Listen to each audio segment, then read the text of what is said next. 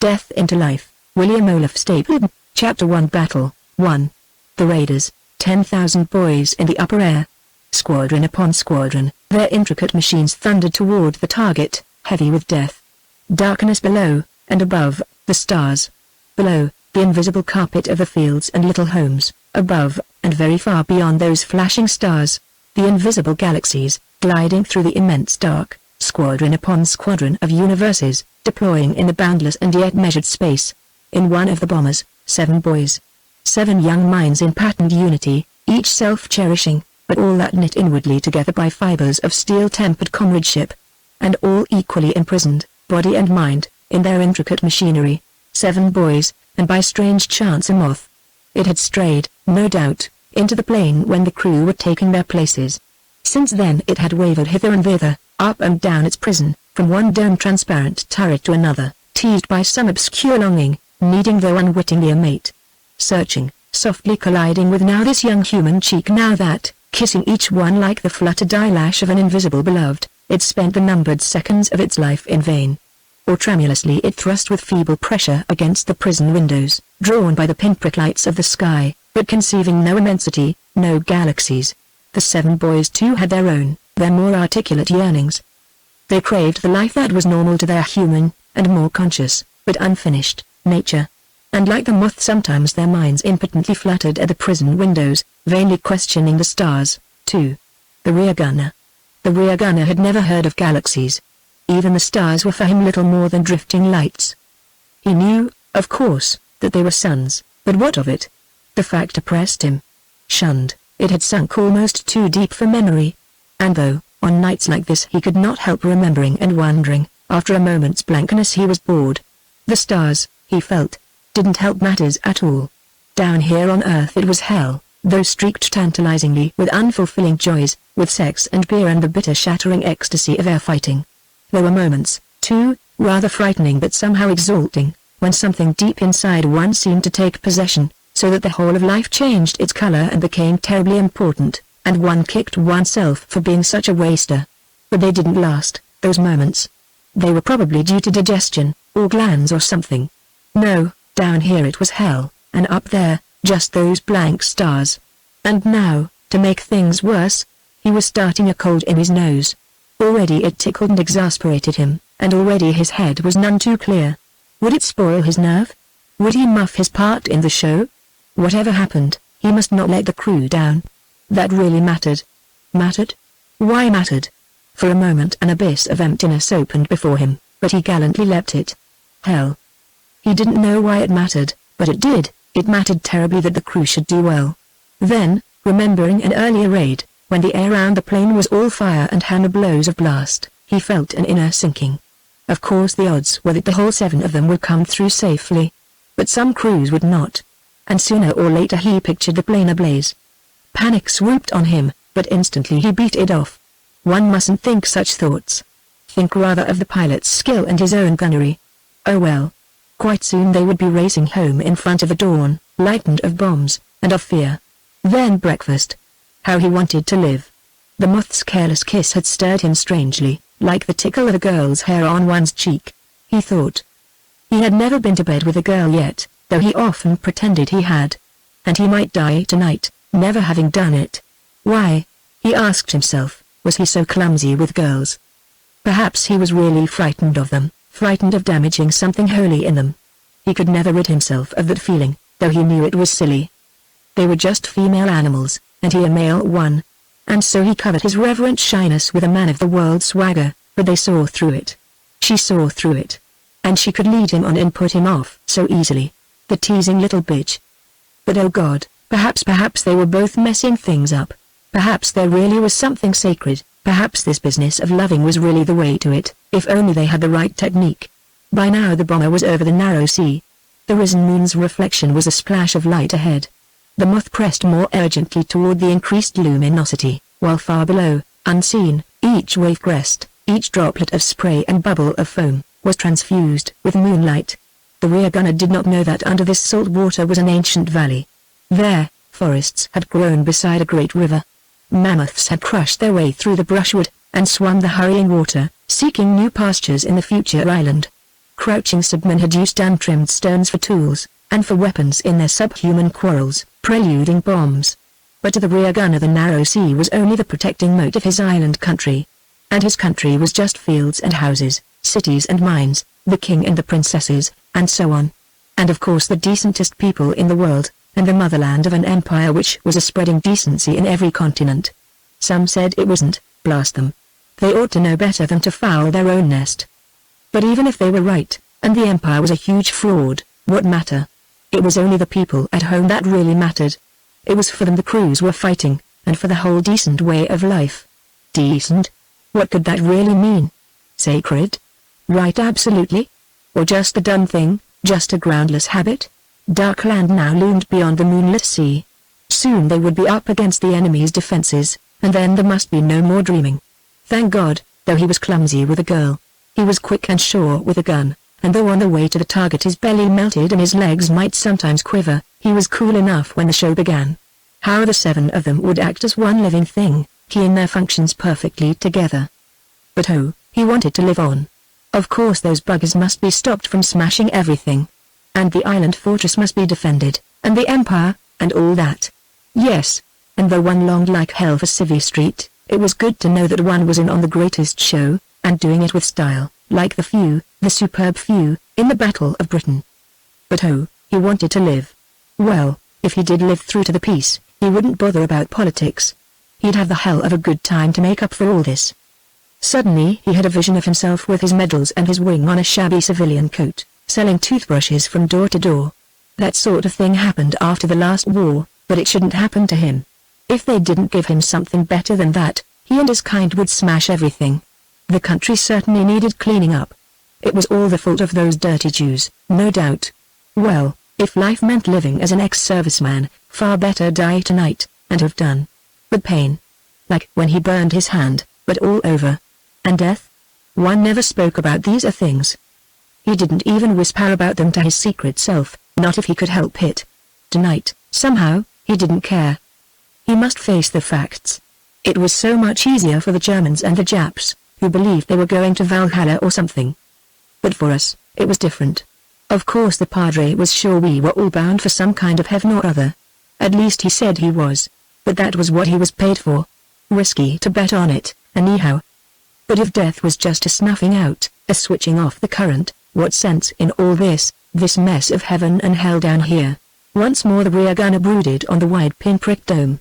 Those stars, those suns, were all looking at him with a cold objective stare, all blinking. The better to see him, the better to eat you up, my dear. At last he knew them for what they really were, the devils. So at least he half persuaded himself. Actually, of course, they ignored him as completely as he ignored any little phagocyte in his own bloodstream. The stars flowed in their thousands, their myriads, squadron upon squadron, phagocytes in the bloodstream of our galaxy. Depth behind depth behind depth. They streamed along the channels of space, the great stars and the small, the near and the far, the young giants and the senile dwarfs. And what their significance might be, neither the rear gunner nor any earthbound intelligence could ever know. Yet in the rear gunner's mind some dark, threatening hint of their possible meaning bore heavily down. He shivered and blew his nose. Christ! What sense was there in those bloody great fires? Those flying sparks, perhaps, from some unseen, far greater fire. What a thought! He must pull himself together.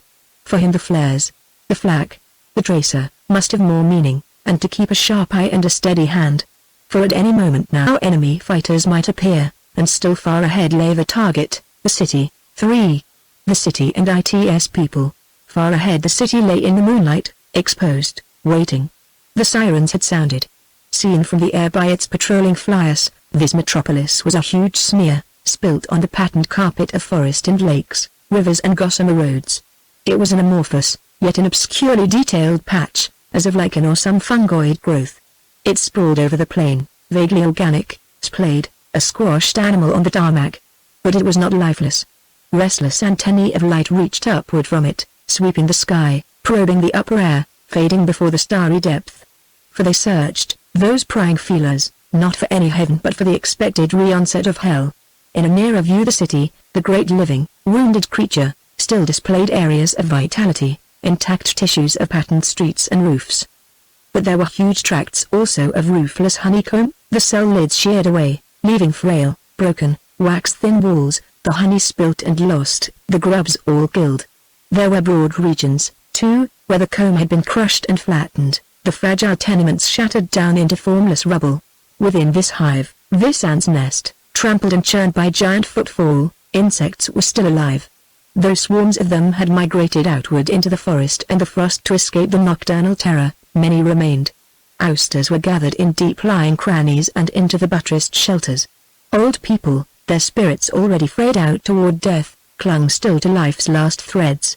Mothers clung to their babies, fiercely jealous lest death part them, and expectant mothers dreaded lest convulsive terror should drive the womb to vomit out too soon its unfinished treasure.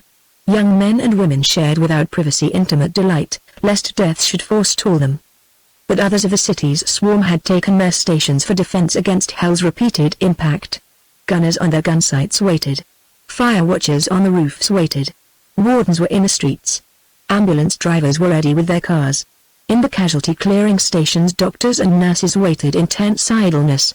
In the mortuaries there were still displayed the unclaimed relics of the city's previous agony, old withered bodies, and bodies in shattered bloom, bodies in rags that were recently fine clothing, and bodies in rags long worn, and torn disjected members, strangely impersonal, that were once the familiar limbs of living workers, housewives, children.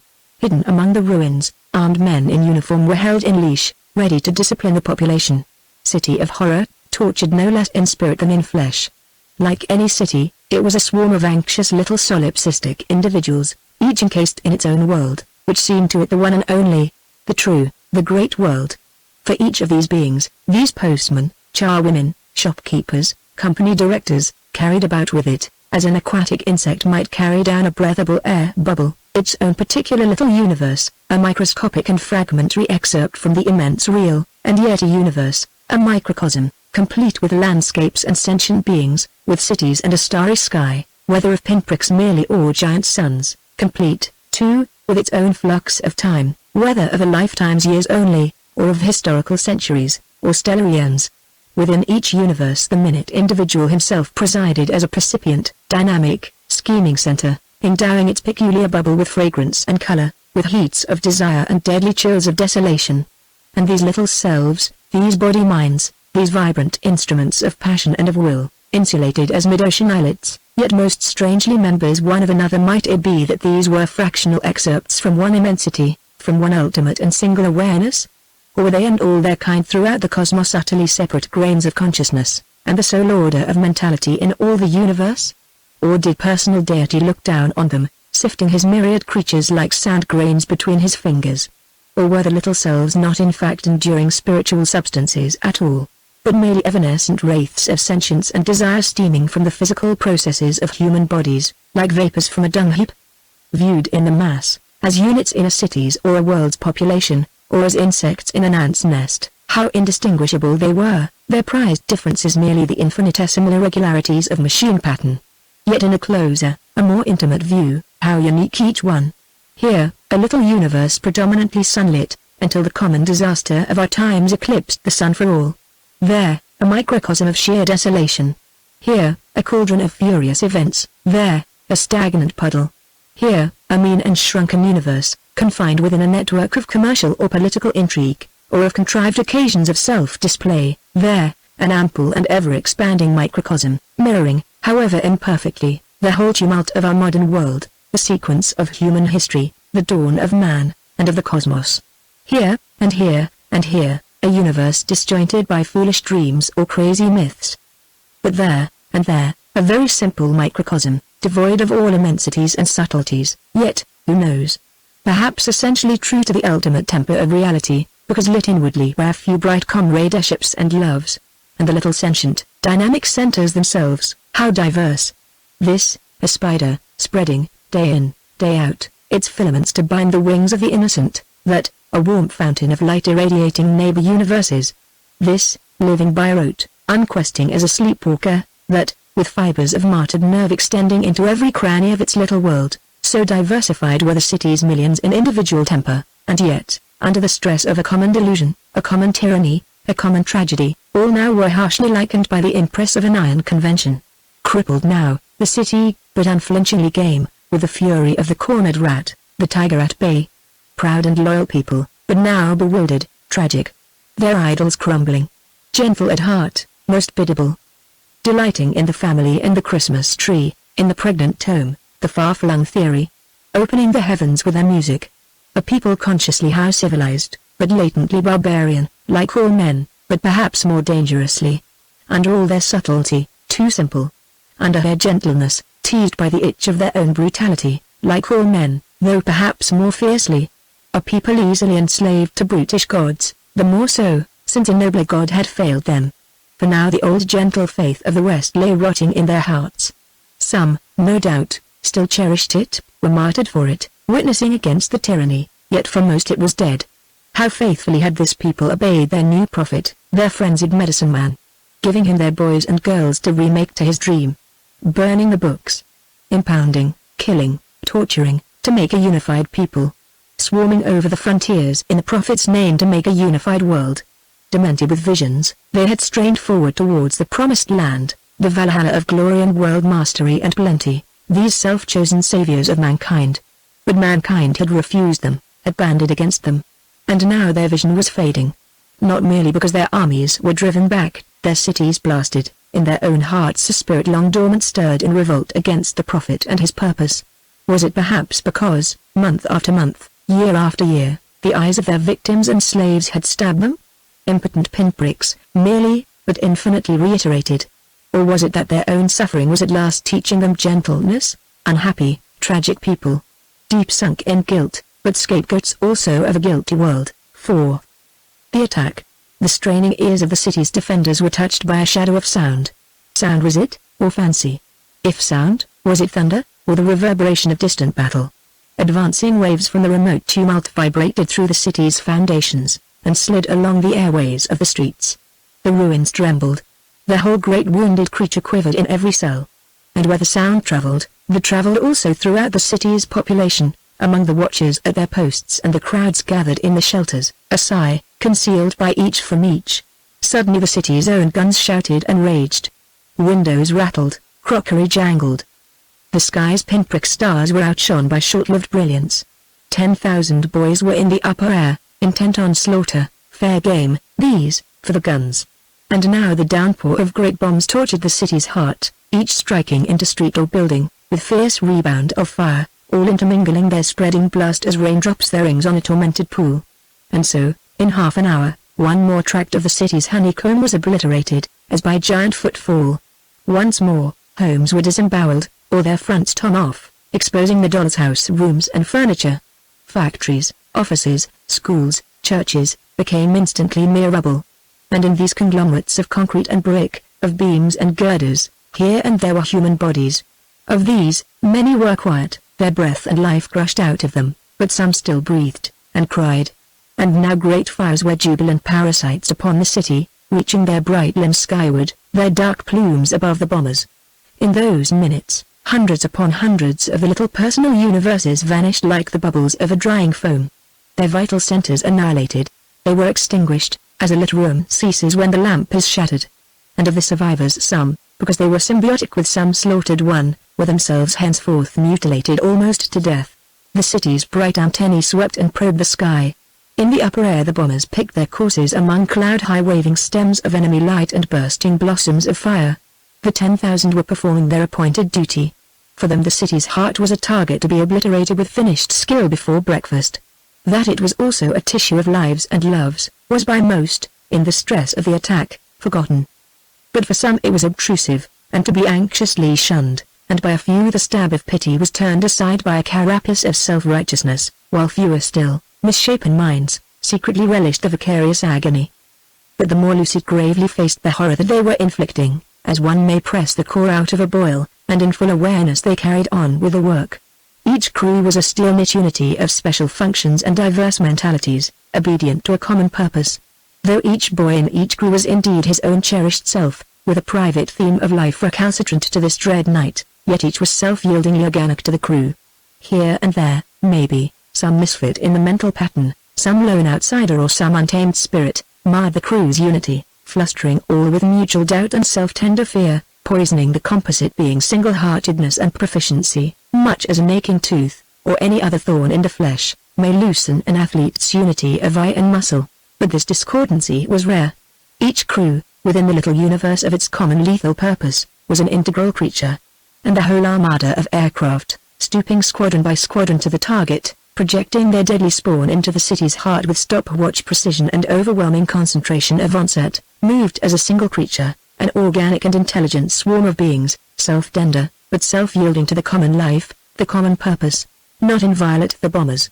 Now one and now others, found by the city's antennae, caught by the city's guns or by airborne defenders, streaked the darkness with a long downward curve of flame, or blazed as a sudden eruption, then vanished. The moth still vacillated up and down its flying prison, vaguely dissatisfied. But for the seven, the climax of their journey was now at hand, the releasing of their death load. Wrapped now in the urgency of their task, they were 7 organs of one mechanical winged creature. If any thoughts from the world of individual living should flutter into any of the 7 minds, these must be instantly destroyed. The composite life of the crew must be absolute. The moth only, unwilling and uncomprehending passenger, was separate. Imprisoned physically, it remained mentally unfettered to the human tyranny, through its very obtuseness. The rear gunner was happy. Already he had killed, and now he waited for the next attacker. But when again the moth touched him with the magic of a remote though so familiar world, his heart dripped, then instantly recovered. Fiercely he braced himself. Suddenly the plane was caught by convergent fingers of light. Near shell bursts blasted it hither and thither. In the storm of jagged illumination, the rear gunner saw for a moment the moth, a tremulous screamy flake pinned on darkness. Then overwhelmingly the rear gunner's universe became all brilliance and crashing noise. Wild pain flooded him through every nerve. Every cell of his body's surface was attacked by smashing blast and furious heat. And so with all the 7. The moth's papery tissues instantly became a whiff of disorganized molecules. The flesh of all the 7 boys was agonizingly disintegrated. 7 young brains, the centers and kingpins of 7 universes, received their last experience. Then these 2 became mere whiffs of gas, a rabble of wandering molecules, and the 7 young selves? The rear gunner's ultimate moments were wholly occupied with pain, the frantic revulsion of his members against destruction. All other experienced things in his universe, the pinprick stars that were suns, the crew's sacred comradeship, the moth's kiss, and all his 19 years of growing, were obliterated in the white heat of his body's agony. Then pain itself ceased. The rear gunner was annihilated. 5. First interlude. What is this dying? In the tube we said goodbye. You on the platform, I in the train. In the time of the rockets, smiling, you stepped back and blew me a kiss. It was bright with all our past, the doors slid to, dividing us. The chance that we should not meet any more was only, I told myself, 1 in many millions. And yet that very morning, and only a few streets away, scores of people had been killed. Today, as on 1,000 days, they had yawned themselves out of bed, dressed, breakfasted, set off about their business, then suddenly, or slowly and miserably, they had stopped being. Or so it seems. What is this dying?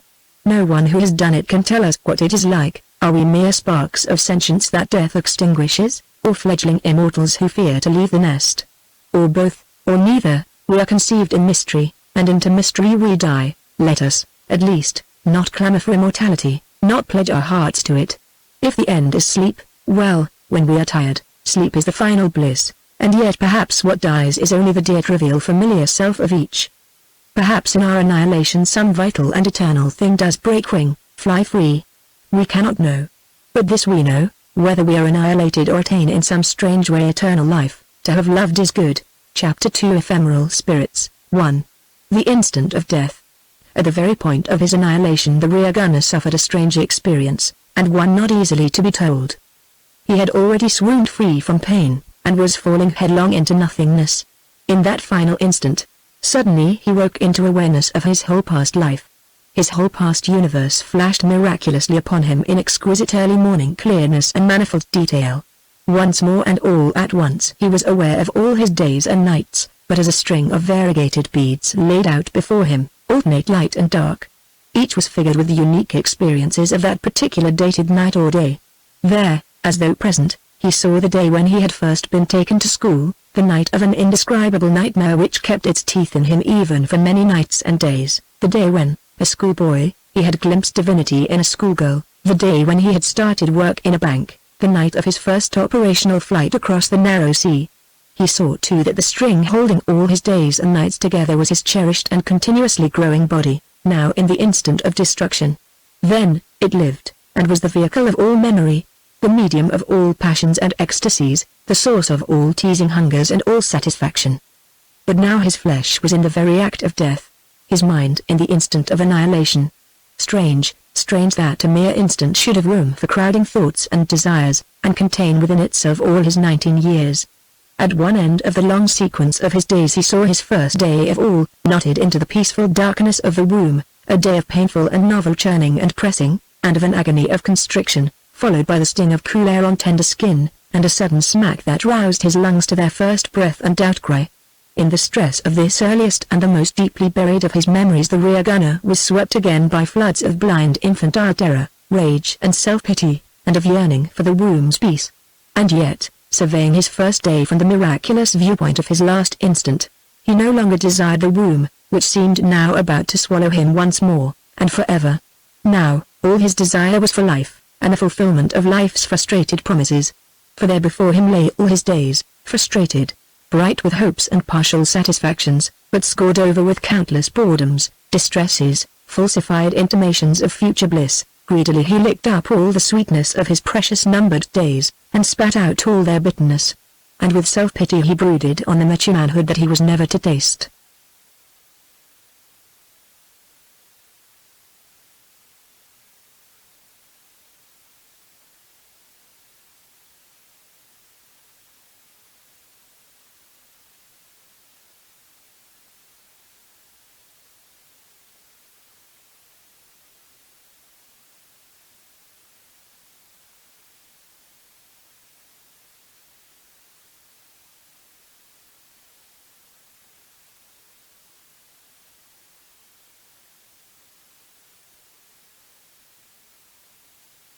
But now, in this same miraculously pregnant instant at the point of his annihilation, the rear gunner became aware of a strange conflict within himself. With his whole being, seemingly, he was protesting against annihilation, and yet at the same time he in some deep way accepted annihilation with equanimity. With his whole being, seemingly, he clung greedily to every sweet thing in his lifetime, and yet also he turned away impatiently in search of ulterior ends. It was almost as though two selves of contrary tempers assessed each day and minute of his life. The one was recognizably himself as he had always been, an eager lapper up of pleasures and spewer out of pains. The other, the frightening and inhuman intruder, that was so alien and yet somehow more deeply himself than his familiar self could ever be, lapped up nothing, spewed nothing out. This formerly submerged but now active part of him, if such it could be accounted, accepted pleasures and pains alike dispassionately, judging each one for some ulterior significance, inquiring of each whether the issue had in fact been life or death, an increased range and penetration of personal being, or a mere crippling. Thus in assessing the occasion when he had shockingly burned his hand the rear gunner was twin-minded about it. As his normal self, he was transfixed by the memory of the pain, but in the other mode of his being, though equally aware of the body's distress, he surveyed it quietly, and with a sort of voiceless laughter at the other's gross enslavement. For this, after all, had been not a crippling but an enlarging, an illuminating, experience. Had it not initiated him into the formidable mystery of suffering? And how could one begin to be a man without such initiation? But his normal self greeted this incursion of a superior mentality with incomprehension, ridicule and hate. He protested to himself, if I must die, I'll die honest to God as I really am, and not be a sham padre or a highbrow. Pain is just hell. I see no good in it, I hate it, I loathe it. To hell with it. In his final instant, the rear gunner tasted again the thousand little experiences of wounded vanity or social mortification that had moth-eaten the fair textile of his life, as when he had been cold-shouldered by the belle of his suburb, or when he had discovered that a new and brilliant friend lived in a shabby street. But now he was torn by the violent discord between his familiar and his more lucid selves. The one surrendered abjectly to the long-past horror of social embarrassment, the other was tortured by shame of a very different order, shame at puerility and meanness. In particular, over the friend's backstreet home he was now thrown into an agony of self-contempt. For the friendship, which, as he now saw, might have been a quickening influence in his life, had been poisoned by his snobbery. In that first act of withdrawal, and in many other betrayals, up and down his life, he had given poison to his own soul, so that he became each time a little blinder, a little more heartless. Assessing his blundering approach to the girl whom he had recently designed to possess, he saw now in his awakened mood that never once had he come face to face with her as a living spirit. Neither of them had any real perception, either of themselves or of one another or of their relationship. Each had again and again wounded the other, not by cruelty but by sheer self-absorption and obtuseness. On an occasion when she, in distress over a crushed butterfly, had looked to him for sympathy, he had failed to conceive that her misery might have some hidden source. Secretly contemptuous of her childishness, he had petted her and made love to her. But though she clung to him, a strange chill came over her. And presently he grew exasperated at her unresponsiveness, and ridiculed her for grieving so much over a trifle. Then unaccountably she was seized with violent weeping. The rear gunner in his last instant and his miraculous lucidity saw, what neither of them had at the time recognized, that through the butterfly's destruction she had glimpsed with lightning suddenness the horror in which countless fighting men and whole populations of the oppressed were at that moment engulfed. She was flung into a desperate conflict between compassion for the oppressed and a new sense that to participate in slaughter, even for the rescue of the tormented peoples, was hideous sacrilege, though a sacrilege which in a sick world needs must be perpetrated, to avoid a sacrilege more hideous. But all this happened upon a plane of her being which she had never before entered. Bewildered and terrified, she fled from it into mere pity for the butterfly. But vague perplexity and unreasonable terror remained. And in coming to him as an unhappy child rather than as a woman, and in confiding to him a seemingly trivial grief that tapped deeper sorrows, she was calling out to him for more than the familiar love-making, she was imploring him for understanding and for the healing of a wound which she herself dared not scrutinize. In fact she asked for love, for the mutual searching and cherishing of beings diverse in temper, yet members of one another. All this the awakened self of the rear gunner now recognized. And bitterly he despised himself for his past obtuseness. Yet in the very act of self-contempt, he also, as his normal self, resented and feared this intrusion of clearer insight. "What on earth," he demanded, "has come over me? What's the matter with me? Where does all this highbrow slush come from? Not from me, surely. I'm not like that, I never was. And anyhow, what's a girl for? Damn it, it wasn't up to me to get her out of her silly muddle. All that sob stuff over an insect." In this matter of violence the new self of the rear gunner revolted with peculiar horror from his normal self.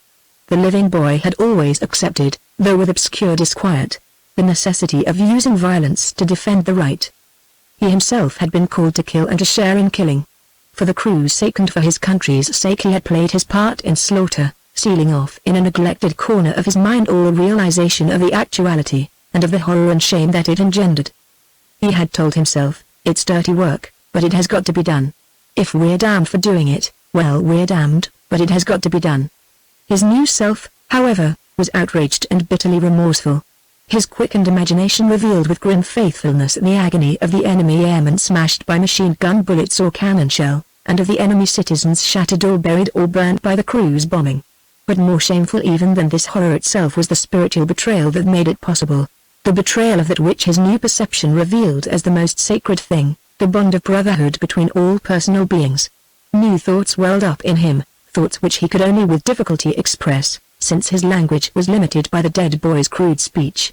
Searching beyond the range of the rear gunner's familiar jargon, he brought out from the forgotten recesses of that mind words and phrases dusty with neglect. "How could I be so insensitive," he questioned, "so coarse-grained, dull-witted, brutish, and so cowardly, as to take part in all that savagery, that wickedness? And how can I ever wipe out, expiate, that sin? I have wakened to find myself up to the neck in filth at the bottom of a deep and stinking pit from which I can never climb." But presently his mood changed.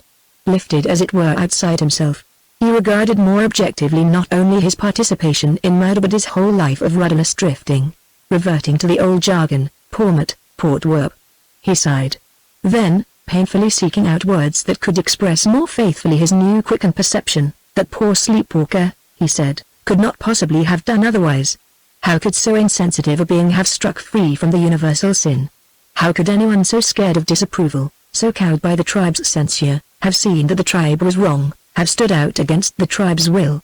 The most that could be expected of him was that he should obey the tribal call to give up his freedom and learn to fight and in the end to die. And this he did. But now another thought slowly took shape under the anxious scrutiny of the rear gunner's newly awakened and more lucid self. Surveying all his fragmentary and hitherto undigested, uncriticized acquaintance with the world of men. He saw that even if he had been clearly conscious of the enormity of slaughter, yet to stand aside would have been wrong. For to stand aside would have been to refuse a desperate call for rescue. Millions of human beings, suffering under the most hideous tyranny, cried out for practical help, and there was no way of bringing them relief save the forlorn attempt of war. To preach human brotherhood and set an example of non-violence would in this case be quite futile. Moreover, so deep-seated and subtle was the perversion of all men's minds, so crazily were most men addicted to false values, and so desperate was the present plight of the human race, that nothing but violence, nothing but ruthless slaughter, could prevent the destruction of the very possibility of a better world. If I had stood aside, he admitted, I should have been a peculiarly ugly kind of snob. I should have been guilty of a sort of snobbery of righteousness. I should have been just washing my hands of the whole mess to keep my precious self clean. Yet when he remembered stories he had heard of the selfless devotion of some who refused to take any part in war, he wondered whether they had perhaps some vision that he still lacked, so confident were they that violence must always in the long run inevitably do more harm than good. But presently he told himself, those visionaries may, just may, be right, and certainly they were true to their own faith. But how can one refuse for a doubtful vision a present and urgent cry for help against cruel oppressors, torturers? Bewilderment and horror weighed down on him. Surely, he cried, the world must be sheer hell if the only hope is that millions, in order to rescue the tortured, will force themselves to use all the devilish devices of war, will freely commit this foul crime against what? Call it the spirit. This crime against the spirit, against the very thing that they want to defend. Yes, surely this world of ours is sheer hell. But recalling the brighter and fairer things in his own short life, he protested, no, not hell, but something lovely that has been spoilt, something of lovely promise but terribly hurt, frustrated. Where was it, and when, and in what form that the poison entered? These questions were beyond his wit to answer, for his knowledge of the world was but the knowledge of an average young man, and, though his intelligence had been quickened by death, ignorance defeated it. When the rear gunner's two selves, if two they were, and if truly selves, and if both were indeed his, reviewed his final instant of agony and annihilation, their feelings were very different. The normal boy, faced with utter destruction, cried out, seemingly with the whole force of his being, "Oh, Christ, let me live." And with that last desperate prayer the rear gunner himself, the normal, greedy, snobbish, fear-tortured, yet within the crew well-disciplined and comradely, self of the rear gunner utterly ceased to be. Surely the outcry of that poor self-cherishing and doomed individual mind might well have echoed from star to star, from galaxy to galaxy, might have reached even to the ears of compassionate God, if such there be, with the similar last cries of his 6 companions and the other slaughtered crews and the many killed citizens in their fiery honeycomb, and all the killed on land and sea and in the air, in every quarter of the planet, with the other, alien self of the rear gunner, and the alien self in all the company of the killed, scorned that prayer which all had prayed. Not I, affirmed the rear gunner in his more lucid mode, or the alien being that had awakened in the rear gunner's annihilation, surely not I, but some other, was guilty of that cry, some mere brute, some subhuman thing involved with me. Thus in his last instant the rear gunner, like all the killed, had been torn by inner conflict. The normal boy, at the very point of extinction, was outraged by the aloofness and ulterior searching of that stranger within himself. He supposed that the coldness of desire in him must surely be death itself already dissolving his vitality and disintegrating his mind. Yet in the same instant he, his very self, if his self it truly was, his new, alien and quickened self, assessing his past life's little worth, declared, all my life I shirked the test. I took the easy line. I lapped up little pleasures and was cowed by little pains. I turned away from every opportunity of growth, held back always by sluggishness or fear or blank obtuseness, smothering the dim light in me at every step by my self-generated fog of trivial cravings. What might I have done, what become, if I had not chosen always to remain a sleepwalker? And now it is too late. Never will those lost openings be restored to me. Remorse and self-despising gripped him. Particularly he loathed his baser self for that final desperate cry to a divinity in whom he had never really believed, and whose name had hitherto been for him little more than an imprecation. Abject creature that I am, he said, nailed to self-pity. What matter that such a moth must die without fulfillment?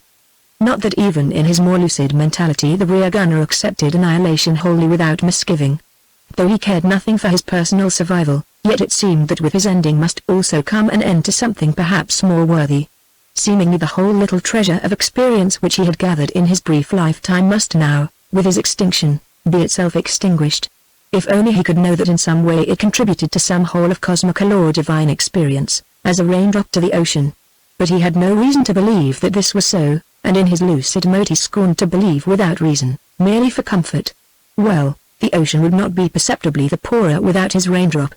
Moreover, as he now bitterly realized, he had lived so obtusely that perhaps nothing whatever in his whole life was creatively unique and worthy of preservation. True, but what of his 6 companions, and the thousands of war dead and all the myriads that had died and were to die in all lands and ages? And what of all those stars that were indeed suns, and the minded worlds that perhaps were sprinkled, however sparsely, up and down the galaxies? Did all their vast treasure of experience simply vanish with the ephemeral individuals who had supported it? The rear gunner, even in his more lucid self, was oppressed by the seeming futility of all existence. But he told himself that even the loss of all that treasure mattered nothing. Really what mattered was just that the upshot of all those myriad lives should be the practical advancement of their particular worlds in individual happiness. But happiness? The happiness of insects like himself? Not sheer happiness, then, but the fulfilling of these insects in ever richer, keener, more discriminate, more creative living. What unfamiliar language this! From what hidden source did it rise up in him? The fulfilling of insects, generation after generation, in ever finer awareness. Then, was the justification of the eons of misery and pain some final, glorious, cosmical utopia? And would it be a dreadfully superior utopia of superminds intent on super-highbrow activities? Once more oppression seized the rear gunner. And presently he thought of the inevitable decline and fall of that far-off society. For scientists declared that the whole universe was running down like a clock, and that in the end all life would be extinguished. In imagination he saw a million frozen worlds, each sprinkled with frozen honeycombs that once were cities, their features now almost obliterated by the corpse coverlet of ultimate snow. The rear gunner, or that which had awakened in the rear gunner's final instant, was overwhelmed by a great weariness and loneliness, so that he cared only for sleep. Vaguely he thought of those occasions when, after a hard day, he had dropped into bed, and down, into the peace of sleep. The womb again, on those nights, had he on the brink been told that, if he slept now, he would never wake again, he would have leapt from his bed, but now, though believing that his sleep was to be eternal, he sighed thankfully and drew the blanket of oblivion over his head. Presently even the ultimate desire for extinction was expunged from him, and with it, all thinking, all awareness, too. Annihilation and survival, after an instant or an eon. He who had been the rear gunner in the aeroplane where the moth was imprisoned woke from his nescience. And it was as though he woke into a new nature. He took up once more the thread of his meditation, but now the whole climate of his being had changed, as though sleep had profoundly refreshed him. He smiled at his recent despond, reminding himself of the feebleness of human intellect. How should human animals, those upright worms with swelled heads, predict the issue of the eons? And if the last event must indeed be ultimate and eternal death, might not all still be well? After full achievement, what better than sleep? But anyhow, what matter? How foolish to despair over a disaster so remote and so uncertain. Once more, he considered the checkered rosary of his own past days and nights. Little enough of achievement, certainly, could be seen in them. But he viewed them now no longer with a sense of personal frustration, no longer with exasperation and self-blame. Somehow a weight seemed to have fallen from him, as though an aeroplane had jettisoned its load, and suddenly flown free. Pitifully, but not with self-pity, he now fingered the little rosary of those days and nights. Poor boy, he said, so greedy was he for delight, and so misused by the world, and by himself. So unaware was he of all but his trivial hungers and pains. No. Not I. That poor sleepwalker was never I. And yet, fingering again those beads of time, and looking more closely into the heart of each obscurely translucent globe, he began to see that there were indeed occasions in the rear gunner's life of which he could without hesitation declare, now that, yes that, truly was I. Then, and then, I, the real I, did indeed wake in the depth of the dreamer's heart, and I, took possession for a while. He watched the schoolboy, startled once by seeing with new eyes a certain outlawed schoolmate, so that with fists and tongue and heart he hotly championed him. And when he had so thrillingly greeted divinity in a schoolgirl, his adoration, though callow and muddied with self-importance, was in essence disinterested. Responding to that alien sweetness he had indeed in his childish way saluted divinity. that adoration of another, that craving to live wholly for another's sake, that obscure longing to find with another some still inconceivable but exquisite union and rebirth as we. There had been moments, too, when trees and flowers and clouds had opened strange windows for him. And sometimes, in his training for the air, most unexpectedly, a mathematical formula had stirred him with its economy and far range of significance. Music, too, had now and again struck from him a spark of perplexed worship. And after all, had he not given himself without reserve to the crew's life, in service of a cause how vaguely conceived yet nonetheless recognized as binding? For that cause he, who feared death as a child the dark, had died. Yes, affirmed the being who had awakened out of the rear gunner, on those occasions it was indeed I, my very self, who saw, felt, spoke, took action. And as he peered into the dimly luminous heart of each past day, he recognized everywhere traces of a lucidity which he need not disown, though everywhere it was overlaid with the poor sleepwalker's obtuseness. Though he was not I, he mused, yet every day and every night I was astir within him, though drowsily, in the dark womb of his nature. But I? He wondered, who am I? What is it that I truly am? The creature that gave birth to me, the creature that cried out for immortality, is quite extinguished. It has no part in my future, whilst I, escaping from its death, am cut off from all nourishment from its finished life. And yet I live on. The cord is cut, but the first breath in the new world not taken. Unless this dark isolation ceases, I too, through sheer lack of experience, must soon be annihilated. Oh, for a world, a heaven, where at last I can begin to fulfill the promise of my nature. Oh, for the clash and concord and creative intercourse with others of my kind with whom I can rise beyond myself to richer, keener being. 3. The members of the crew. Musing in this style, he suddenly recognized that a world was all the while around him. So absorbed had he been in his inner drama that he had not noticed it. But now he knew that he had been all the while afloat in the sky over the burning city. He was the center of an unbroken sphere of vision. Bodiless, his seeing was in no direction obstructed.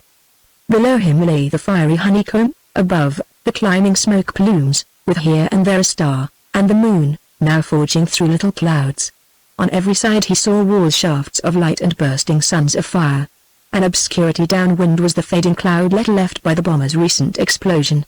Presently a near shell burst engulfed him for a moment in an extremity of light and noise, but painlessly.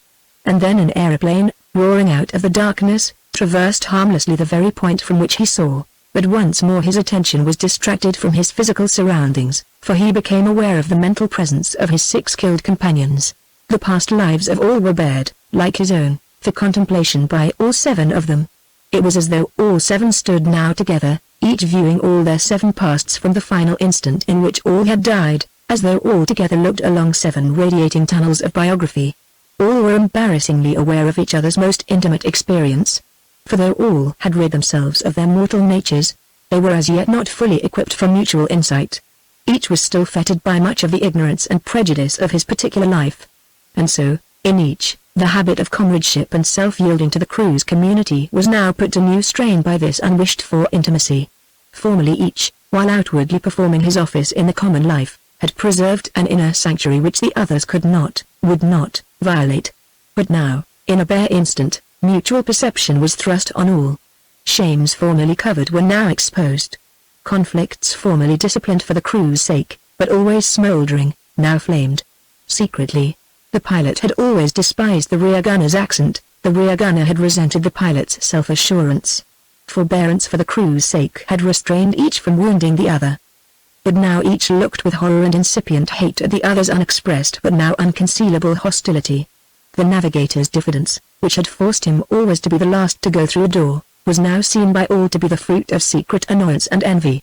The bomb-aimer's stammer, formerly an occasion for kindly indulgence, though for unexpressed contempt, revealed its root in the shame of an obscene desire which made all shudder and draw away.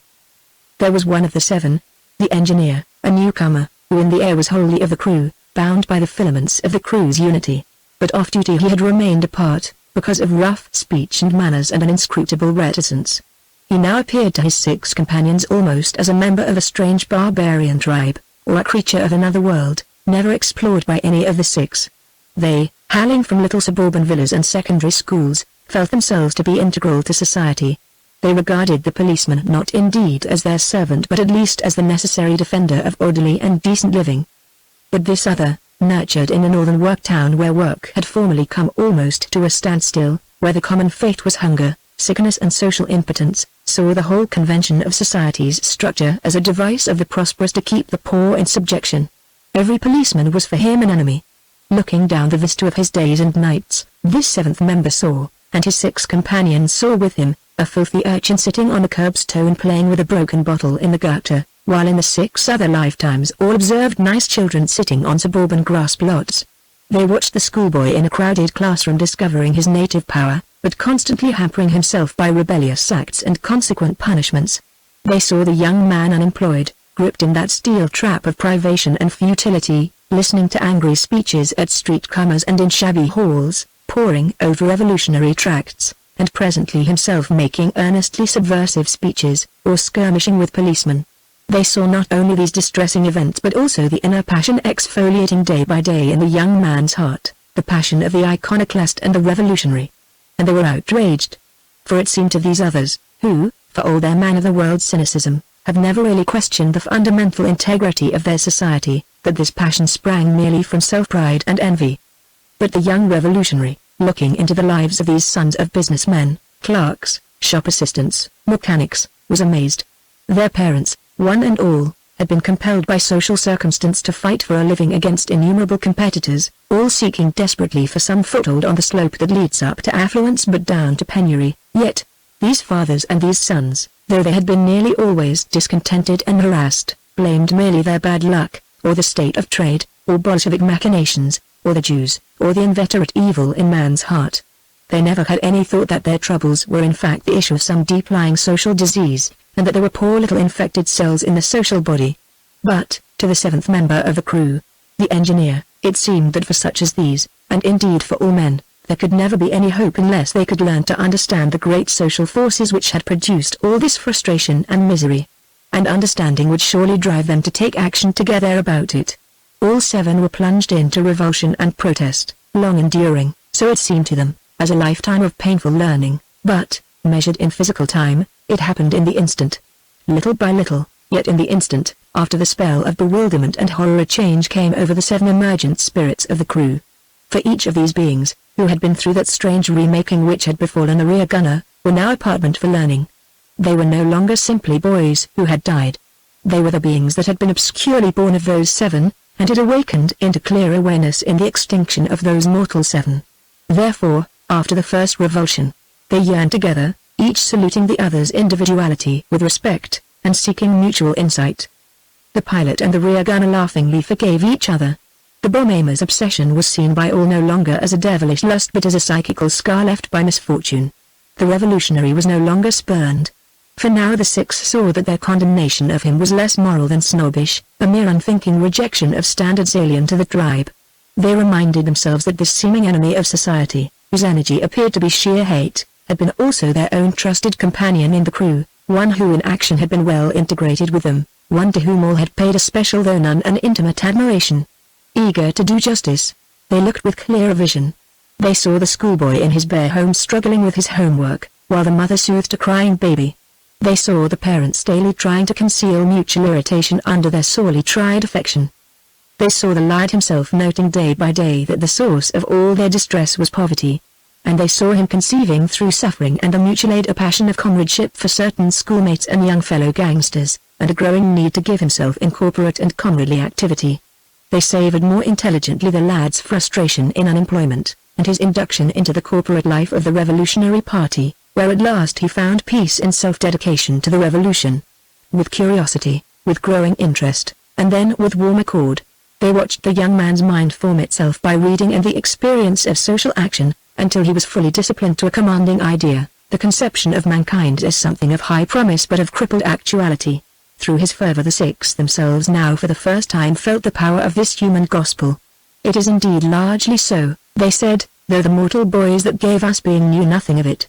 But they saw also, with their newly quickened intelligence, that the revolutionary's majestic vision of class conflict and social evolution, though in a way true and serviceable, reached nowhere into the depths of truth, and that their comrade, spellbound by a theory, had conceived the world too glibly.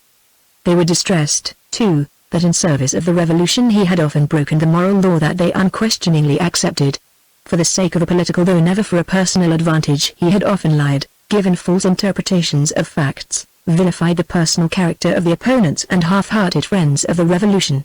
In their post-mortal lucidity they could well understand how revolutionary passion had seemed to justify such conduct, but they were perplexed, recognizing that to behave in this way was to do violence to something sacred, to that temper, that way of life, that universal spirit, which all, obscurely swayed by echoes of the old religion, had dumbly and shamefacedly recognized as in some sense divine.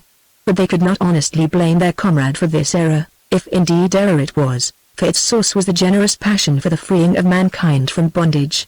And for their own part the six were now deeply ashamed of their own past obtuseness to the world's ills, and to the meaning of the great pattern of events in which all their lives had occurred.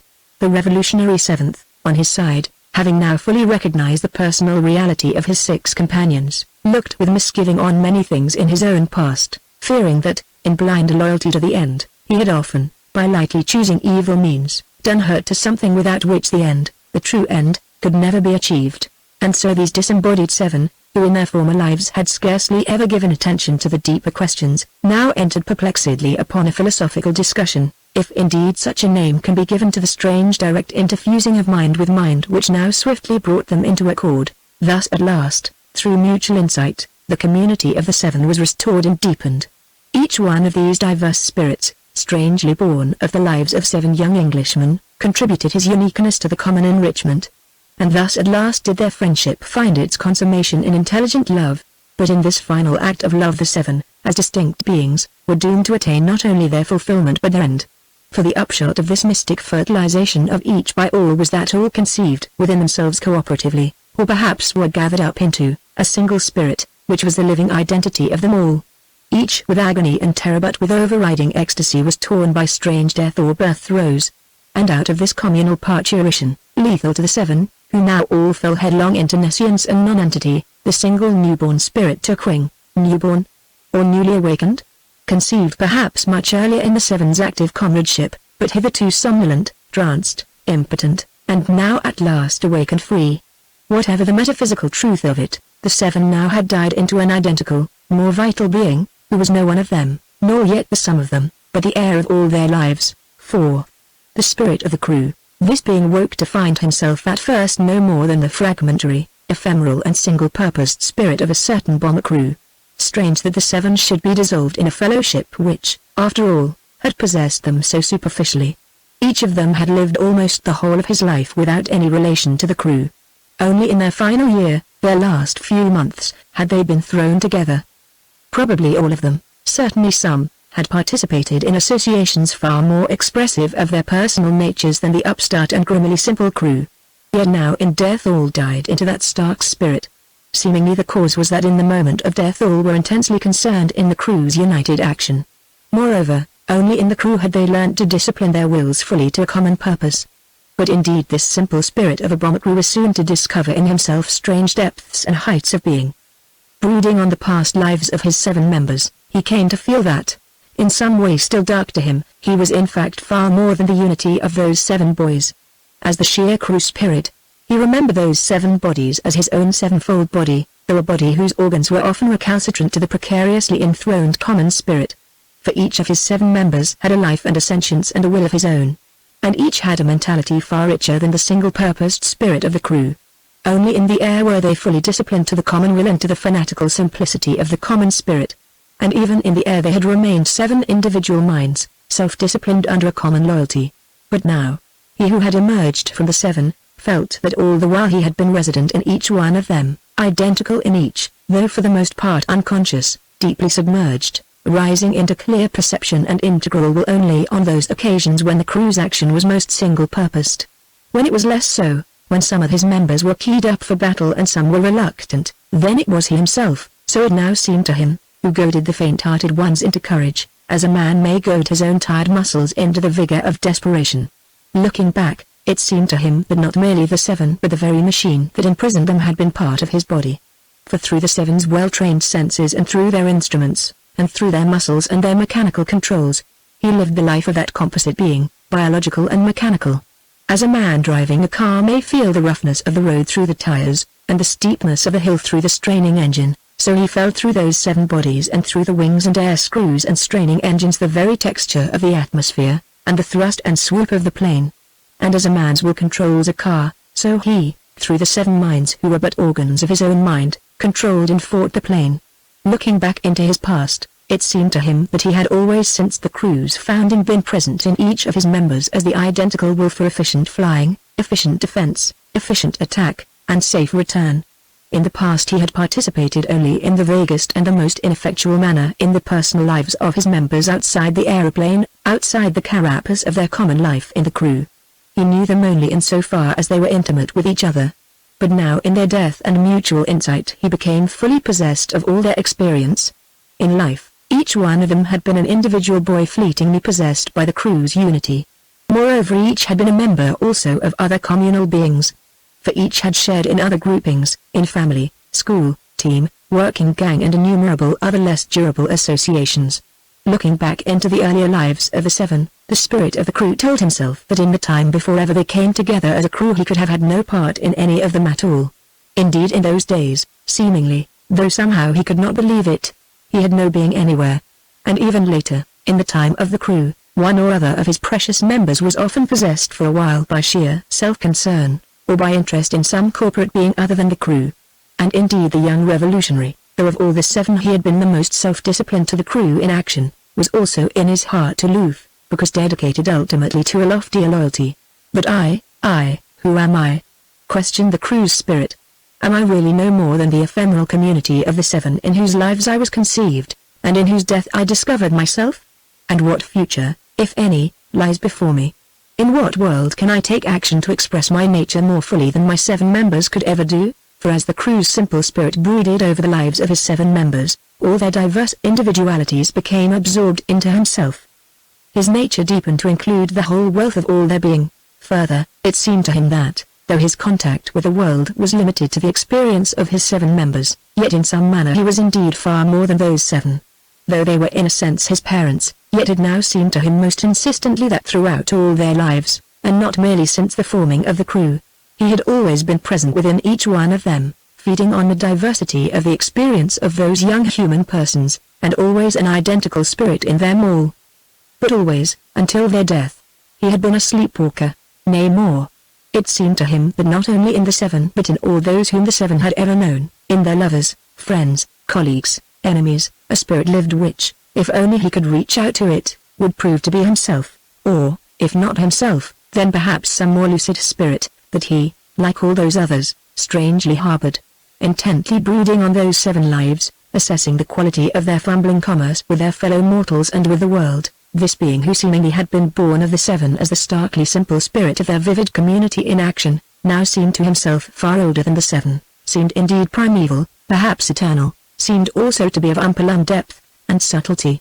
And now he was possessed by an obscure but passionate longing to be more fully, more lucidly himself, and to come into active commerce and communion with the world. As a sleeper may sometimes struggle vainly and in terror to spring from sleeping into waking, while his limbs remain paralyzed, his eyes shut, and his mind crushed down as though under a great weight of water, so this being struggled to wake and be fully himself, and greet the unknown world, the great reality beyond himself. 5.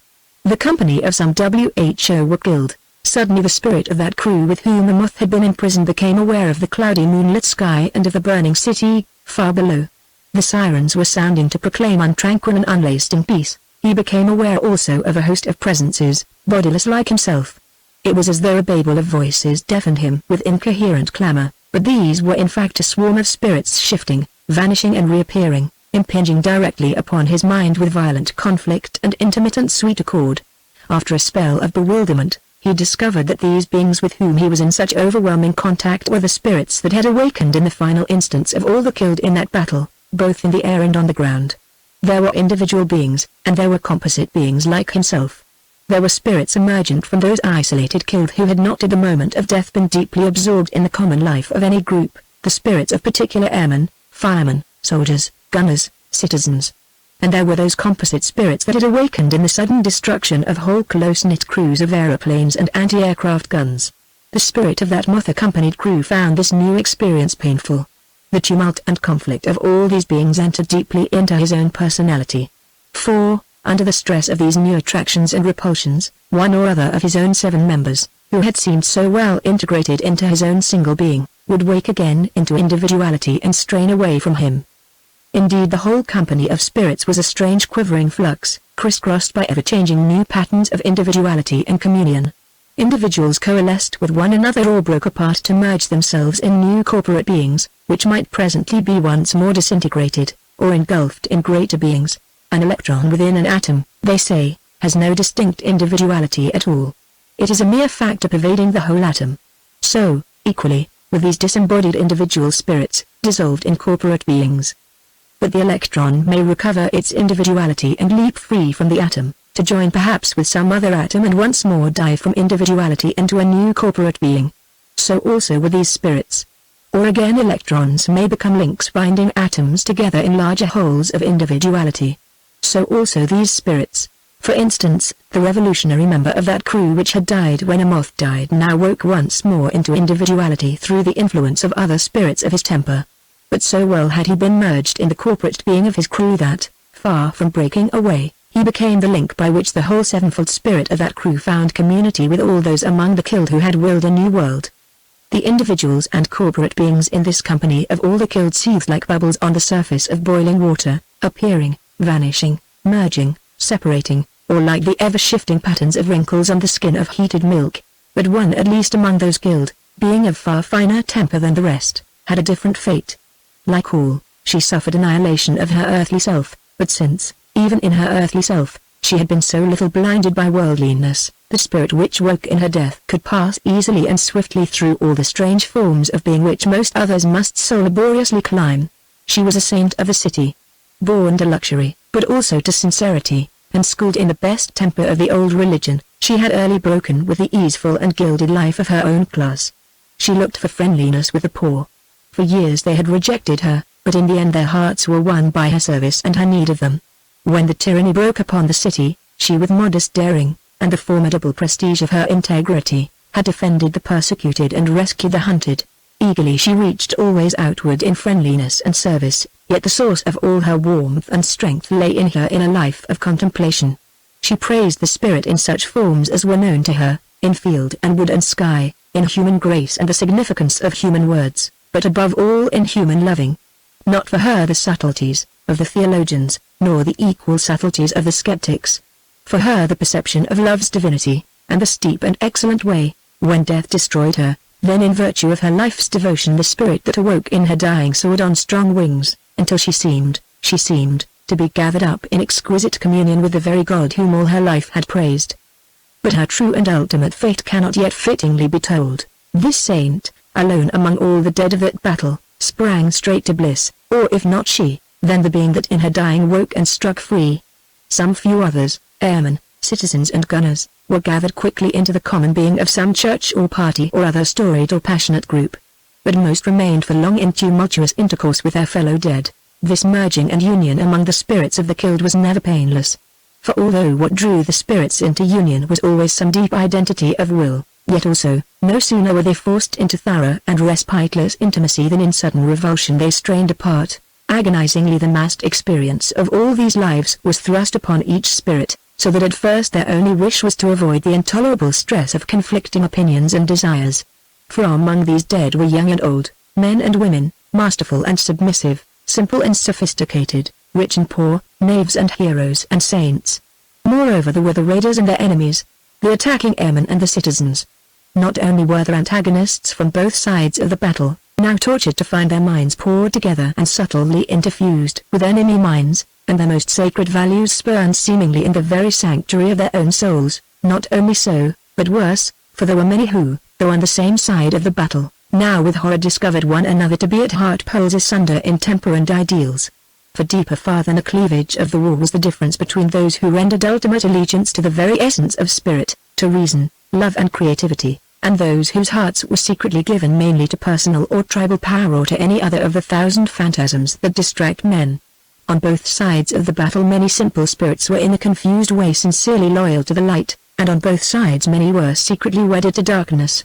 But in the city the miasma of tribal doctrine grievously blinded even those who were for the spirit.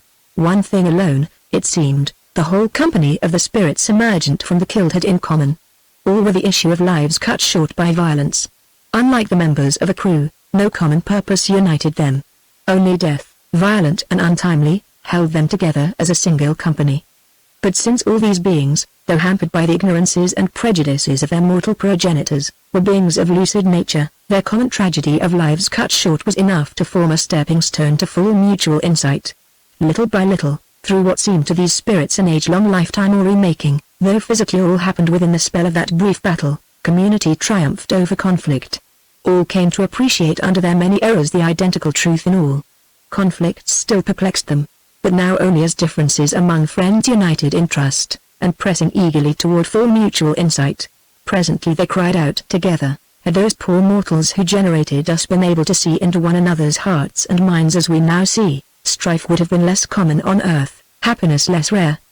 But we, possessing fully our common inheritance of experience, can create together a true fellowship of spirits, can be translated, each one of us, into the richer, ampler being of our union."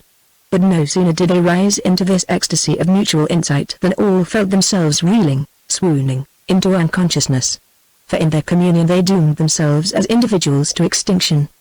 Together they became the parents, or perhaps rather the midwives, of a single being. Each one of all this company died utterly, but his experience was gathered up into a single, ampler spirit, in whom they as conscious individuals had no part. 6. The spirit of some who were killed. This spirit, who was born or who was awakened in the annihilation of all the heterogeneous company of the killed, possessed the pasts of all. He remembered, for instance, how a certain rear gunner was kissed by a certain moth. And he remembered the composite spirit of that crew. He remembered through many brains the air fleet's journey across the sea, and equally the preparations of the citizens for defense. The conflicts of war between citizens and attackers, between the young and the old, the rich and the poor, the forward-looking and the backward yearning. He felt as conflicts between his own discordant moods, in the days before his waking into clear self-knowledge. For it seemed to him that during the lives of his many members he had always been present in them all, though impotent, paralyzed, sunk in a vast and incoherent dream. Always his members were divided from one another in location and in allegiance. And though in every one of them he had sometimes drowsily awakened and assumed precarious rule, never in those past lives had he, the loftier being, ruled for long. But I, what is it that I really am? This question tormented him. If indeed I am no more than the spirit emergent in this night's killed, how comes it that I was alive in them before ever they were united in death? No. Though I possess the experience of this small company alone, I am indeed far more than their emergent spirit. I am that in all men which craves the light. Then why am I thus confined to a small company, and they all dead? Surely I am far more than the spirit of those few dead. I am the spirit of the dead of all lands and ages, and it is I that am immanent in all the living also. Always, in every generation since men first were men, I was the identical spirit in them. Then how comes it that I know nothing but those few ended lives? Through his experience of his dead members he now, chafing at the limitations and disabilities of those few, tried to form a clear view of the great world in which they had so briefly and so blindly lived. For though each of them had his unique world view, none saw far, all saw crookedly. Vaguely therefore, the perplexed spirit of those killed pieced together from his members' experience a fragmentary and incoherent vision of the plight of mankind upon its little planet. Vaguely he saw the nations summoning all their strength for war, vaguely the slaughter, the hate, the fear, the universal hunger for peace. And still more vaguely he was aware of the deeper crisis of our age, the grumbling of the old world, the painful birth of the new. Vaguely he saw that the perennial inner drama in each man's heart, the battle between darkness and the light, was in this moment of mankind's long life most crucial. Surveying the fragmentary visions of his members, he was tormented by their inconsistency and triviality, and tantalized by the veiled and surmised features of high truth, so that he cried, "Blind and paralyzed that I am, I must wake and be my whole self. I must possess all men.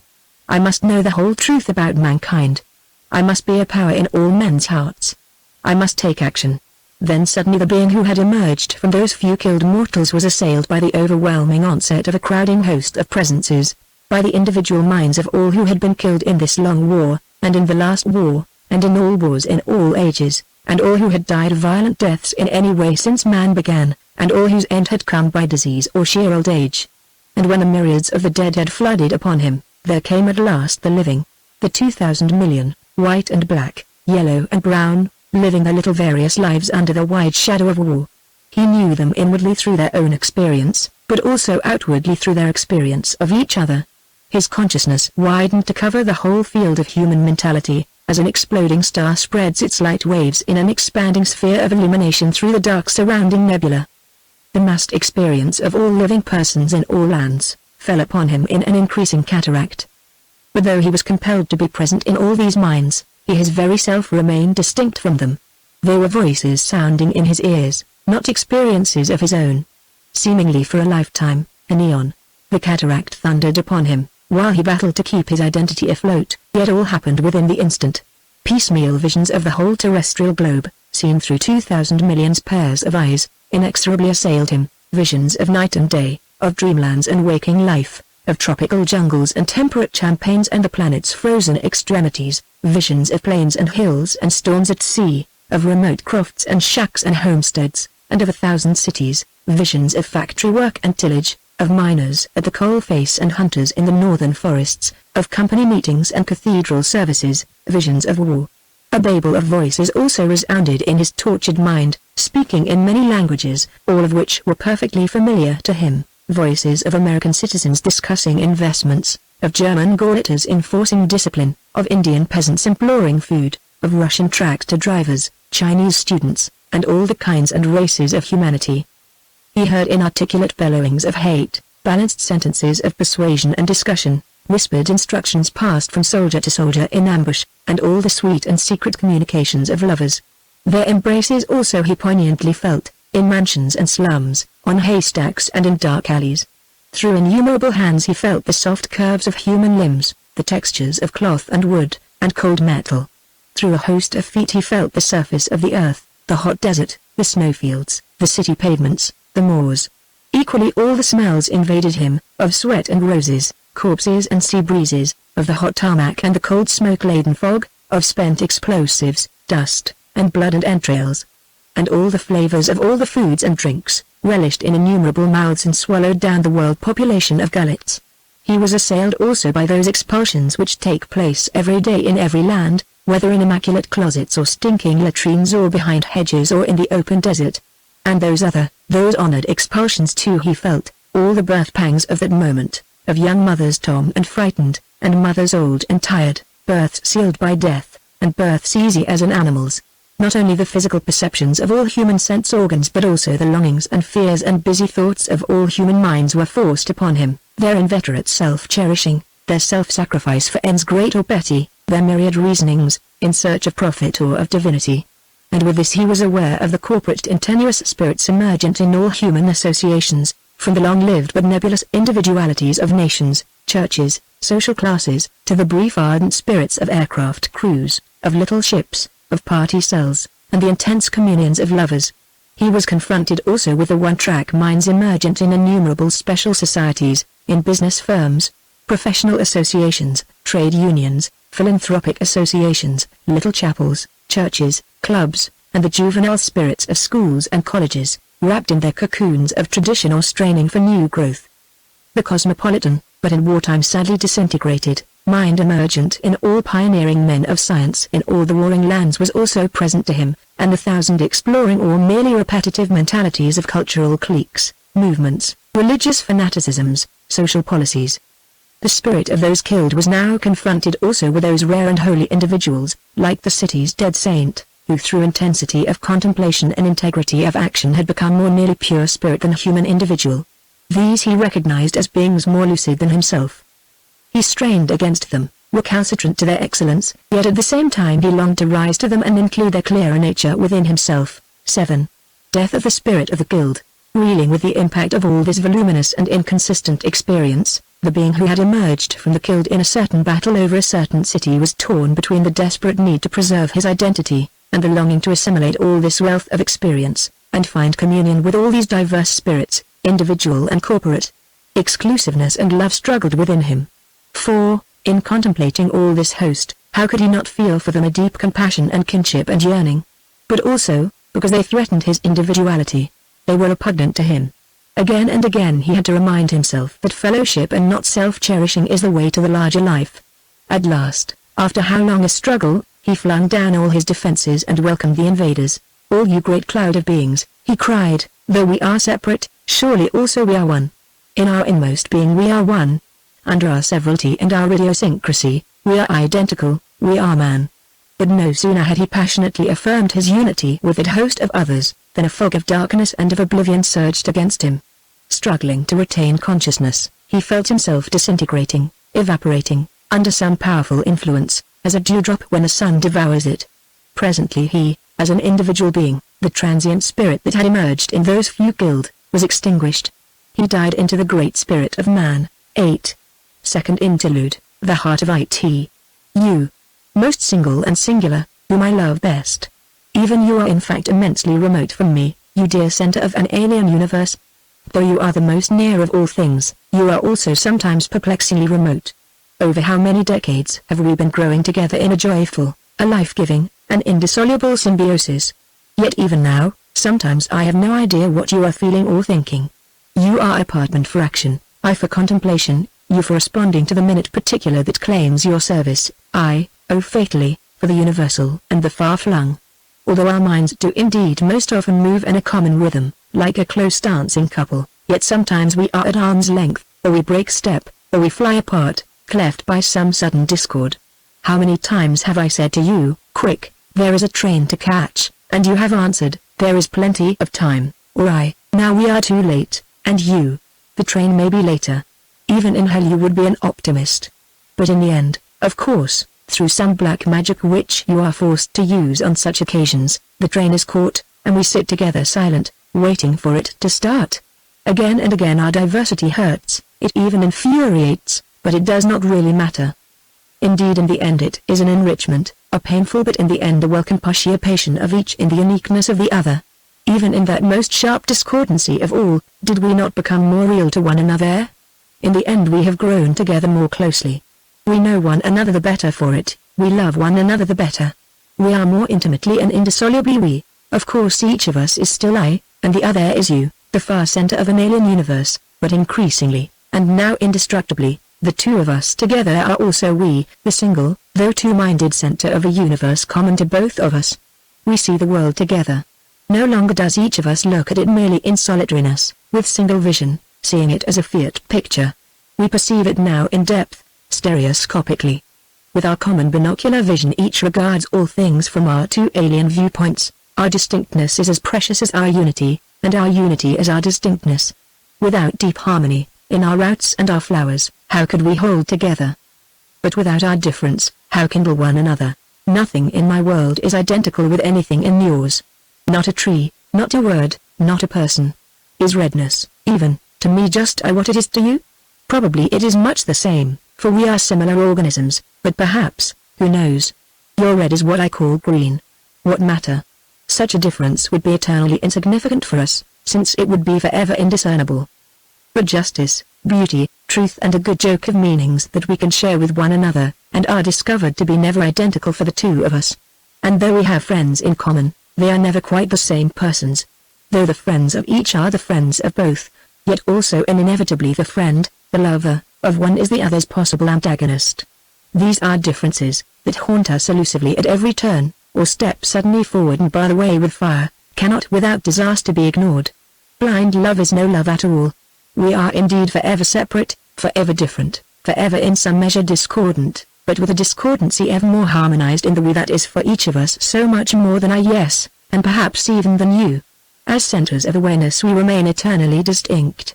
But in participation in our we, each I wakens to be an ampler, richer I, whose treasure is not myself but we. And so I without you am a mere torn-off ragged thing, a half-blinded crippled thing, a mere phantom whose embodiment is only in us. This precious we that we have conceived together, this close-knit unity in difference, this cohabitation and communion of two spirits, will not forever exfoliate on this planet. Soon or late, one or other of us will die. Then we, no doubt, will live on for a while in the survivor, as a cherished but a growthless thing. When both are dead, it will vanish from this world. And then? Surely it is incredible that we should have no further being. Yes, but the incredible has often happened. Dread, and to us inscrutable, are the dark ways of dark God. Chapter 3 The Spirit of Man Surveys His Past. 1. The spirit of man and his members, that essence which is indeed the universal spirit of man, identical in all human individuals, survived the extinction of the transient being which had emerged in those few killed. Gravely he had watched those men and women die, feeling their pain and sorrow as in a way his own. He yet held himself aloof from it, much as a man may feel the hurt of a cut finger or a barked knuckle and yet carry on with his work. The spirit of man did not now for the first time wake. He had all the while been awake and aware in all the 2,000 million living individuals that composed his living flesh, and equally in every moment of mankind's long lifetime he had been aware in the living population of the world, and in all the tenuous and fragmentary corporate beings, brief or lasting, that were emergent in human associations.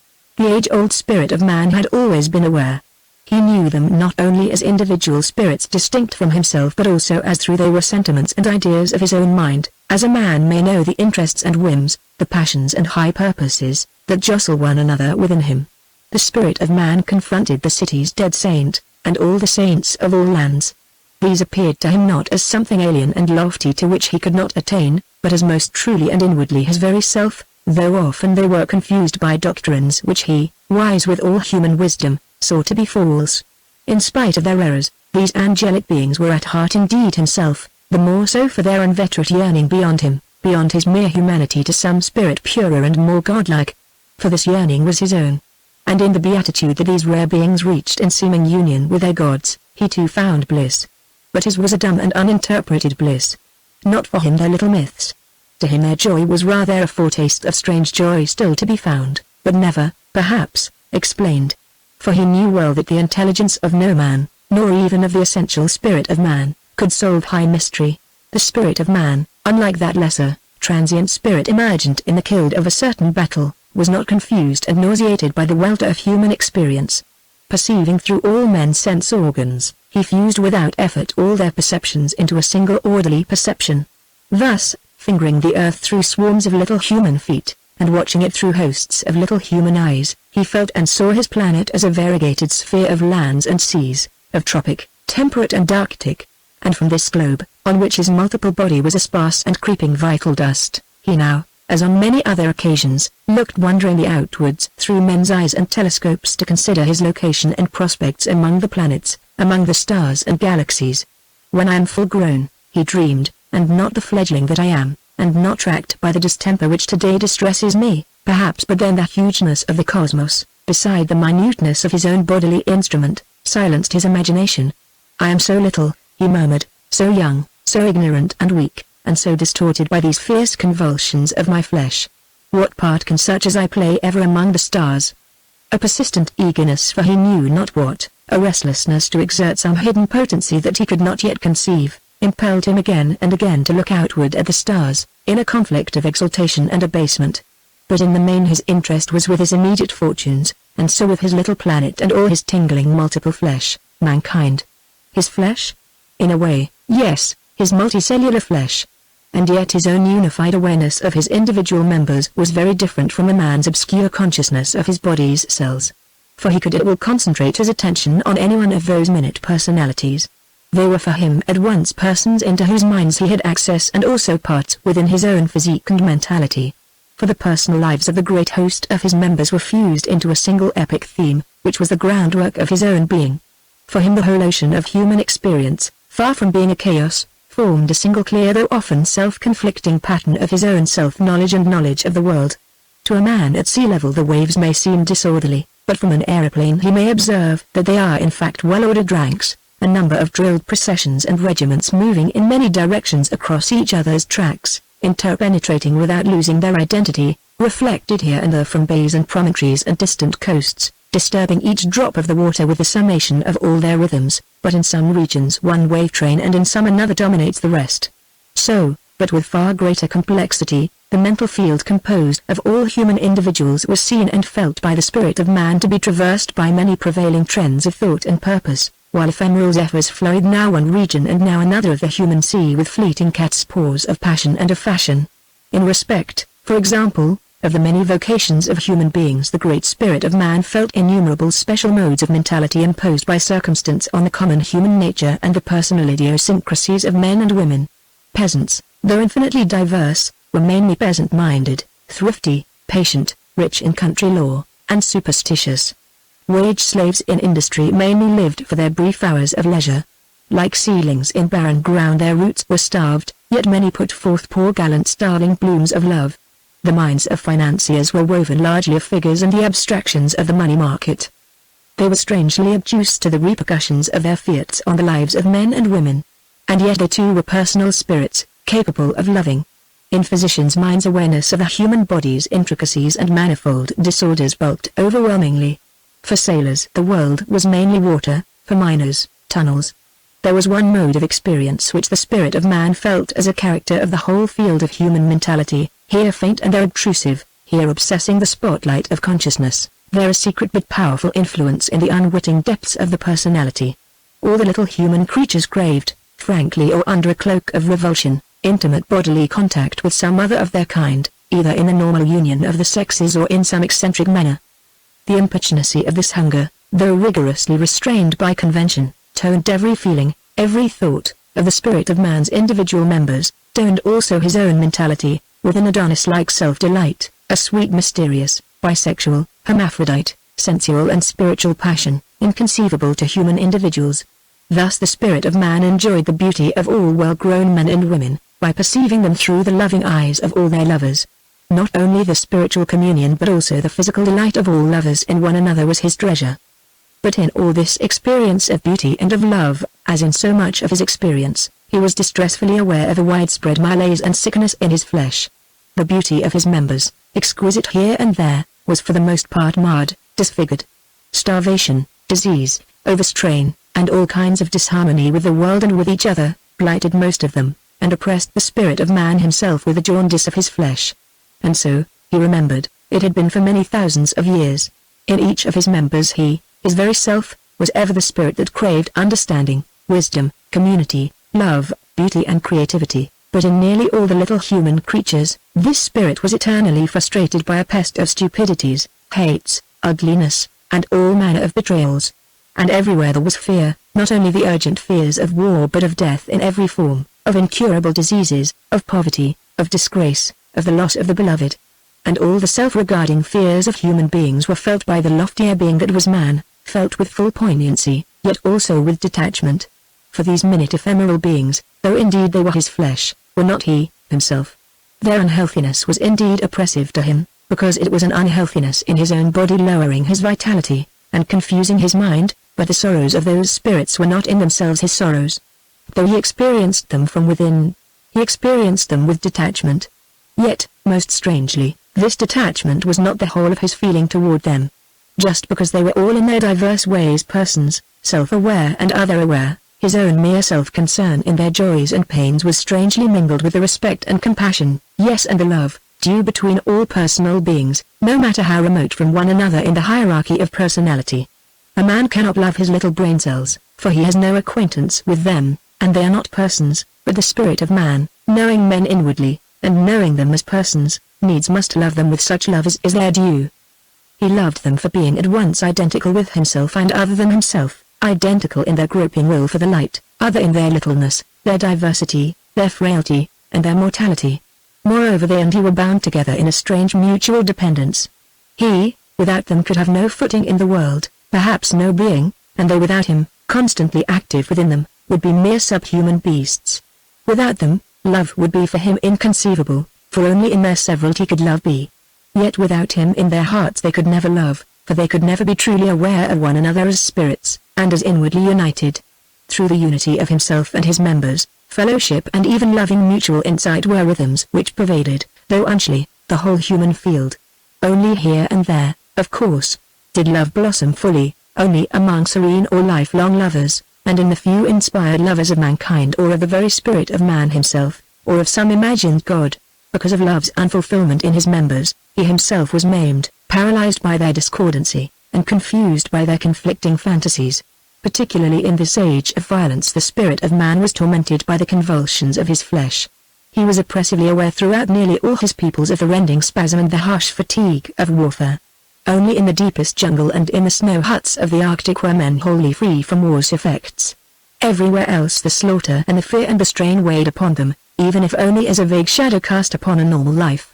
And to some the war brought a blackout darkness of the spirit. though a darkness shot with flashes of much-needed pleasure or the pale light of hoped-for dawn. Everywhere, save among a few born warriors and a few strategists poring over the chessboard of war, and among those who made profit out of the urgency of war's needs, the spirit of man felt the unison vibration of men's yearning for peace, though most were also fearful of what peace might bring. And in many great regions of the human field men, and women also, were crushed and annihilated by war's fierce impact. Though to his members the war was a prolonged gloom and misery, to him it seemed a brief though violent contortion of his body, paralyzing his mind. He knew it as the climax of a long-suppressed disease. His organs, long discordant, were now divided against themselves in crazy conflict. And though he could not but will victory to the side which was on the whole for the light, and not to the other side, which was blindly astray, yet his sympathies were divided, for on both sides, though in unequal extent, there were men and women who were blunderingly obedient to his will, and on both sides were cancerous and rebellious growths. And everyday swarms of his individual members, the precious cells of his flesh, the vessels and instruments of his essential being, suffered destruction or hideous maiming. Everywhere young minds, the only vehicle for a glorious change that had seemed imminent in him, were being squandered. With this huge killing of the young the tone of all his tissues must surely turn predominantly old. And he himself, whose million years were but a childhood, might well become in temper prematurely senile. Indeed, if men's mutual destruction were not restrained, the race might destroy itself, and he, the spirit of man, who was still so juvenile, and full of promise of great and glorious change, might prematurely end. Glorious change. Cutting across all the pervading wave trains and local flurries of human mentality, the spirit of man felt two strong conflicting wills in every region, in every mind. They thrust against one another as opposing waves meet on a tormented lake with violent pulse and throb of their conflicting rhythms. From one direction the minds of men were all stirred by a yearning for the womb, for easy bliss, for safety, for the familiar order with its known ills and known opportunities. From the other they were moved by a longing for new horizons and greater scope for their vitality, and by discontent with the existing pattern of human life. Indignation fired them because of the misery of their own lives or their fellows. Here and there they rose even to a passion for the flowering of the human spirit, and therefore for a newborn world which alone could support that flowering. He saw that, though this internecine conflict had racked him always, now, in this tense moment, it was most severe, most urgent. For in some way that was still dark to him this moment of his life was felt as crucial. Something strange, unprecedented, dangerous, was causing a new restlessness, a ferment, throughout his flesh. Was this fever merely the climax of his familiar, long-suppressed disease, or could it be the stress and tumult preluding some vast remaking, some rebirth into a creature more subtle and more vital? 2. The childhood of man. For so many centuries, for many centuries of millennia, the spirit of man had been toilfully, painfully clarifying his purpose. At first, how slowly, he looked back into the deep vista of his past. The historical and prehistorical ages of humanity crowded his memory. As a man may peer back into his youth, and even into the mists of his infancy, so the spirit of man reviewed his life. Every phase of his whole past lay open to him. And at the earliest point of all he saw the first of his remembered ages knotted into the dark womb of his subhuman ancestry. Out of that darkness he had sprung to life as a certain individual fully human infant, a male child, the first true human being, offspring of subhuman parents. By whatever mutation of genes he had been created, the he was, the I. One bright individuality in a certain almost human but still subhuman family, the one twinkling star of half-lucidity in the dark world of the subhuman. And he himself was in appearance scarcely distinguishable from his subhuman kin. Only in his half-lucid spirit was he man. In this forefather of us all the spirit of man first breathed. And well he remembered how in this his first germ cell he slowly wakened and slowly discovered his uniqueness. For this father Adam of all human beings had painfully to find himself. Loving his subhuman mother for her animal affection, he loathed her for her obtuseness to his human needs. Accepting his brothers and sisters for their companionableness, he despised them for their stupidity. Soon, though the youngest, he became the master of them all. And then in youth and maturity he was the genius, the medicine man, the tyrant, of his subhuman tribe. Timorous yet arrogant, revered but hated, maddened by loneliness, without speech or the support of any human tradition, the first true man was so hampered by his subhuman nurture that to the spirit of man, looking back on him from a future time, he seemed scarcely human. Yet, though by upbringing a mere subman, ignorant, inarticulate, bewildered, teased by his own unfulfilled humanity, He was by native capacity fully human. A man by nature, but by nurture almost a beast. He accepted the simple customs of the submen, and was content to beat them at their own simple game. But the spirit of man, reviewing the first man's life, remembered occasions when, in unfamiliar torment of self-consciousness, he had fluttered impotently, moth-like, against the shut windows of his nature, and how, in his dealings with companions and his sexual mate, he had craved what could never be given, what he himself could never conceive, personal awareness and true love. How far, how very far, had the spirit of man traveled, since he was that Adam. Now, at least he knew clearly what his nature was. And that knowledge, in spite of all his errors, was a constant light. Yes. But his members? When he compared his present members with Adam, he saw that by far the most of them were scarcely more lucid. There was a certain rear gunner, for instance, who, in spite of all the prophets and philosophers through all the ages, knew scarcely better than the first man what his nature needed. Of love he had little more understanding than Adam in his subhuman world, of wisdom, in spite of his smattering of science, rather less, and of creative action, less, far less. Among Adam's offspring some had been clear-minded like himself, and among them, as comrades or incestuous mates, human loving had first begun. When at last that father Adam had died, when the first truly human self was annihilated, the spirit of man had disengaged himself from that ephemeral being, and wakened into clearer but still halting insight into his own and Adam's nature, as, long afterwards, in the death of a certain rear gunner, a more lucid spirit had awakened. Though still imprisoned within the limits of poor Adam's knowledge, he was not enslaved, like Adam, to Adam's greeds and fears. And he was sensitive to all the subtlest features of that bewildered mind's experience, as Adam himself could never be. And so, already, though darkly and without a winged vehicle of language, he felt, but could not clearly conceive, that his main concern must ever be to know, to love, to make. The spirit of man, peering back into the ages of his long infancy, saw Adam's descendants slowly win mastery over their tribe of submen. And always the first true men had lived mainly as submen, though ruling those poor half-human cattle, and sometimes, teased by the strange spark within them, men groped for more human living. How dark, how fog-bound had been their minds. And yet, because these his first members had been indeed part lucid, like all subsequent men, and not wholly unseeing like the submen, already the more sensitive among them were obscurely loyal to him, already he was alive in them, a spark disturbing them, but only with spasmodic intuitions, gleams of understanding, flashes of mutual insight, only with passing miracles of clear love, or wisdom, and short, precarious flights of divine creating. Our earliest human forefathers were no less human inwardly than men today, no less aware, intelligent, and apartment for love, but they lacked the long treasure of experience yet to be gathered and scrutinized by the thousands of generations. And lacking this, they lacked judgment and clear human purpose. And he too, the spirit of man, in his far-off infancy, lacked judgment, and though already his purpose was the essential human purpose, it was imprecise, not rigorously conceived, not even constant. For not yet, not in that earlier stage of man, could there be, even for the spirit of man, any clear vision of the way. The millennia of his infancy succeeded one another as the weeks of a child's life. His members multiplied. They spread into every land, a sparse, percipient vital dust on earth's vast skin. He remembered, as his own hard-won prowess, how they learned and lost and learned again the skills and lore that were the earliest human tradition.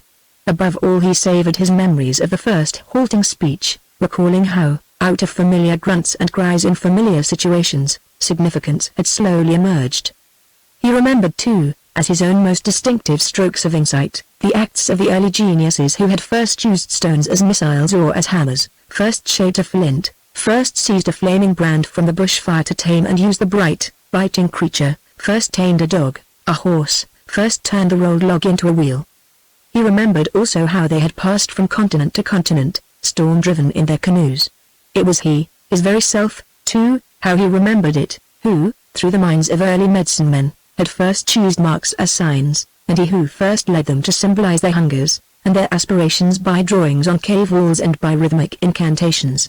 And he had made them find in the growing subtlety of gesture and of intonation, and later in dance and song, in sculpture and painting, the means to quicken their consciousness of self and other, and of the dread and lovely world. He again it was who teased them with an itch for understanding, so that, in haste for satisfaction, they childishly explained the universe in terms of their own hunting lore or peasant wisdom. In short, it was he who had always, so at least it seemed to him, been the lucid though often misguided spirit in them, forcing them to conceive and then abandon illusion after illusion. Yes, it was he, the spirit of man, who had done all this, and yet he was nothing but his little members themselves in their highest reach of percipience and integrity, united as a single mind. 3. Eden and the Fall. 10,000 centuries after his birth from the womb of the subhuman, in fact in the full bloom of his childhood, when generations of hunters, fishers, pickers of wild fruits and herbs, and the nomadic herdsmen, and finally the settled farmers, had played their parts in weaving the long tapestry of early culture, then there came a happy age. The spirit of man remembered how at that time he was a small, clear, constant flame in every heart, fostered by a strong though but half-conscious custom of reason and friendliness. Men lived in Eden, and in innocence. War was not, and violence between man and man was a private madness only. The families of hunters or herdsmen, and the companies of communal farmers, were each unified by a common purpose and by comradeship in work. Each family was a close-knit crew, fretted no doubt with conflicts and jealousies, but rooted in mutual acceptance, and far more deeply rooted than the ephemeral crew of ship or aeroplane could ever be. And because of this wholesomeness of the social tissue of mankind, this age was the bright phase which, ever after, tradition would enshrine and glorify as the Golden Age. The spirit of man, looking back in perplexity from this tortuous age of ours, reviewed in memory that long past candor of his members, and sighed. Crowning that bliss, came the first cities, each set in its own wide cornland, and each the seed plot of a new elegance and subtlety of mind. And all was weaponless. And lords and kings were only leaders among brothers. All men took care for all. But presently, through the land hunger of the swelling cities, and their rivalry in splendor, empires had risen, knit by arms. And often remote barbarian tribes, greedy for wealth and power, had overrun whole civilizations. And all the while the hosts of little farms, once worked by free comradely yeomen, were welded into great estates, where gangs of slaves were forced to labor for the lords who owned them. The spirit of man, looking back on this phase in his childhood, saw that this was the time of his first undoing. Some secret poison had crept into his flesh to start the smoldering cancer that was to rack him throughout his life. Before that age, men's greed had been tempered by their unquestioned custom of brotherhood. Opportunities for mastery had been slight, and censure powerful. But in the new affluence of the cities, new dazzling prizes enticed men. And since all men were spellbound by this glamour, censure of arrogance and self-seeking lost its power, save among slaves, and what matter the censure of slaves? And what authority, anyhow, the masters demanded, was there for censure? Merely the dying prestige of the blind and outworn custom of the tribal age that had passed. Now, new ambitions charmed men. New moralities whispered plausibly in their hearts. Wealth and military power and imperial majesty demanded the allegiance of all men. The spirit of man remembered that even he himself had been misled by the new specious values. For in the earlier, golden age his multiple body had been a disorderly swarm of little tribes. But now it was becoming orderly, and so it seemed to him that the order of the whole was worth the sacrifice of some. For order promised new power to his limbs. Organized into great states, and into hierarchies of social classes, his multiple body, he believed, could develop new sensitive organs and new creative skills. In the new cities some men, saved from toil by the toiling masses, could give their whole minds to the problems of the spirit, the problem of man's nature and his destiny. And so it had seemed even to the spirit of man himself that the new order opened new reaches of the long way of life, even though hosts of his individual members, born to be persons, were doomed by the new order to become slaves, mere units of the great machine. Remembering his folly, he cried, "What fiend, what power of outer darkness, was it that crept into every tissue of my flesh, and even into my inmost self? Or what inherent weakness in me was it that then undid me?" He watched the hosts of laborers, their spirits maimed, tilling the stubborn ground with inadequate tools, to keep the rich in affluence, or being driven in gangs to carry great stones for the building of temples for the priests, and palaces and tombs for the kings. In each suffering individual slave of all these millions, generation upon generation, the spirit of man was himself present. He saw each child denied its human birthright, its promise of human happiness broken by toil and harshness. He was alive, too, in the minds of the privileged, who should have become the peculiar instruments of his own awakening mentality, but in them he found for the most part obsession with luxury or personal glory, and dreams of immortality. He watched them conceive 1,000 myths of a life hereafter, and consecrate half their energy and the labor of innumerable slaves to securing comfort for themselves in the other world. Reviewing those millennia of his late childhood, the spirit of man saw man's power constantly increase. Cities grew more splendid, empires vaster, armies more cunningly equipped, handicrafts more apartment and lavish. But the cost was the sweat, and often the blood, of innumerable slaves. And to the privileged it seemed natural and right that this should be so, for the comradely custom of the ancient tribes was forgotten. And though between lovers and between friends and in working gangs love might often emerge, the steel threads that knit society were no longer comradeship but power.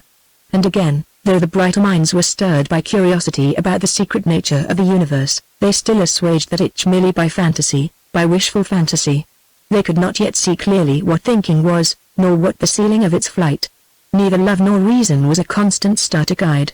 The spirit of man recalled how, in that phase of his life, even he himself had strayed from the way which in the golden age he had already half conceived.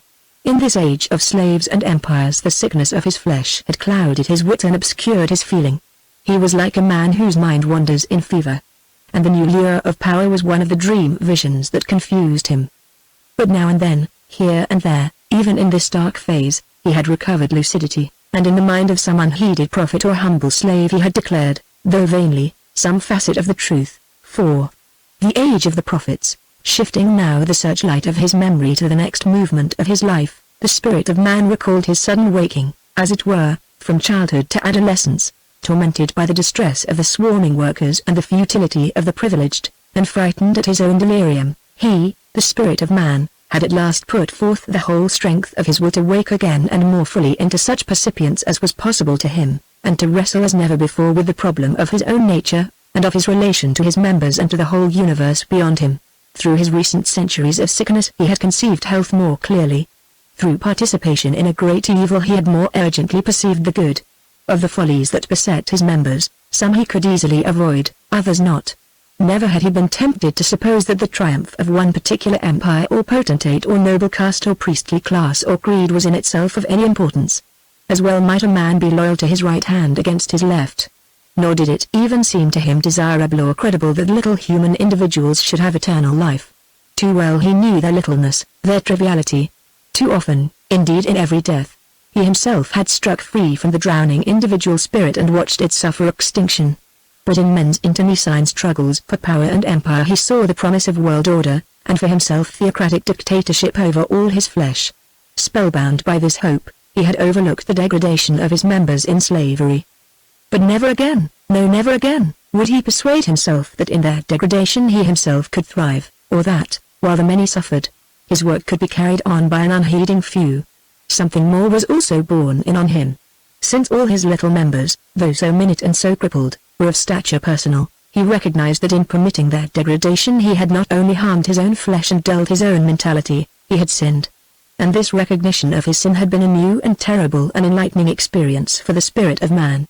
He discovered that, in some way not yet clear to him, he was under obligation to respect and foster the life of personal spirits of whatever order. With shame and remorse he confessed to himself, even if slavery and empire had indeed been the way for my advancement, yet I ought to have rejected them. In accepting them I sinned against something deep within me that was at once my essential self yet also somehow far greater than myself.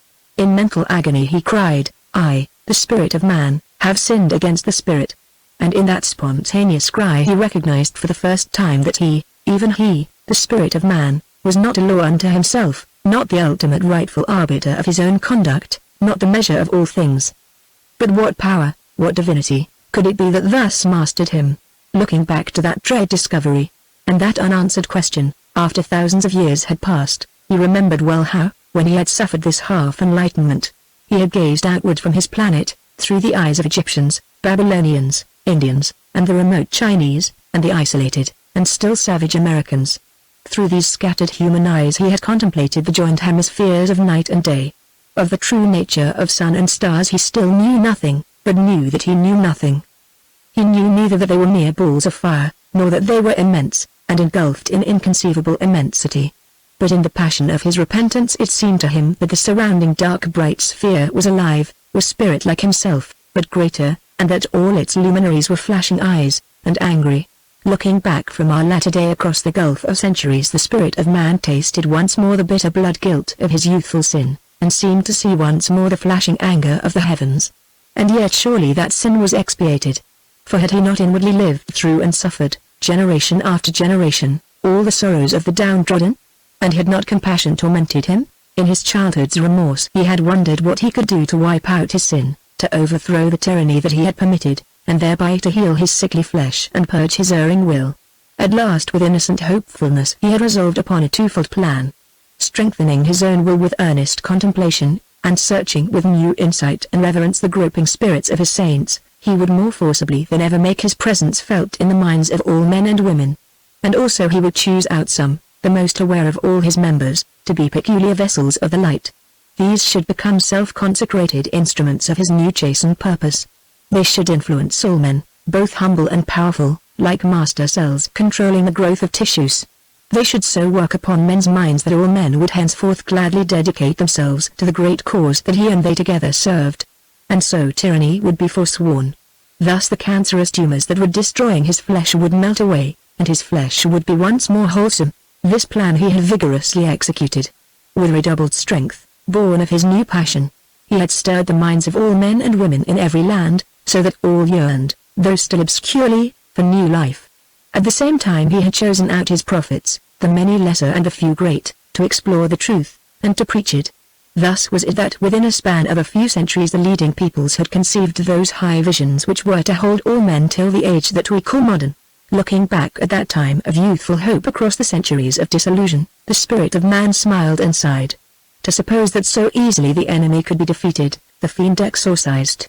But it had been a gallant venture. In land after land prophet after prophet had preached some partial aspect of the truth. And the hearts of the peoples took fire. The prophets had spoken each in the language of his own people, and they had shaped their message according to the concepts of their age. And so, even in their own minds, the truth that each had felt was shot through with error. Accepting the old gods and the old taboos, they strove to purify them in the light of the flame which the spirit of man had kindled in them. But, being creatures of their age, they could not abandon the old images wholly to the flame. In the East a young man of royal birth, shielded from the truth by luxury and pomp, went out to find how the common people lived. Penury, disease and sorrow everywhere confronted him. And all men were enslaved to their distresses, as he himself had been enslaved to his pleasures and his royal style. Neither in personal triumph, he discovered, nor in the frustration of cherished desires could men find peace. The spirit of man moved him to consecrate his life wholly to seeking out the way of peace, the way of reality, for his fellow mortals. Forswearing forever the pleasures and glories of the favored individual triumphing in the world, this prophet set out to free himself wholly from desire, save the one desire, to surrender his will and destroy his individual self utterly and be dissipated into the spirit not of man merely but of the cosmos. For the individual selves of men, with their enthralling pleasures and their torturing woes seemed to him to be phantoms only, moments of the universal spirit, real seeming to themselves merely because of their strange isolation and privation from the universal. To find his reality in the whole, a man must deny himself utterly, must kill his individuality. So long as he remained in the world, he must use himself wholly in service of his fellows, yet even toward them he must remain always detached, carrying at heart only that he and they should travel along their destined ways toward the ultimate dissolution of their finite selves in the universal spirit. Other great prophets in the East described more minutely the way by which alone men might hope to escape from their littleness and their enslavement, the way of reasonableness, forbearance, mutual respect and self-detachment. But in the West another, apostle of truth, lover of wisdom, strove above all to clarify men's thinking, by patient questioning, and to show that the way of reason also must lead a man to stand outside himself, and see himself wholly as one among his fellow mortals. He affirmed that to favor oneself against another was to be false to reason, and that the right goal for each man was to express the essential spirit of man in the integrity of his own life. Another, between East and West, schooled in his people's vision of the one almighty Creator, the lawgiver, the just and jealous God, most high, most dread and holy, found in his own heart searching another and a nobler gospel. He saw that all his fellows were deep in sin. They lied and cheated and drove hard bargains. They were heartless toward one another.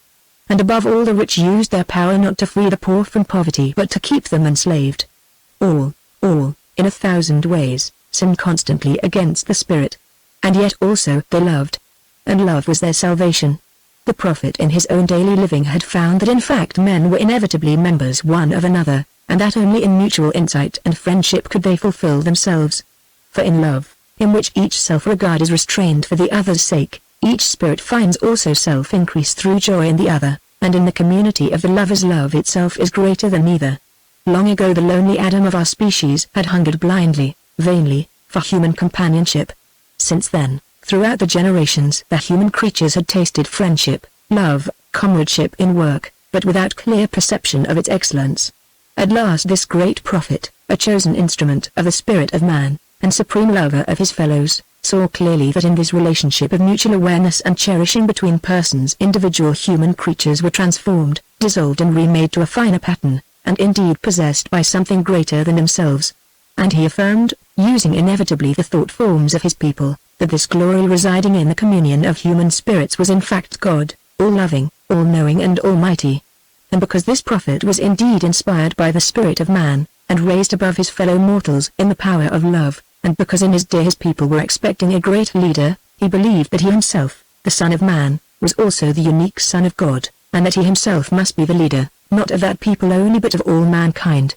And because the spirit of man, resident in all men's hearts, willed to expiate his own former sin by bearing all men's suffering, the prophet believed that he, the Son of Man, who conceived himself to be also the Son of God the Almighty Lover, was sent by his divine Father to die for men's salvation. Other prophets also there had been, great and small, in every inhabited land. Stung by the quickening presence of the spirit of man within them, but confused by the desires and fantasies of those early cultures, all these prophets had roused men somewhat, yet also entangled them in further fantasies. Always the heart of truth that fired them was the same, the excellence of wisdom, love and creative action. But some preached one aspect and some preached others, and all their gospels were distorted by the longing of individual human beings for immortality for their little selves. 5. The failure of the prophets. The spirit of man, looking back across 2 millennia, and more, to the few centuries of his great venture with the prophets, sighed and smiled. How he had strained with all his strength to quicken his ailing flesh. And for a while, first here, then there, he had succeeded. One people after another, one great limb of his multiple body after another, had been stirred by the quickening current of a great idea. In land after land an inspired and disciplined few had set all men an example of life in service of the Spirit. For a while his whole body seemed to be reviving. But the poison still remained in all his tissues, not easily to be overcome. For the very structure of his flesh, the pattern of men's social relations, had been too long distorted by the disease. The form of society, the organization of men in hierarchies of social classes, was itself largely a product of the poison, so that its structure favored the disease rather than health. How clearly he now saw it. True, under the influence of the prophets new social forms and new ways of living were here and there attempted. Men grouped themselves into churches or retired from the world into monasteries, or became solitary hermits, seeking salvation for their individual spirits, or dedicating themselves in selfless adoration to the God whom the prophet of their people had proclaimed to them. Here and there, some few even set out bravely to change the evil forms of men's relationships and found a society that could indeed express the Spirit in daily living.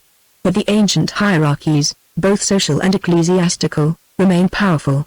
True, century by century the new healthy but tender social tissues proliferated, until at last some became powerful organs. Here and there they even overmastered the ancient order. But the greater they became the more they themselves were infected by the inveterate poison. For the rising tide of spiritual energy which had carried forward the prophets and their first devoted disciples, was not powerful enough to undermine the strongholds of the enemy, and presently the tide began to ebb, leaving behind it a desiccated rack of institutions which formerly had been the living instruments of the great revival. The spirit of man remembered how he had struggled with failing strength to stimulate his members once more while they were already coming to terms with the old bad order. He had struggled in vain. Here and there, now and again, throughout the centuries, the smouldering fire had sprung once more into flame. Some prophet had arisen, some new movement had started in the hearts of men, inspired either by a passing recovery of the old fervor or by a revulsion against new baseness. But soon the flame died down, the new institutions were assimilated to the old. The new organs were poisoned. Again and again, century after century, in land after land there was some resurgence of the Spirit, but with ever-decreasing power. These revivals were but the rearguard waves counter-attacking for the retreating tide. The spirit of man, looking back at this time from the age that we call modern, swept the searching beam of his memory over the whole of this period in which, though spiritual passion was mainly ebbing, material power was increasing. Through all that time the great mass of his little members were in fact, though not in theory, slaves. Without the toil of the many neither the luxury of the few nor the structure of society itself could exist. Occasionally some group of the workers, savage with adversity, would dare to rebel.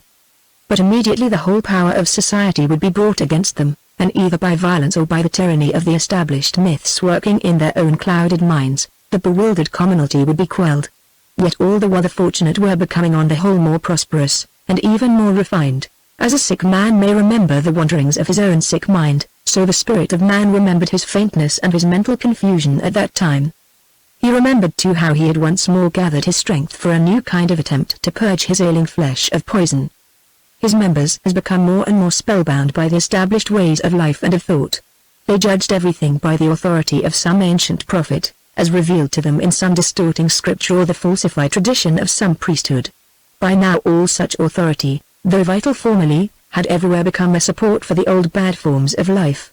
The spirit of man therefore determined so to strengthen the individuality of his members that they would question all authority. They should become more aware of their own personality and less servile to the group. So he set about firing them with a new hunger for fullness of individual life, not hereafter but here on earth. In the West, quickened by him, they now saw with new eyes, heard with new ears, and relished their world exquisitely. He inspired them, too, with a passion to inquire into the hidden nature of things. Under the renewed influence of that ancient people whose prophets had cared most for wisdom, they now conceived a new loyalty to clear reasoning, a new desire for sincerity in all thinking. By stirring them thus the spirit of man intended to show them that this road also, like the road of love, which had proved too difficult for them, must, if followed faithfully, lead them out of the prison of self-absorption, and free them to seek the one true goal, the fulfillment of mankind in wisdom, love and creativity. He believed that little by little their new learning would strip away from their minds all the childish and wishful fantasies of personal immortality which had so long ensnared them into endless efforts to secure, by faith or ritual or conventional good works, happiness for their too cherished individual spirits after death. At last, he hoped, they would be forced to recognize their littleness, and then, bereft of their dream of immortality, deprived of their souls, they would find their only true salvation in joyful corporate living with their fellow mortals. They would at last consecrate themselves without reserve, as he himself had done, to the fulfilling of the spirit in man. We hoped, moreover, that in another way also the loss of their delusions would free them. For these fantasies of an afterlife were the opium by which the rulers had spellbound the common people in all lands, promising them happiness hereafter if they would be obedient to church and state, and, if they rebelled, damnation. Deprived of this drug, they would surely no longer acquiesce in tyranny. It had seemed to the spirit of man also that the vast powers promised to his members by science, the new magic, would enable the rulers at last to free the enslaved masses from the necessity of toil. No longer would there be any need at all, he told himself, for the many to be hungry, sickly, ignorant and scarcely human, in order that the few might have the leisure and affluence for carrying on the great adventure of man. For surely, by the wise use of this new magic, men would speedily abolish hunger, sickness, ignorance and all those natural ills that hitherto prevented men from being fully human. So he had planned, but the issue was very different from his expectation. True, in the region where his recent inspiration had been strongest, some of the more intelligent or the least enslaved to the old fantasies, or to the craving for personal power, had indeed done as he had intended. With a new zest for understanding they had set about exploring the mysteries of nature, the movements of planets and stars and falling stones, the impact of chemical substances on one another, the workings of the human body and the secret of its relationship to the mind. Some of them conceived the body as a machine controlled by the soul, but later as a machine self-regulated, with mind as a mere consequence of its activity. The soul was by more and more of them dismissed as an unnecessary hypothesis. The spirit of man was surprised and rather amused by their thorough divorcing of matter and mind, and their belief that matter alone was fully real, but he was on the whole well satisfied, for now surely, weaned from fantasies of immortality, they would be less distracted from their proper goal. But things happened otherwise. Their whole morality had been sanctioned, falsely, by the prospect of reward and punishment hereafter, in eternal bliss or eternal damnation. And so, when they could no longer believe themselves immortal, they were disinclined to burden themselves with righteousness. Slowly but surely the fibers which bound men together in mutual responsibility began to be corroded and broken. There had been one, however, God intoxicated like the ancient prophets, but brought to God by the path of intellect, All his own life and teaching expressed but also distorted the inspiration of the spirit of man. He conceived the whole I as alone fully real, and as both spirit and matter. And the I whole for him was God. The little human creatures he saw as phantoms, abstractions from the indissoluble reality of the whole. Their self-will, he declared, sprang from their blindness to the whole, to the inexpressible beauty of the whole. He himself was possessed by a passion of self-oblivious righteousness through his devotion to the whole, and he preached to his troubled fellow mortals that they should seek salvation by rising beyond their individuality and their self-love, to conceive the intellectual love of God. The spirit of man had been pleased with this philosopher-prophet. Surely men must now see that not only the gospel of love, which they accepted and constantly betrayed, but also sheer reason demanded that they should rise above the pettiness of self-regard, and live in self-transcending community. Very few of his members were persuaded. The triumph of reason among them took a different turn from that which the spirit of man had intended. They had won their new magic of physical science by analyzing things into their component parts and studying the behavior of the parts. Now, therefore, those few among them who cared to think about these mysteries, hoping to understand and control human nature as they understood and controlled the behavior of matter, set about analyzing man. And they were persuaded that man was indeed a mechanism of appetite and repulsion and calculating self-interest, which itself was an expression of the massed activity of minute physical units. All love, they affirmed, was at heart physical lust, and all idealism self-deception. Right and wrong were fantasies. The only intelligent course for a man was the calculated gratification of whatever cravings impelled him. Few of the little human creatures behaved frankly according to this principle, but its hold upon them steadily increased. 6. The modern age. Meanwhile men had begun in earnest to use their new magic for changing the whole condition of human living, but not in the manner that the spirit of man had intended. A few devoted pioneers did indeed work according to his inspiration. Hoping simply to open the way for mankind's fuller living, they invented innumerable devices for clothing men better, housing them more comfortably, feeding them more amply, and for ridding them of sickness, and of slavery to toil. They won power from the stored energies of the primeval forests. They harnessed steam for the transmission of that power to their machines. From a strange little magic that the ancients had known in amber they developed a mightier magic for their telegraph, telephone, radio and all our thousand electrical ingenuities. With their new rapid transport and communication they brought the ends of the earth together, so that, as never before, the fortunes of men in one land affected the inhabitants of every land. This material progress had at first delighted the spirit of man. Soon, he had cried, with increased nourishment my whole flesh will be healthy, with increased understanding of one another and their common world the peoples will feel themselves akin, and the rival classes will be bound together in mutual insight and comradeship. But very soon it was clear that this was not to happen. The application of science had begun in the fortunate lands where science itself had first begun. It was controlled not by the will of mankind as a whole but by individuals seeking private profit. And so, in order that the machines might be fed and profits piled up, men and women, and children also, were forced to live as cattle, and as uncared for cattle. Their lives were wholly occupied with toil, with hunger, with fear of their masters, and with such soiled impoverished love as they could snatch. Their limbs and brains, at birth as human as any others, were crushed by evil conditions down into subhumanity. Meanwhile the craftsmen, heirs of ancient skills, were ousted by the machines, to be ground henceforth between the millstones of starvation and lethal toil. The upshot in those pioneering lands was not, as the spirit of man had intended, fuller life for all men. Instead, wherever the new magic spread, there was for the workers degradation of body and of mind, and for the few fortunate, power and luxury such as kings and princes have never known. The spirit of man had watched the new magic spread its dire effects over all the world. Little by little its new cheap swarming products were carried into every land, and country after country became a workshop for making even more of them. Everywhere the traditional ways of life began to fade, or retreated into the few remaining fastnesses, like snow in springtime, retreating into the mountains. The old cultures loosened their grip on men's minds. The prestige of money and personal power and speed in machinery and machine-made luxury ousted the ancient values. Meanwhile the workshops of the world competed with one another. And because the peoples, though their need was great, lived mostly in penury, and had little money for purchasing, there were more goods than could be sold. And so profits failed, factories closed, workers were dismissed into deeper penury. And so less goods than ever could be bought, and the whole mad world that the new magic had made circled and spiraled towards disaster, like a spinning top when its energy is spent. One method alone seemed able to whip the flagging top into new life. The states, already desperately competing for markets and commercial empires, must pay the industrial masters to arm them ever more heavily. Then factories would open again and workers be once more paid wages. This was accordingly done.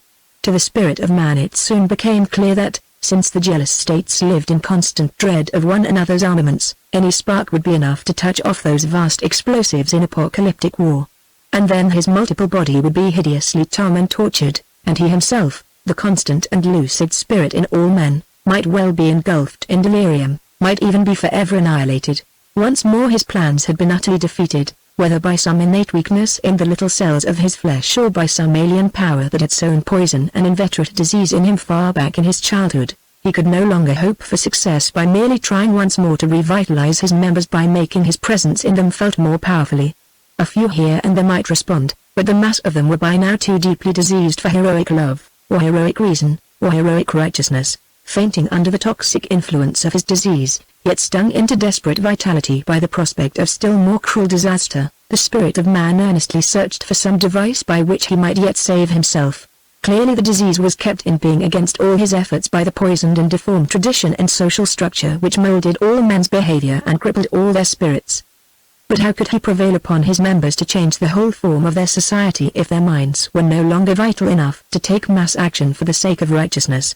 Anxiously debating with himself, he wondered whether, if not love, nor reason, then perhaps hate and cold self-interest could rouse men to destroy the vampire that sucked the blood of all, the cancer that was annexing to its own corpulent and hideous flesh the energies of his multiple body. 7. Dawn of a new faith. The spirit of man set out to stir the minds of the oppressed with indignation against the money power that gripped them. He also chose out full-running prophets to expose the folly of measuring human worth in terms of money, and allowing the blind movements of money to control the fate of human beings. And then he swayed them with a prophet of a new kind, one who could speak in the language of science, one who regarded men in their massed behavior as simply economic animals, one who concealed his rage against all oppressors under a manner of studied objectivity. Inspired by the spirit of man, but, like all the prophets, confused by his own idiosyncrasy and his own fortune, the new prophet conceived his own pattern of truth and error. He affirmed that the whole life of mankind was a predictable causal sequence, that the rise and fall of peoples and social classes, the incidents of wars and revolutions, the sway of religions and all ideals over the minds of men, were the summed efforts of men's economic motives and their economic environment.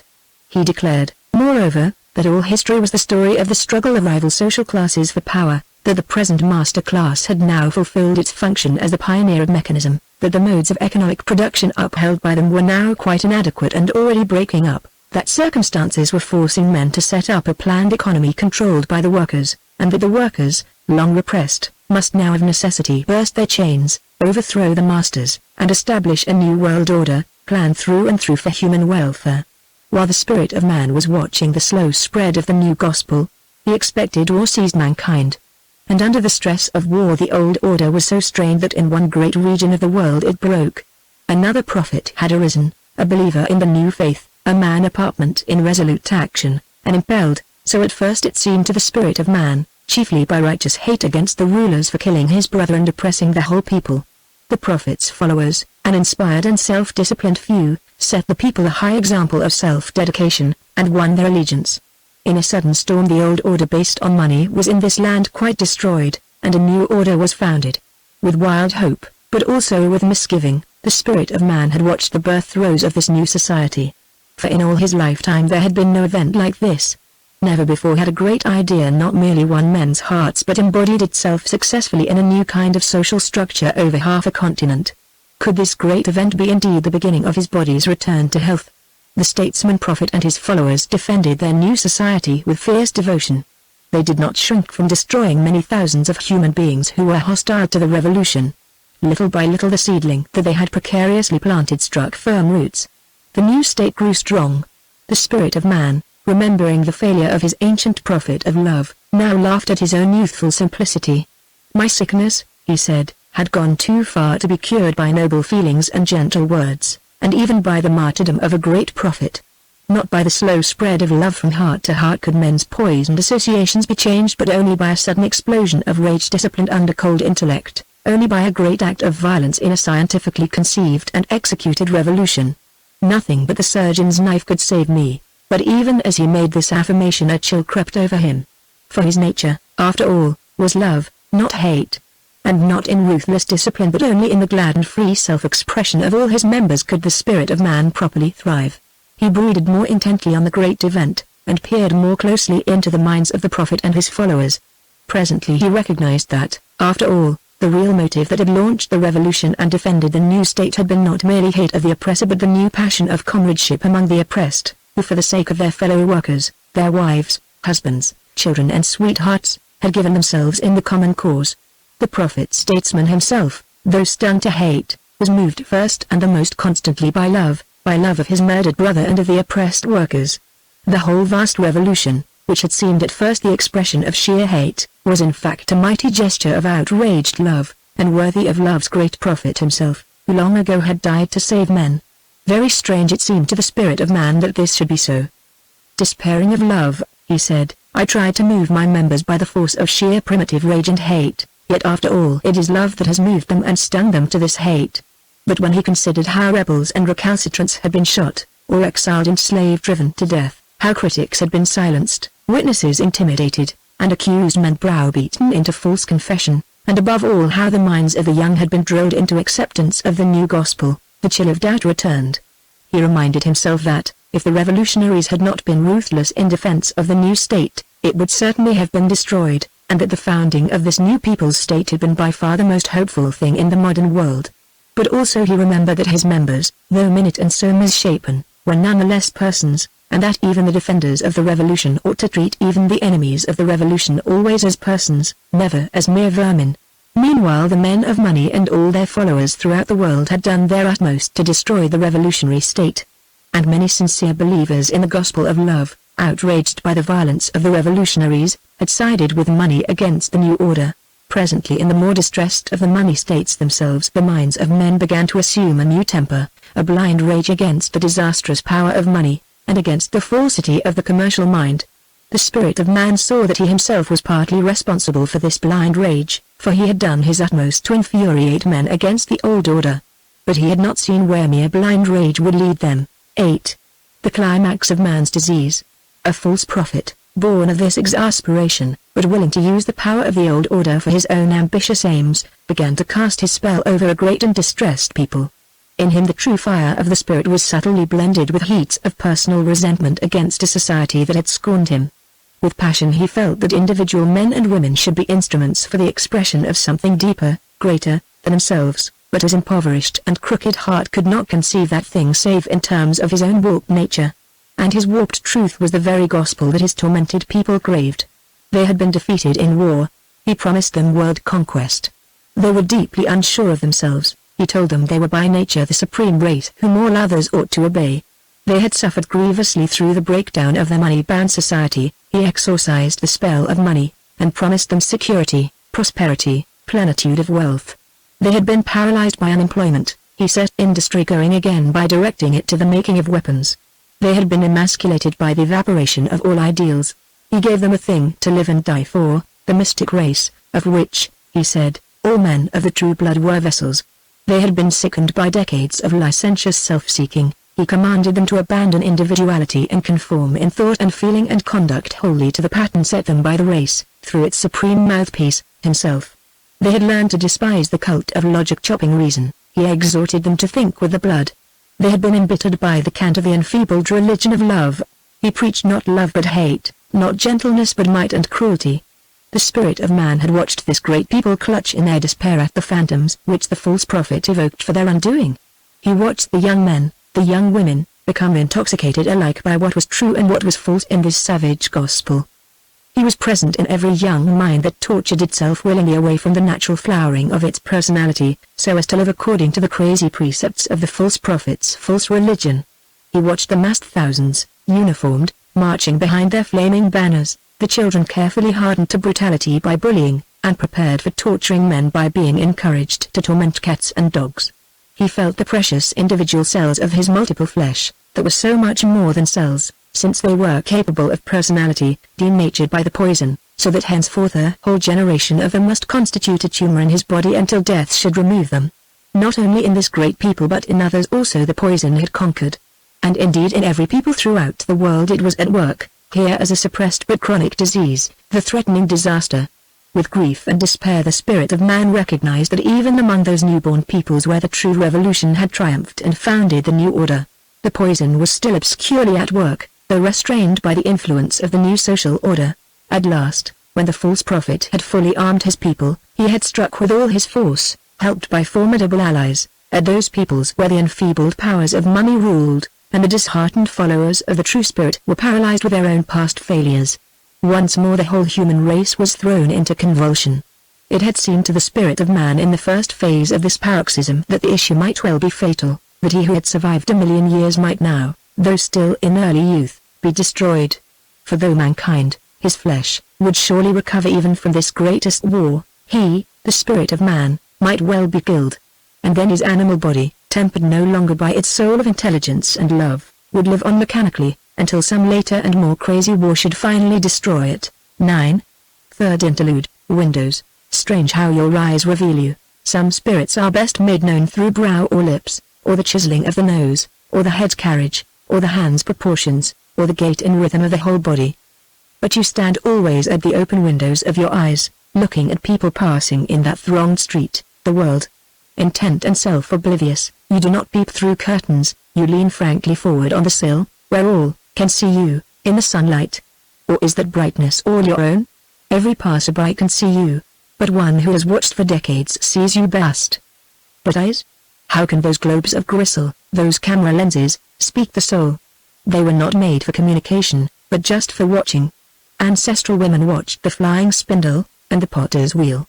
Ancestral men aimed the flint arrow.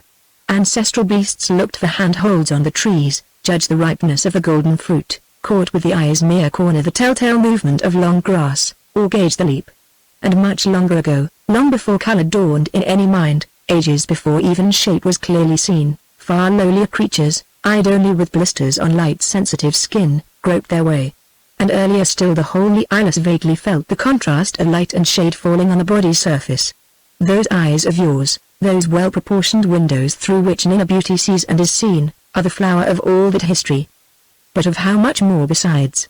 For as reptilian claws furthered the ape's hands, and these the human artful instruments of making and of gesture, so eyes have found new powers. Through all the human generations they have seen beauty, and they have expressed the spirit. Wide open with interest, half closed with languor or contempt, staring with hate or sorrow, narrowed for peering at far horizons, crow's-footed at the corners with frequent smiling, prone to sidelong glancing in shrewdness or in shy enticement, veiled or bright with love, eyes have slowly, little by little though the ages of human living, created their own language. What wonder, then, that some clear spirits reveal themselves most surely in the unwitting speech of eyes. Chapter 4 The Spirit of Man considers his plight. 1. The spirit of man and the spirit. Racked by the pains of war and the many social distresses of his multiple flesh, and by the failure of all his efforts to recover health, the spirit of man fell faint with despair. His will for life and for the fuller expression of his nature faded into lassitude. The death will tempted him. Why should he continue to struggle, enticed by a goal beyond his powers? Why not sink quietly into nothingness? His flesh had been at once too frail and too rebellious. He could neither strengthen it for the spirit's service nor curb it from licentiousness. Homo sapiens, it seemed, was a species of inadequate design, a mere pterodactyl of the spirit, and no true bird, perfected for flight. A pterodactyl? Rather a strayed moth, doomed to flutter vainly against prison windows till death should still its restlessness. Then why continue the torment of effort? What need, what duty could compel him? No need at all he recognized in himself but for rest, and sleep, and death. Yet in perplexity he found that even in this ultimate fatigue and disillusionment he could not, or he must not, surrender. It was becoming increasingly clear to him that he, the spirit of man, was pledged in some obscure way to some greater, some universal spirit that was indeed his own true essence, yet more purely spirit than he could ever be. And so he must, school himself to become the faithful instrument of that greater, which was at once the unfulfilled promise of his own nature, and yet also, how could this be? The infinity that had created him by its own limiting, and that had upheld him in every moment of his being. To this, his source and his goal, He must be true. Must? Why must? He could not say. And yet it was certain that he must. Seeking new strength, the spirit of man now looked once more outward from his planet toward the stars. For those great fires, those sparks, perhaps, from some still greater, hidden fire, had latterly become for him a symbol reminding him insistently of his littleness, disturbing him with their dark hint of some ulterior greatness. Now therefore he must contemplate them afresh. In this our moment of man's crisis, the astronomers, those eyes through which he studied the heavens, had mostly been drawn aside from their true function into kinds of work urgent for warfare. But a few were left, and these he now impelled with a new wonder, a new will to see their familiar star fields no longer as fields of mere data for analysis but as enigmatic features of celestial reality, so that through their telescopes and through their brooding minds he too might for a while contemplate the stars, and strive to see himself in true relationship with them. From his grain of rock, with its hot core of iron, and its film of greenery and ocean, he gazed outward through the deeper ocean of the air. The swung the moon, too prematurely senile to bear life, and there the sun, father of all vital growth in earth, life's mother. The sun, that one time God, was after all nothing but a large blaze, a very average, perhaps rather elderly star, a not inexhaustible fountain of vital energy, which, however, might any day explode and devour its little brood of worlds. The spirit of man scrutinized those worlds, but could make little of them. If some day he could reach to them with feelers of human intelligence, what would he find? Were they perhaps other fertile orbs with presiding spirits like himself, and multiple flesh, alien to his? Or were they just blank worlds of sun-melted rock or of eternal ice, or spheres of inhospitable desert or boundless ocean, with no vital air? Impatient of his ignorance, he peered beyond the outermost planet, probing the constellations. Seen through mankind's telescopes, the pin-pricked blackness became a blackness thick laid with dust of diamonds, with here and there a larger brilliant or some great dazzling gem. But even the least was a star, a sun. Immobile, fixed, inert they seemed, but well he knew how, squadron upon squadron, the great suns flowed and voyaged. And all of them together, how well he knew it, formed a vast whirl of sparks, each solitary as a prisoner, goaled by sheer distance from its neighbors. But he reminded himself that the whole galaxy, could he have viewed it from outside, would have seemed a close-knit organism, compact of streaming cells, free-roaming yet obedient to the whole's nature. Many such seeming organisms, such galaxies, he could indeed see far afield through the directed instruments of his astronomers. And hosts of others, he knew, voyaged beyond human vision, like airborne gulls beyond the horizon, or circling over the Antipodean Ocean. The spirit of man seemed almost to know that the whole physical cosmos was itself one organism, with galaxies for members. And so? Thought surrendered to sheer wonder. Was he, the great spirit of man, no more, then, than a blood corpuscle or little atom in the universal organism? Or was he, perhaps, the vital germ of the whole cosmical egg? Was all the rest a lifeless yolk, awaiting his magic? For a moment self-pride swelled him, but at once he recollected that even so, even if by miracle he was the sole vital germ of the whole cosmos, yet not by its own sole power could the germ create the fledgling, still less could it produce unaided the grown eagle. Only the whole concourse of events could do so. For the eagle's making there must indeed be the germ, but the yolk also, and the mother's care, the prey, the flight-enabling air, and all the past, the whole ancestry, even to primitive life in the early ocean, even to the planet's birth and the primeval nebula and the surmised inscrutable creative act from which all sprang. Little enough the germ's mere spark of creativity. And he, the half-lucid spirit of Earth's ruling species, even if he dared for a moment to think of himself as the germ of the cosmic egg, he must surely feel not self-glory but humility, and dread, lest, directing his spark falsely, he should frustrate the potency of the whole cosmos, and so betray the spirit. And if after all he was one of a great host of spirits in worlds sprinkled throughout the cosmos? This was the more exciting thought. A longing for comradeship with his own kind stirred in him. If he could but cooperate with such beings across the light years and the pasks of distance. It was, of course, impossible. Each world spirit must be loyal to his own vision of the spirit, in utter isolation from his fellows. The spirit. At least he must with his whole will affirm his ultimate loyalty to something other than himself, something perhaps darkly glimpsed beyond the galaxies, but brilliantly, imperiously present within him, as the essence of himself yet infinitely more than himself. In himself, it was the will to be aware, to love, to make. Beyond himself, perhaps it was the will of a greater than himself to fulfill the whole cosmos in wisdom, love and creativity, too. the dark other. In the days of man's infancy his groping members had worshipped gods of their own invention, beings that for him had no plausibility, because they conformed only to the nature of his individual members, not to his own composite nature. But latterly some, though they had at last forsworn all cosmical myths, remained still gropingly loyal to the spirit in their hearts, until they came to conceive a new divinity, none other than himself, the very spirit of man. He judged that in a way they were right, for indeed he himself was the passion of intelligence, love and creative will that smouldered, though deep buried, in every human heart. But now at last the spirit of man began to see that this dawning new religion of his members was but a half-truth, and full of danger. For if he, the spirit of man, was in any manner worshipful, it must be not because he was man but because he was spirit, because, like his little members themselves, his essence was intelligence, love and creative will.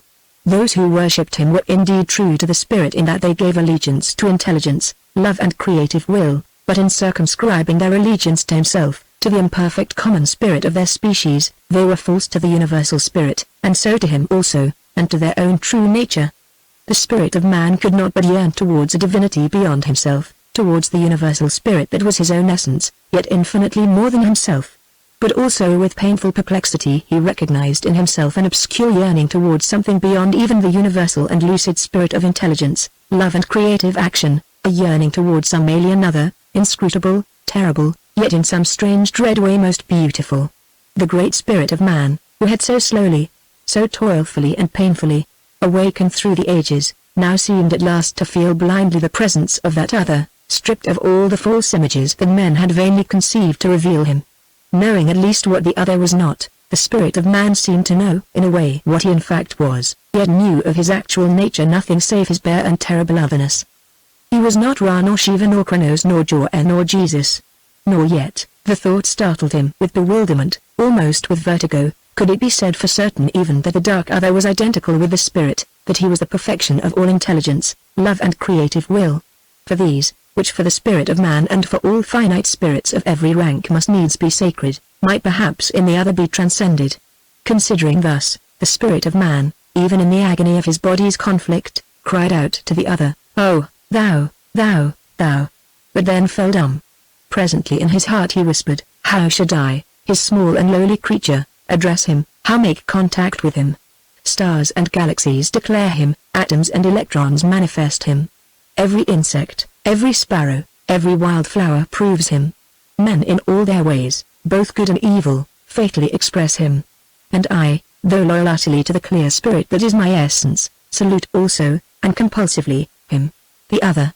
And yet I must forever doubt whether these two are in fact several or identical. Spirit I humbly know, but what is thou? Dazzling darkness in the eyes. Shattering silence. 3. The rear gunner again, convinced of his impotence in regard to the other, the spirit of man turned once more to consider the spirit, the more familiar, more intelligible divinity, which so insistently and unmistakably claimed his service. But could that be called a divinity which, it might well be, was no personal consciousness beyond his own personality but sheerly an imperious ideal claiming his allegiance, perhaps quite irrationally? Was this ideal implanted in him by the other, to be the law of his being, though not, perhaps, of the other's own being at all? He could not know. But with no trace of doubt he knew that for him, as for his little personal members, the way of the spirit was the way of life. Throughout the swarm of the galaxies, all personal beings of whatever rank of lucidity must of their very nature give allegiance to the spirit, or else be false to the clear light within them.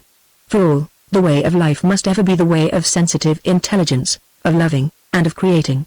But the modes of these must strangely vary in conflict. Arid to the lowlier creatures the more lucid expressions of the spirit must often seem perverse.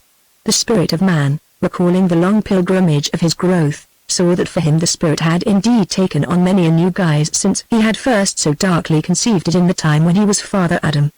In that earliest moment of his life there had been no difference between himself and the self of his one sole member in its most quickened state.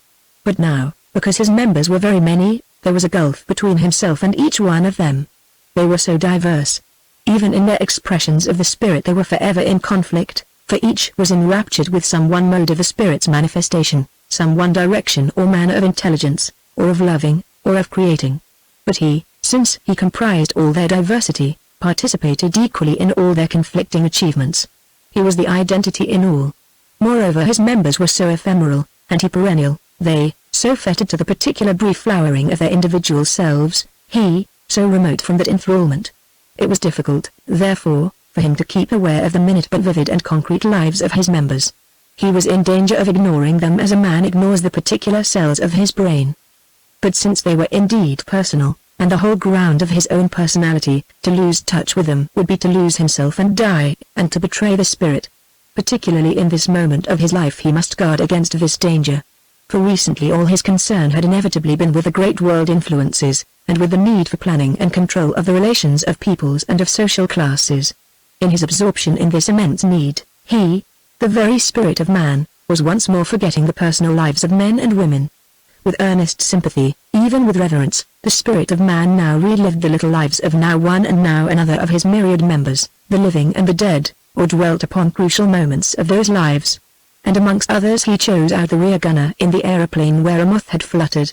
With fresh wonder and humility he rethought the young man's thoughts high over the narrow sea. He immersed himself in the obscurity and confusion of the rear gunner's mind, as though plunging into a turbid and a murky stream.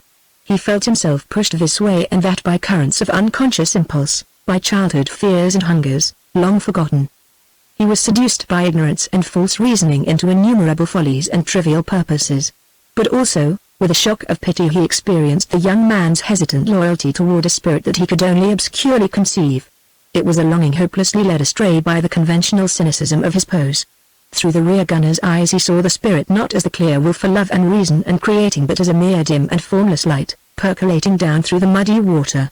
Strange that a being so lacking in clarity should yet, in spite of the torment of his tangled nature and the fetters that society had fastened on him, be able to give his cherished life unfalteringly for so confused and dim a vision of the spirit. Like the imprisoned moth he was trapped in the great machine, nay he was part of the machine, and yet, unlike the moth, he disciplined himself finely to courage and to comradeship in the crew, in fact to the spirit, though shamefacedly, almost unwittingly. What could the great spirit of man himself do more? Within the wider limits of his own ignorance and frailty, he too could only falteringly serve the spirit. Moreover, what was he but the spiritual unity of all his members? He was greater than each merely because he was the best in all, made one in some occult telepathic union. And yet he wondered. Was he not more truly one than many? Then were his members after all mere figments of his own essential and single being? Were they in fact not real individual spirits at all but mere experiences of his own, though received through a host of different viewpoints? But no. That rear gunner, in being less than the consciousness of all mankind, in being circumscribed by immense ignorance and inwardly warped by the impact of a faulty society, must surely have been something more positive than a passing thought of the spirit of man himself, must have been a real though a brief individual, and a gallant individual too, capable of a heroism never to be called for, seemingly, from the great spirit of man himself. For never, seemingly, would the spirit of man be called upon to die for that greater spirit that claimed his loyalty, since he himself was the sole known vessel of that spirit. A mother carrying her child in her own body fights at once for her child's life and for her own, and he, fighting for that greater spirit which he alone could bring forth, was fighting also for his own survival. But the rear gunner had given his life that something other than himself should survive. And the city's dead saint had lived to serve those who were far less admirable than herself. Adoring the spirit, she had for the spirit's sake given herself ungrudgingly. 4. Disease chrysalis. Once more the spirit of man turned to consider the plight of his multiple body as a whole. He could no longer doubt that every organ, every tissue, of his flesh was now in dissolution. His whole substance was turning to fluid for some strange transformation. His whole form was changing like a cloud. What was to be the issue? Again, as so often before, he earnestly questioned whether this dread transmutation was indeed the final and lethal paroxysm of his corroding disease, which had entered him far back in his childhood, or whether it could after all be a glorious though torturing rebirth. Oh, rebirth it might be, must be.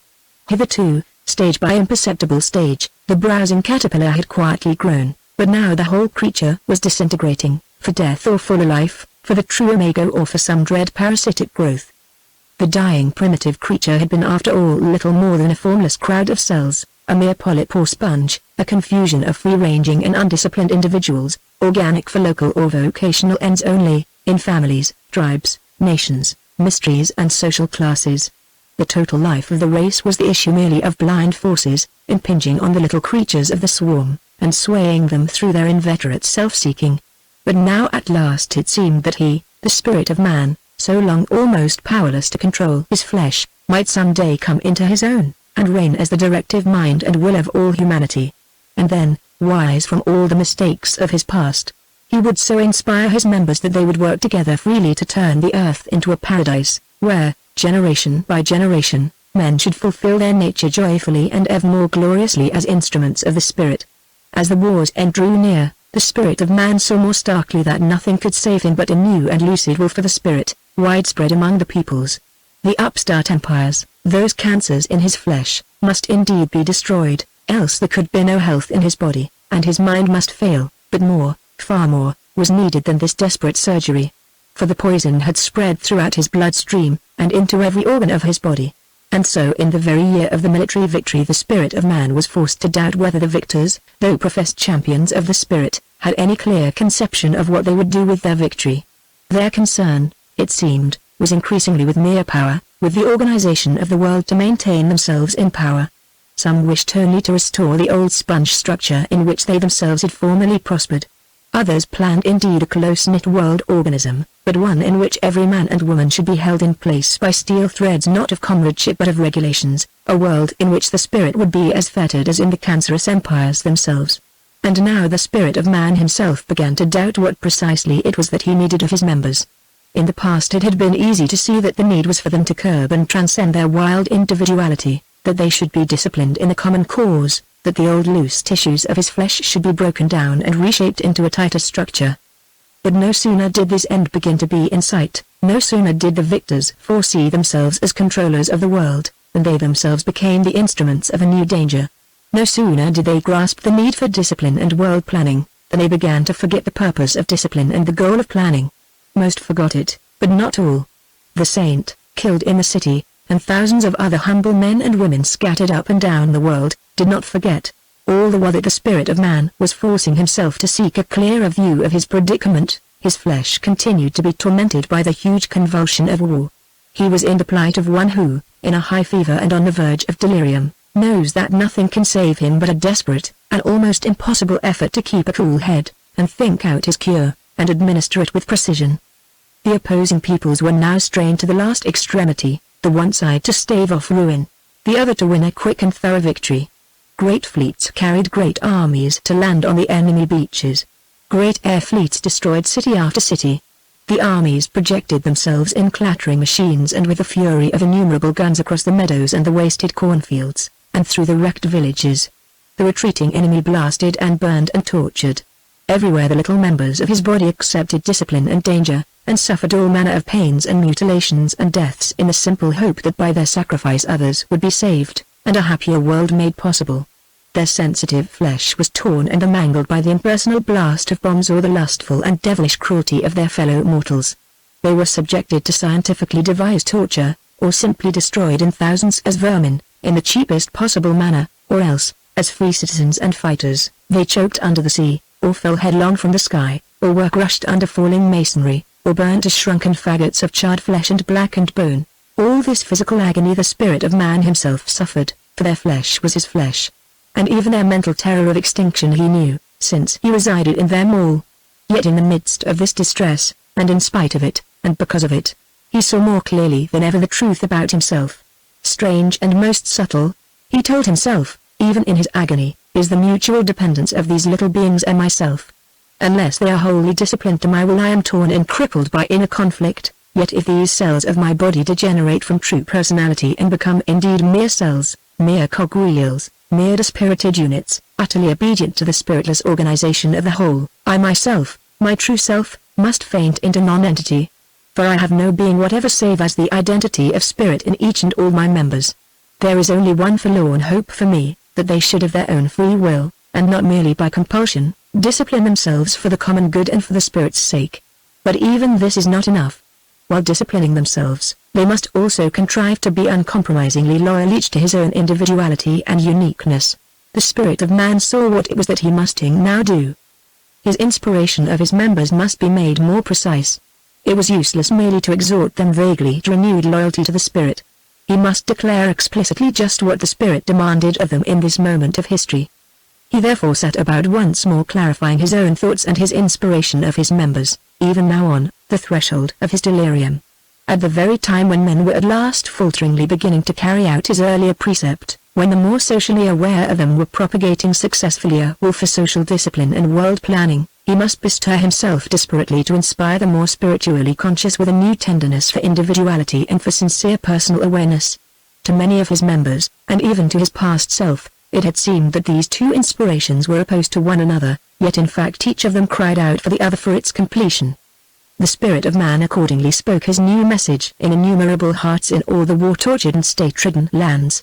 Remember the great prophet of love, he told them. Slowly you have begun to outgrow the limitations of his teaching, but at the same time you have forgotten his truth. He persuaded you no doubt to believe questionable doctrines, declaring that men were immortal and that God was their loving Father, possibilities that lie far beyond human understanding. But he also made some of you see that all men are members one of another, and that only in the active love of neighbors, of comrades, can man find salvation. Therefore, be tender, oh always tender, to the individual human being. Plan, you must, for your world is in disorder. Control, you must, and in your present emergency you must not shrink from using even bombs and tanks and machine guns, for some of the spirit's enemies are very powerful, and too far perverted to accept any other persuasion. And sometimes, when you yourselves have power, you rightly feel that to be less than firm will be a betrayal. But oh, let firmness be eternally married to tenderness. Even the fallen but still dangerous enemy is human, and a warped instrument of the spirit. And the little nobody, working in a factory and coming home tired or starved of joy, claims infinite tenderness, even when in his stupidity or blind self-interest he resists benevolent planning. And let it be written across the minds of all rulers in letters of undying fire that unless your planning gives to each little nobody wings and freedom to use them, you plan in vain. Millions upon millions responded vaguely to the new inspiration, for the peoples were being harassed by a swarm of tyrannies, great and small, evil or benevolent. They longed as never before for freedom. They were sick to death of discipline, of commands, of forms, of identity numbers and regulations. They desired only to be done with the war, and go back to Civvy Street and a good job, and to have enough money to amuse themselves. Moreover, those who had the power of money longed to be free of restrictions on their self-seeking. And so it turned out that this vast craving for freedom was only here and there a will freely to serve the spirit in personal integrity. It was in the main a desperate thirst to have a good time without responsibility for others.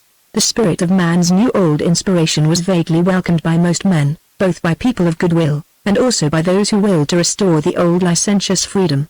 And these assiduously perverted the new gospel for their own convenience. And so the socially loyal, who demanded planning, condemned the new longing for freedom as a trick of society's enemies. Very few welcomed it as the completion of their own social gospel. Once more the spirit of man's inspiration of his members failed, perhaps partly through the weakness and confusion of his new prophets, but mostly through the irresistible impetus of social forces which were grinding mankind fatally into the harsh and lethal forms of the worldwide ant-state. 5. The end of the war, the bells clang for victory. The trumpets blast and the flags wave. Troops march in procession through every city. Crowds cheer. They cheer for a golden but a phantom future. The past is but a pain in the memory. None but the bereaved and the mutilated greatly care for it. The bells clang for victory, for peace, for the passing of life's long blackout, for the return to Civvy Street, for the hell of a good time coming, and for the triumph, so the victors say, of the spirit over the powers of evil that so nearly conquered the planet. But the spirit of man does not greatly rejoice, for though one disaster has been gallantly prevented, another is in the offing. One paroxysm of his disease passes, but the disease is not cured. The chrysalis is astir for the great rebirth, but the moth is still imprisoned, and the parasite snugly housed in every cell of his fever-weakened flesh. The spirit of man, though hoping still, confronts the future with misgiving. 6. Fourth interlude, time and eternity, today. Tomorrow. Today comprises the whole present universe of infinite detail and inconceivable extent. Today is fields and houses and the huge sky. Today human creatures are being conceived, are born, are loving, hating, dying. Electrons and protons in their myriads are everywhere busily performing their unimaginable antics. Planets attend their suns. Galaxies drift and whirl. All this today comprises, and with all this the whole past is pastly present in today, Queen Victoria, Babylon. The Ice Ages, the condensing of the stars in the primeval nebula, and the initial inconceivable explosion of creativity. But tomorrow? It is a wall of impenetrable fog, out of which anything may come. When we remember or discover the past, we confront something that is what it is, eternally though pastly. It is such and such, and not otherwise. Our view of it may indeed be false, but it, in itself, is what in fact it was, however darkly it is now veiled. No fiat, not even an almighty's, can make the past be other than in fact it was, and eternally is. God himself, if such there be, cannot expunge for me the deeds I now regret. But the future? It is not veiled, it is nothing. It has still to be created. We ourselves, choosing this course rather than that, must play a part in creating it. Even though we ourselves, perhaps, are but expressions of the whole living past at work within us, yet we, such as we are makers of future events that today are not. Today the future actuality is nothing whatever but one or other of the infinite host of possibilities now latent in the present. Or perhaps, for how can we know?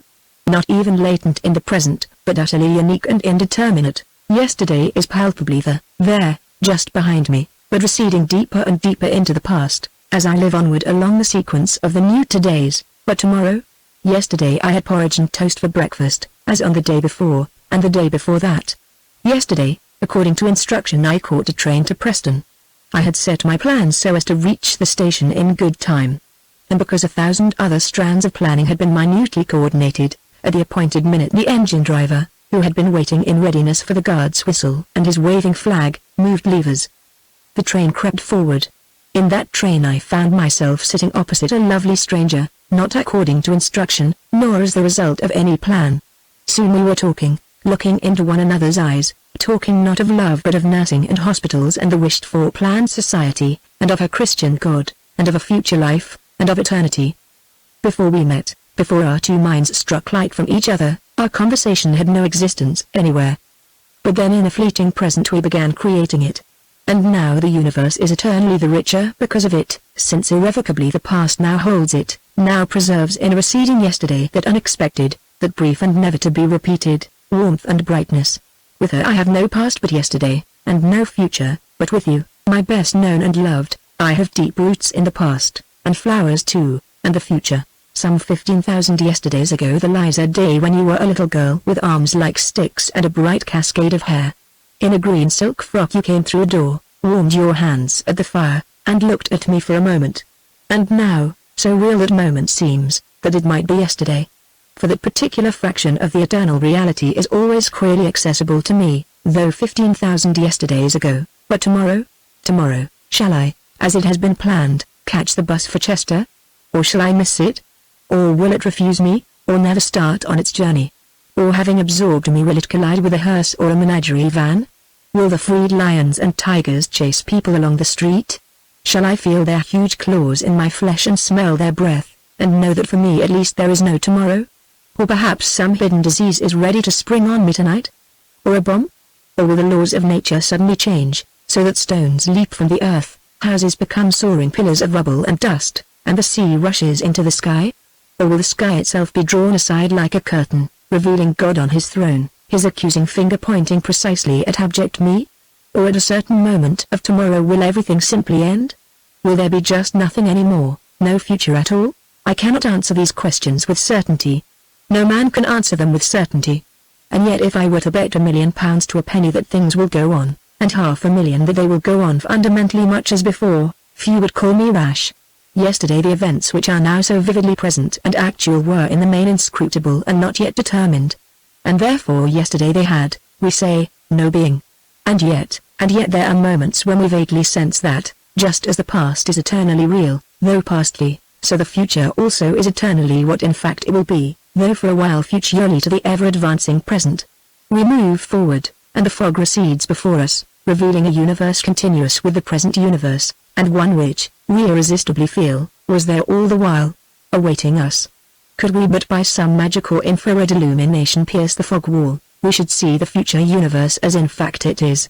So at least we sometimes irresistibly feel.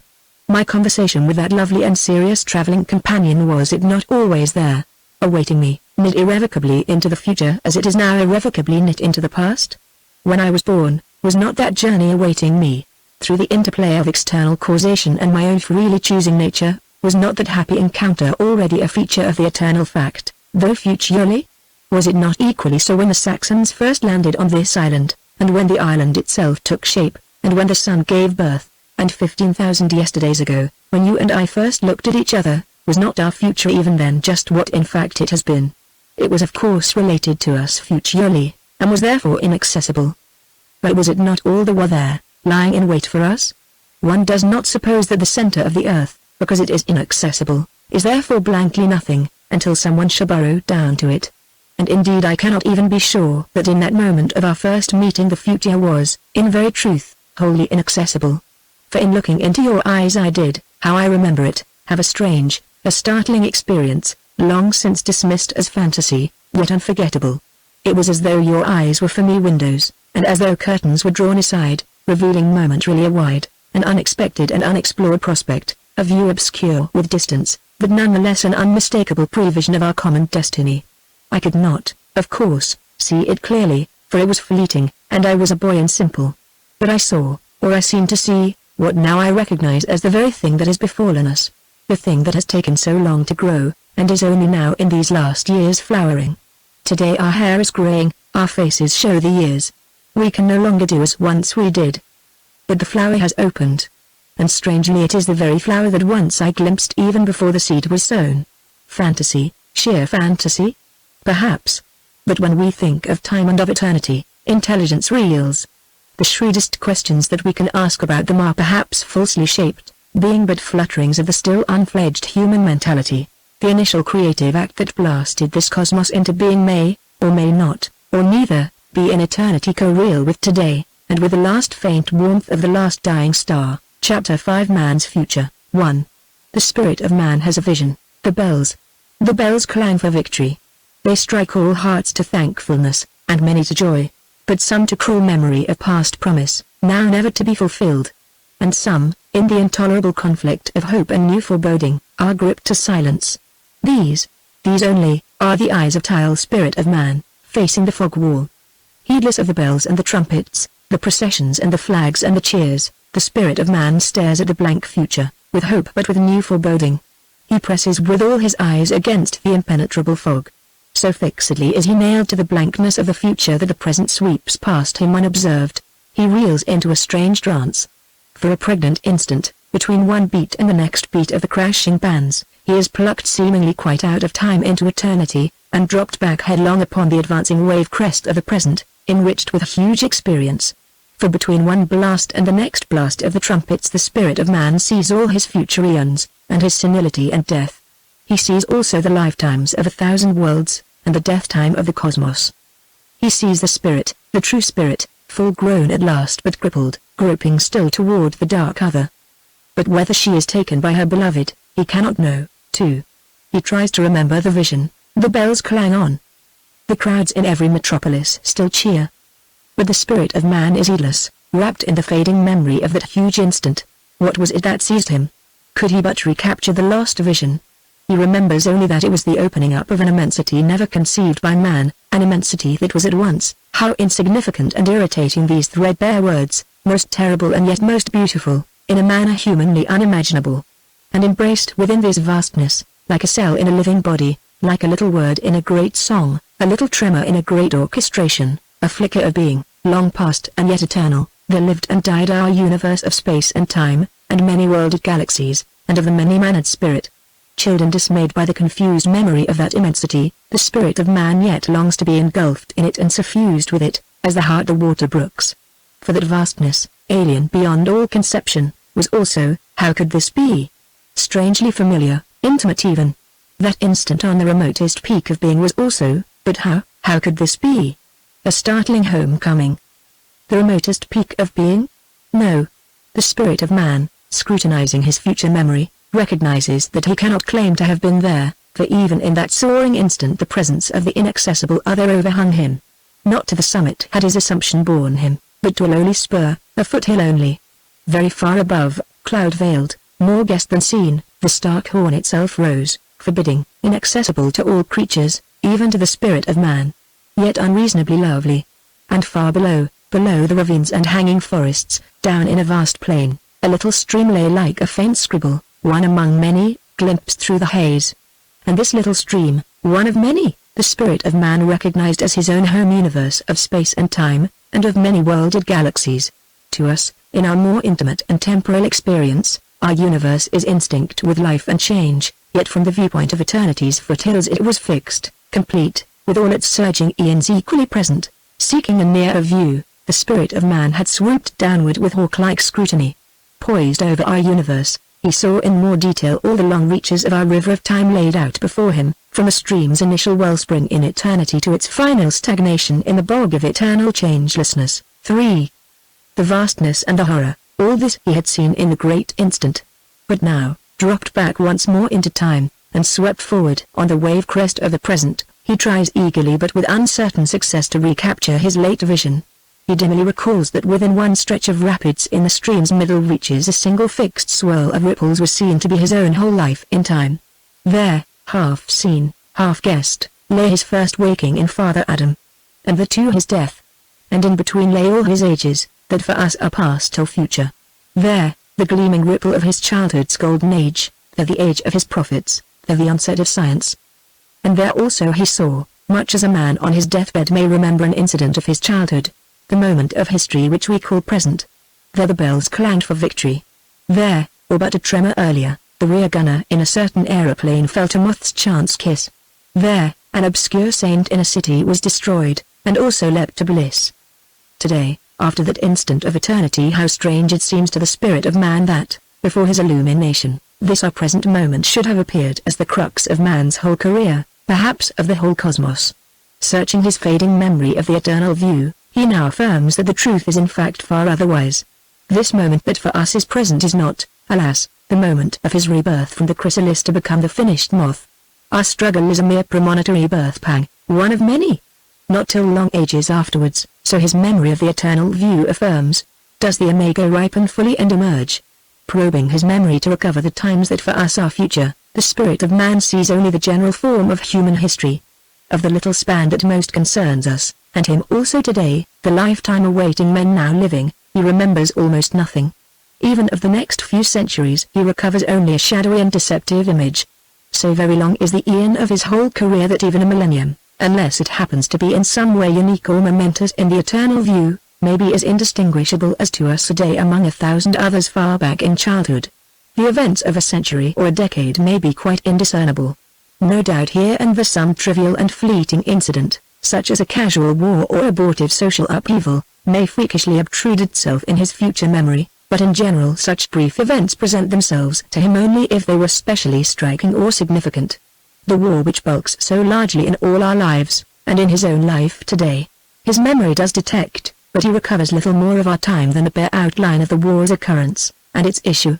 It was a minute though vivid incident in a far lengthier phase, namely the Great World Revolution, which, though today its achievement seems to us almost at hand, lies in fact very far away in the middle distance of his immense lifetime. In the light of his future memory, if memory it is, he now regards today with sober judgment. For in the decades and centuries to come he seems to see war upon war, each more destructive than the last. Century by century ever more shattering explosives were flung from country to enemy country, from continent to continent, half circling the planet. Poison gases and the bacteria of disease were in due course freely used. With subatomic power men contrived to blast their cities instantaneously into rubble, to tumble mountains into populous valleys, to sink whole countries under the invading ocean. Nay worse, with newfound psychical techniques enemy governments attacked one another's populations, driving whole peoples crazy, so that millions turned berserk, slaughtering one another aimlessly in the streets, murdering their own children, flinging themselves off high places, or into the sea. These maniac deeds the spirit of man remembers only in a shadowy way, and with the aloofness of one remembering a dream. For he recalls them through his instant of exaltation in eternity, as old unhappy far-off things, needful somehow for the eternal glory, and themselves thereby redeemed. But when he turns from his remote vision to the actual past, and recalls in intolerable detail the horror of our own war, and of the scientific, the diabolic torturing that preceded it, and behind that all the savagery of men throughout his long experience, the illimitable vistas of man-made horror, past and future, appall him. What present benefit, he cries, what remote utopia or far-off divine event, can recompense the brief personal beings of my flesh for such agony and such curtailment of their fleeting lives? And now, quickened by his memory of past distress. His imagination feels the full weight of future pain and sorrow. The torn flesh, the crippled minds, the hopes frustrated, the loves cut short. Inexorably they pile up, century by century, age by age. And with shame and despair the spirit of man recognizes that much of this huge weight of misery must burden his own conscience. For again and again he himself through ignorance or obtuseness had inspired his members falsely, to their destruction. Surely, he cries, it would have been better if I had never been conceived on this planet, if terrestrial life had remained forever subhuman. For, though nature, red in tooth and claw, is brutish, man is devilish. But no sooner has this cry escaped him, than he reminds himself that it was but half the truth, nay less. For how tender toward one another could his members be, and how aspiring, when their nature was not poisoned by adverse circumstance. From Father Adam to the last of all human generations men had struggled constantly in their confused, conflicting ways, to be true to the spirit in them. And in some ages, past or to come, whole peoples had reached the very threshold of a gentler, richer humanity. But all, if he must believe his vision, must in the end be vain. Never in all the future eons, it seems, is man to fulfill his promise. The moth, trembling vainly on the brink of flight, must in the end be crushed. Dismay at that remote disaster weighs down upon the spirit of man. But then, like one who has stepped into a deep bog or quicksand, and throws himself on his back for security on the firm ground, the spirit of man desperately reverts to his high vision of eternity. For the ice peak still strangely holds him. Darkly he knows, or seems to know, that the suffering of 1,000 worlds and countless universes is somehow transfigured in eternity. But how? But how? He cannot know. Even on eternity's foothills he could not know. And now he knows only, as he knew then, but then more clearly, that in eternity all is indeed transfigured. He knows also, with dread but with acceptance, that not only for his little members but for him also the future holds, along with joys and half-awaking, 1,000 pains, and in the end annihilation. Yet, knowing this, he also knows in virtue of his instant of eternity, that the agony and sorrow and annihilation will not have been in vain. But how? But how can it be not in vain? For the moth breaks from the chrysalis, impatient lest the vision should escape him wholly before he can grasp its import. The spirit of man scrutinizes it more closely, passing forward along the darkling corridors of his future memory to reach once more and to comprehend more clearly his remembered death and that which followed after, not seemingly to him but to some other. Awakened in his death, he sees that even during the recurrent wars of the near future the new texture of his multiple body was still slowly forming. More and more, mankind was becoming an organism, though still torn and warped by the repeated paroxysms of the disease. An organism, or a mere mechanism. It was a system knit for power, not for the spirit. Alike in peace and in war the lives of his little members were gripped ever more strictly in the organic mesh, a steel mesh alas not of comradeship but of the mechanism which their science had spawned. And so they were knit more and more closely together as the flesh of a single worldwide creature, though a creature still prone to internecine conflicts. And though, through men's diabolic inventiveness, the horrors of warfare became ever more destructive, they became also briefer and rarer. For the unity of the world organism painfully but triumphantly reasserted itself, gripping its rebellious organs and all its little individual cells ever more firmly in the steel mesh. At last there was no possibility of any further rebellion. Wars ceased. All the tissues of the imago, it seemed, were fully formed and integrated, but by mechanism and domination only, not in the spirit. Something was very wrong. The formed creature could not burst the chrysalis. The moth could not free its wings and fly into the new world that awaited it. Humanity, though it had possessed itself of all the resources of its planet, and though the whole life of mankind was fully organized for power, was paralyzed. The spirit of man was paralyzed in all his members.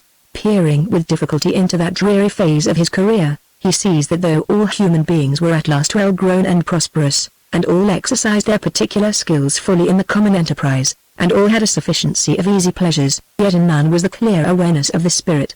Reason was fettered, love stifled, and there was no creating. All men performed by rote the activities that were allotted to them, and none, or very few, asked what was the purpose of it all. The tradition of the spirit was lost. Men lived in an endless sleepwalk, as the centuries and the millennia passed, and the moth, man, still lay paralyzed in the chrysalis. A subtle decay secretly began to lay hold of all its tissues. For the creature could not live its living death forever without corruption. The spirit of man remembers how, when he himself was already faint with the sluggishness of his members, and fearful of annihilation. He put forth a passionate fiat to give light to the clouded minds of men, so that here and there a few were disturbed in their somnambulism. Little by little, these few, groping century by century, and often martyred for their recalcitrance to the great mechanism, recreated the lost wisdom, which the forgotten prophets had long ago conceived, and overlaid with fiction.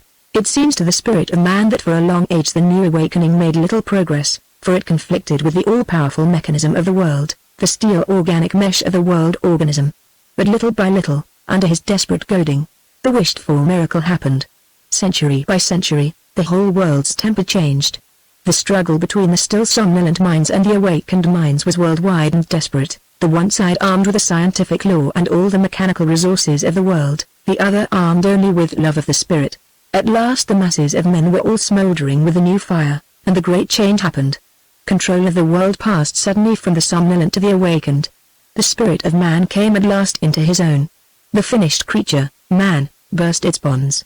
The moth, emerging from the close world of the chrysalis into the great air, spread frail, cramped wings to harden in the sunlight of an ampler world. It was a perfected, yet an imperfect creature, fashioned through and through for life in a new element, yet through and through scarred by the grub's old disease. For the past ages of hate and fear had left their mark on the very texture of human mentality. Men were no longer slaves, but their minds were molded to a culture fashioned by men in chains. The moth was formed and free, but weak and sickly.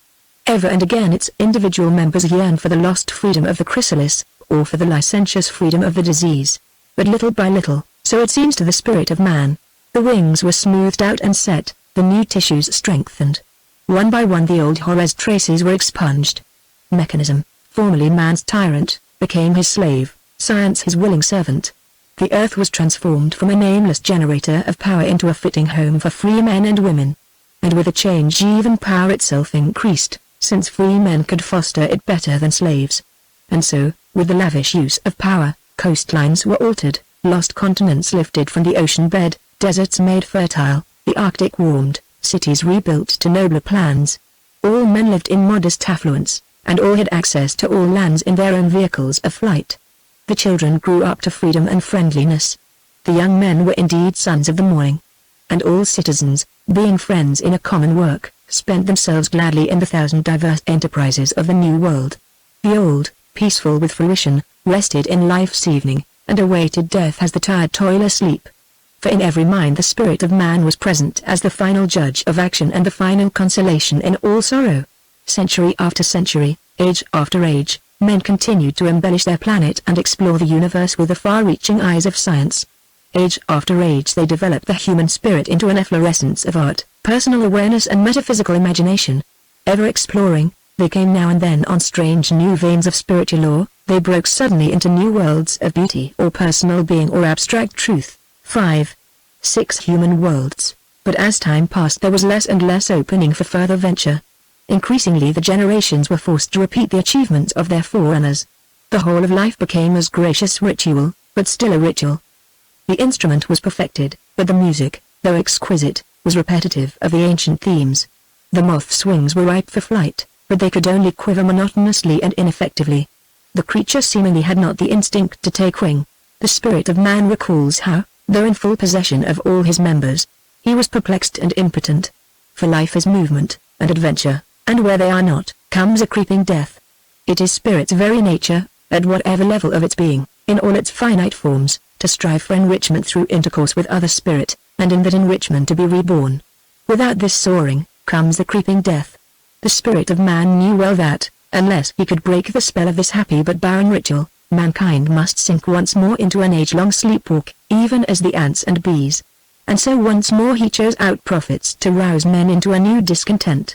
In answer to this new call the human race once more bestirred itself. Violently once more the moth's wings trembled for flight. And that it might at last succeed, men now gave their main energies to perfecting human nature for sensitivity, intelligence, loving and creating. In due season a race of nobler human beings peopled the earth.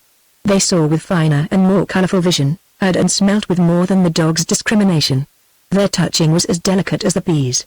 With far-reaching and deep-probing intelligence they swept aside the primitive concepts of their forefathers and fashioned a whole new universe of ideas, adequate to their new experience.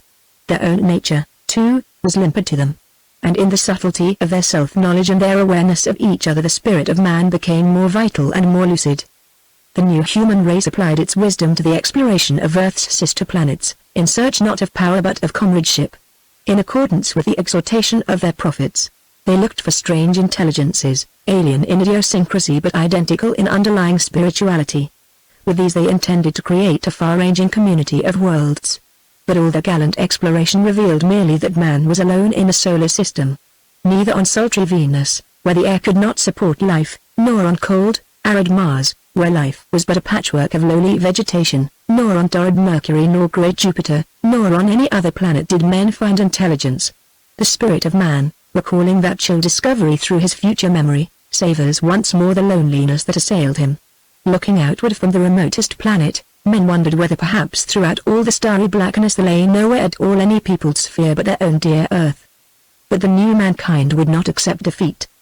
They set about the daring task of producing, even from human stock, races adapted to live in those desert planets. For such races, living in such different worlds, would surely be so far different in body and mind from terrestrial man that together the peopled planets would indeed create a new diversity and depth of spiritual insight and community. This was accordingly attempted. And after many centuries of millennia the solar system became a commonwealth of eye-minded worlds, each occupied by a race fitted to its peculiar conditions, and unviable elsewhere. And the spirit of man was the spirit identical in those diverse populations. Thus Venus, habitable now in virtue of the oxygen suspired by a specially bred vegetation, was the kindly home of a humanity fashioned to her sultry climate. Mars, now gifted with an enriched atmosphere, supported deep-chested giants who leapt and climbed like gibbons in their little world. On massive Jupiter and ringed Saturn pygmies with mighty thighs, and feet like pedestals, held themselves with difficulty upright against the tug and pressure of their planet, and fought the eternal cold with power from fractured atoms. Even on far Uranus small fat protected human creatures lived in underground cities. Only the two outermost planets remained uncolonized. Each of the 6 worlds developed through the centuries its own appropriate way of life, its own art and wisdom. Each was sufficient to itself for life's necessities, but all shared the luxuries and the art and wisdom of all.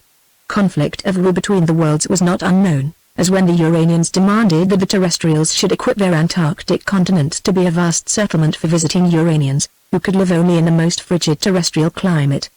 But since all these races, though so diverse, were loyal to the spirit of man, identical in them all, conflict, though often distressing, was an enrichment.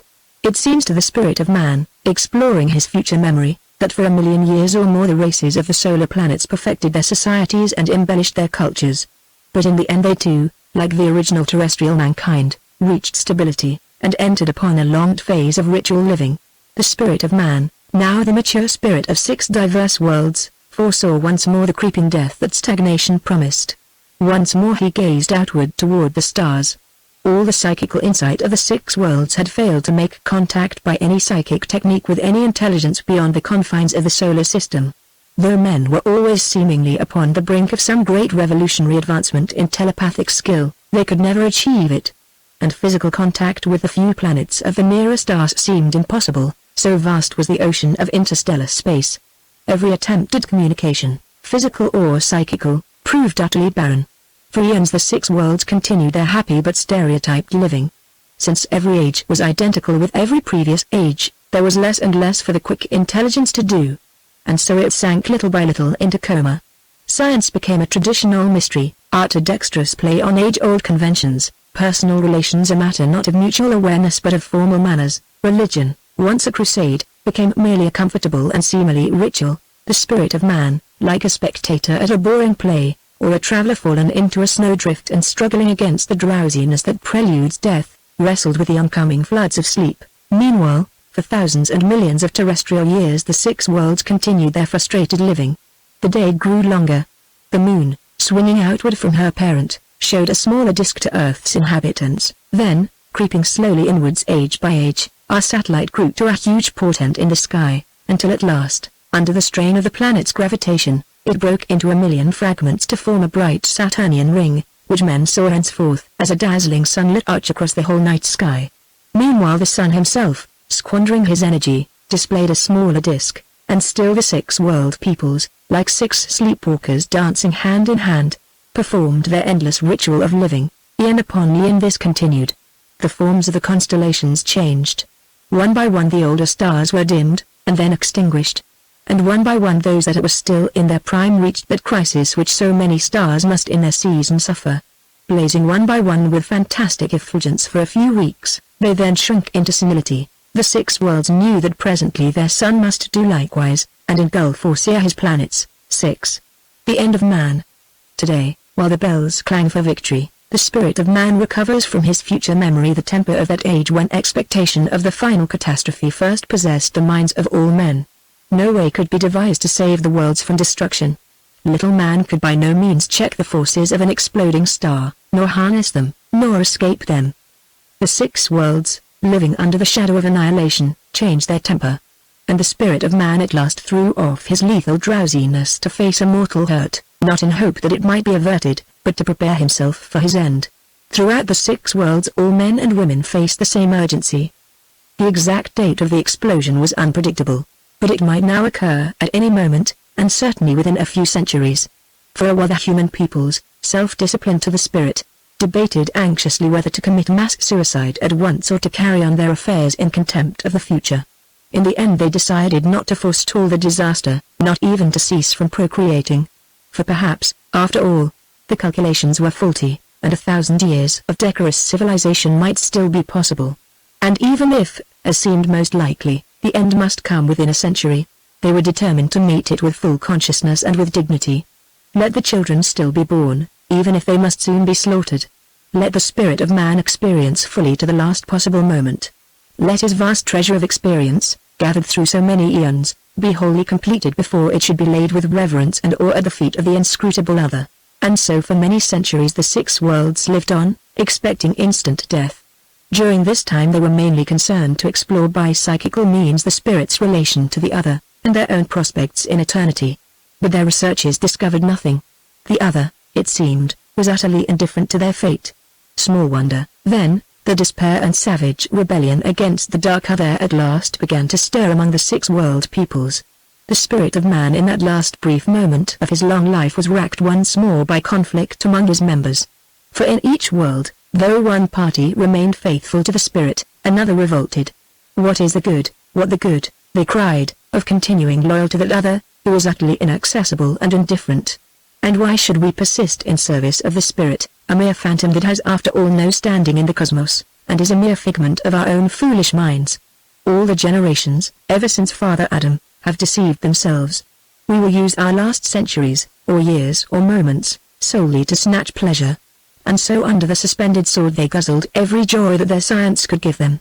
And those upon Uranus, hoping against hope that by some rare chance, or unforeseen eventuality, there might be too far out from the sun to be caught within the actual incandescence, burrowed frantically into the deep rock of their planet, extending their subterranean cities, to escape the coming heat. But in every world a large number of those ultimate human beings remained loyal to the spirit. Though we alone, they said, in all the cosmos may be the spirit's vessels, and we so soon to vanish, yet we are for the spirit even to our last breath. The spirit of man, though once more he was not master of all his members, was absolute in many. Awake, as in no earlier moment of his life, he saluted the other, and prepared for the last agony, and sleep. The moth, the finished creature that had never flown, now faced its death. And though despair threatened to paralyze its limbs once more, the tremulous wings now beat with new power, beat bravely, beat with the strength and rhythm almost of flight. But presently wings and flesh and spirit must all be shattered, crushed by giant footfall. On a certain day the sun's gathering energies, pent within his shrinking surface, burst suddenly abroad. An expanding sphere of fire welled outwards. For a few hours the peoples of the six worlds were blinded by sheer light. Then world by world they were engulfed in flame. The spirit of man, like the rear gunner whom so long ago a moth had kissed, was annihilated. 7. Fifth interlude. The house without you. I have come home to an empty house. For 3 nights and 3 days it will be without you. It is the same house as ever, but so different. A hearth without a fire, a lamp unlit, the score of a song that is not being sung. In the dining room, on your chair's back an old blue coat waits where you left it. In the kitchen your gardening gloves hang over the fireplace, while the clock counts the seconds of your absence. In the larder are the dishes you have cooked for me, to last till Friday. In the bedroom, an ancient hairbrush and a crippled comb, scent bottles, books that you never have time to read, and pamphlets, leaflets, papers, and the bed, soon to be freighted on one side only. The sooner I must sleep the better, for without you this place is not home. When you are here, it is the very stronghold of reality. The wind may howl around it, but always vainly. True, a welter of phantoms is ever surging against these walls, phantoms of war, social conflicts, evolutionary forces, and, beyond all, the cold unknown. They are all huge and formidable, and some of them must actually be dealt with, and yet all of them, while you are here, are insubstantial, somehow unreal. Even the bombs that shook the house, so that a particular rattling door handle always cows me, were somehow, for all their screaming and blasting, not quite real. But now, with you gone away, there is no light here to drive back the invading shadows, no warmth to withstand the outer cold. The phantoms have turned real. The wind's howl is frightening. The all too tangible weight and pressure of a brute universe thrusts against these frail walls. They sag inward, they crack and gape, revealing the driven clouds, a war-sick planet, and the dying suns, gripped within the eternity of the cold dark. But on Friday when you come home, the lamp will be lit once more, the song will be sung again, the ghosts will be laid. For the thing that unites us, the spirit that comprises us as the sphere its hemispheres, will be once more and indubitably the heart of reality. Chapter 6 The Cosmos, and Beyond. 1. The Cosmical Community. Today, while the bells clang for victory, the spirit of man remembers futurely the instant of his death. His vision, snatched between one stroke and the next stroke of the bells, was just the vision that will confront him in his future dying, now precognized. With perplexity and wonder he now in future memory reviews his dying. For in that instant he, even as had happened to a certain rear gunner eons earlier, was both destroyed and wakened. In the very act of falling headlong into eternal sleep and nothingness, the spirit of man saw all his ages miraculously displayed before him, from his conception in Father Adam to the destruction of his 6 world peoples. The many phases of his life were all present to him, like a string of beads, various, each one variegated and darkly translucent, each obscurely revealed within itself depths of meaning formerly hidden from him. And in that instant of his annihilation, while he assessed each movement of his life, he was anxiously aware that another being, not his familiar self, was also judging, watching, as it were, over his shoulder. This alien self, that was not his familiar self yet had always been routed in him, entangled in his every desire and thought and act, but mainly impotent and tranced, seemed now fully awake, and intent on extricating himself stage by stage from that prolonged entanglement in merely human living.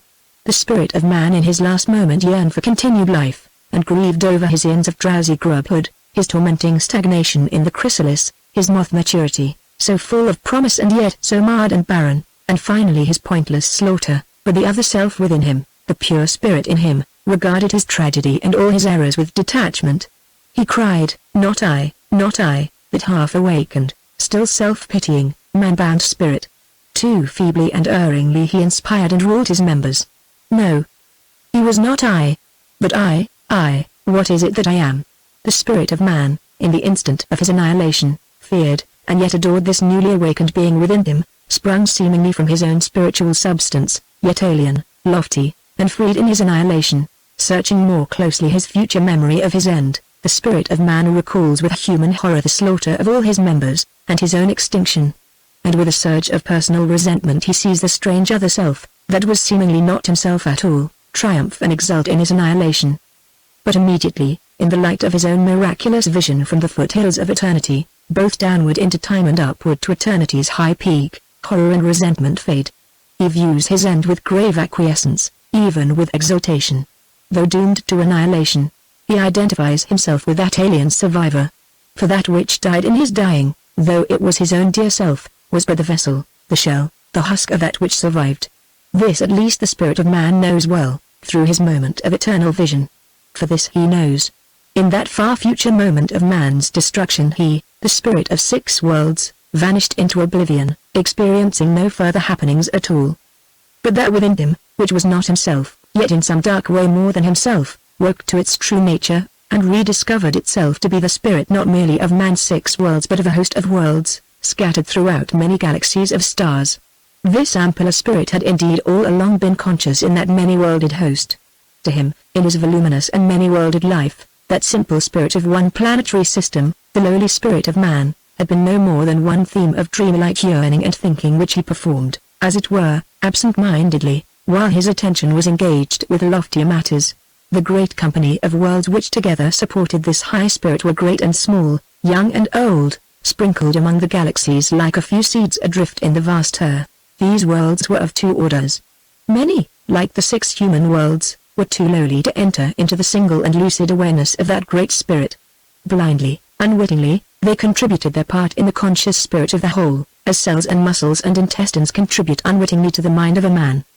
But other worlds, more developed and lucid, were like the brain cells that together are conscious as the man's individual mind. These more lucid worlds, though greatly diverse in idiosyncrasy, were all alike in that their peoples had reached to psychic powers impossible to men.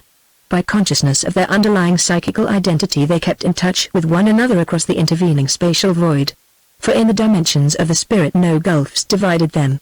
In the spirit they were consciously together, they were one. Thus their worlds were indeed the multiple brain of the cosmical spirit. The concern of these awakened worlds, so it seems to the lowly spirit of man, was almost wholly with the life of the spirit. But of the nature of the spirit's life on this high plane the lowly spirit of man perforce knows almost nothing, since his mentality is of a lowlier order. This alone he knows, that the cosmical community of worlds like all true spirit was intent on contemplation of all the sensuous and spiritual subtlety of the cosmos, and chiefly the subtle mutual awareness of personal beings of every order, intent also on creating through ever new forms of art and philosophy and personal intercourse, new modes of the spirit. In this high common enterprise the lowly spirit of man in his 6 worlds had, of course, no conscious part whatever. For the human moth had never dared to fly into that high psychic sphere where world peoples are consciously one spirit. Man seemingly was too lowly a creature for such adventure. His function in the life of the whole was seemingly no more than to contribute unwittingly to the ground turn or temper of the great cosmical spirit's life, or was his case more tragic? Perhaps man was indeed potentially of the sort to play a conscious part in the whole's life, but maybe he was so crippled that he remained forever impotent. Perhaps the 6 worlds were by nature fit to enter consciously into the cosmical spirit, but perhaps man had been too grossly poisoned by some alien and hostile influence ever to fulfill his true destiny. The moth was indeed seemingly meant for flight, but its chronic disease had crippled it beyond recovery, and if this is indeed, as seems most likely, the truth about the 6 human worlds, maybe it is the truth also about many other of the abortive worlds up and down the galaxies.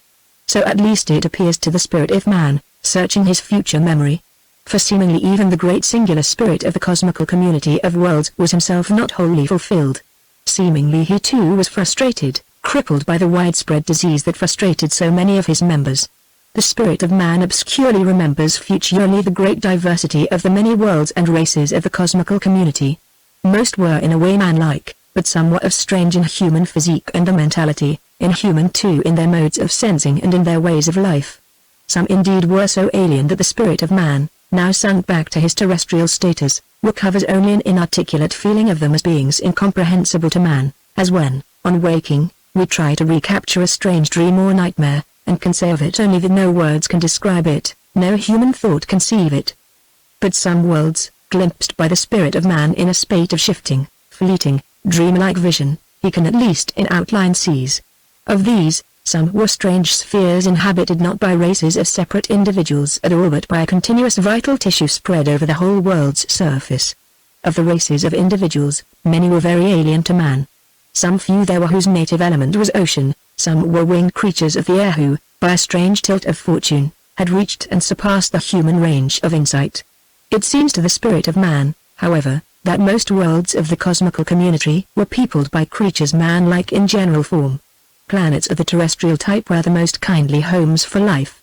Though previously the spirit of man had remembered futurely his own future career continuously up to the moment of his annihilation, now, confronted in memory with a host of man-like worlds, he half doubts which of all these man-like races was in fact the race that he himself had possessed. Was he indeed the spirit eye of those 6 worlds that their sun had devoured? Or was he, after all, one of those other man-like races, of better fortune, that had in the end become members of the cosmical community? Or perhaps he was one of the many that had never even emerged from the chrysalis, or one of those most unfortunate spirits whose members had learned too soon to rifle the energies of the atom, before they had spiritually awakened to the right use of power. many such dangerous adolescent races his vision now obscurely reveals. One at least wielded its destructive energy so murderously in internecine warfare that its world became an unpeopled desert. Some, using their power to remold their own biological nature before they knew what was truly to be desired, rendered themselves physically inviable, or simply insane. And not a few, ignorantly tampering with mighty forces, burst their planets into rifts of asteroids. The more the spirit of man broods upon the host of worlds, the more he doubts as to which of the many glimpsed man-like races was indeed his own. Perhaps after all he had been resident in one of those few races that had moved forward from strength to strength till in due season they had learned the art of exploring the whole cosmos by telepathy and clairvoyance, one of those who had in due season played a pioneering part in founding the cosmical community. He cannot tell. But most probably, yes, almost certainly, he must be indeed the spirit of those 6 lowly worlds, destroyed by fire, too. Life and death of the cosmos. The spirit of man remembers that from his viewpoint on the foothills of eternity he saw the birth and the death and the whole life of the cosmos. He witnessed the first instant of cosmical time when the creative fiat of the Supreme Mother issued in a spaceless point of light, pregnant with all the energies of the future cosmos. But of the fiat itself and of its source, he knows nothing. For even in his eternal instant the peak was but a lofty whiteness scarred with precipices, glimpsed fitfully beyond the high white clouds. But well he remembers how, from the inscrutable fiat, space and time and all physical energy and finite spiritual potency gushed forth. From that first moment of cosmical time the expanding gas cloud swelled, and presently disintegrated into cloudlets. These in turn, whirling and flattening and trailing spiral streamers, crumbled into stars. And here and there, a flying whirlpool of primeval power collided with some star and tore from its substance the material for future planets. And here and there among these new worlds sprang life, and here and there, spirit. One by one the galaxies matured. More and more of the minded worlds made psychic contact with each other across the deserts of space, or rather they probed psychically down into their own nature till they reached their hidden unity of spirit. And in their diversity, and their underlying identity of spirit, the cosmical community grew ever richer in experience and more single in purpose. And in this singleness and richness awoke the spirit of this many-galaxied universe, this cosmos. For the spirit of this cosmos was simply the identity of experience and of rule presiding in all this rich diversity, and it precariously commanded allegiance through all conflict. Again and again there was bitter intermundane strife in which the weapons were not physical but psychical. The antagonists, separated by impassable tracts of space, could nonetheless destroy each other's minds by direct psychic impact of mind on mind, or disintegrate one another's hard-won community by subtle dissemination of psychic poison among the minds of the enemy world. The causes of this cosmical strife lay always in discord about the way in which the community of worlds could best fulfill its destiny as the vessel of spirit. These wars were all religious wars. The casualties were worlds poisoned beyond recovery, derelicts of spirit.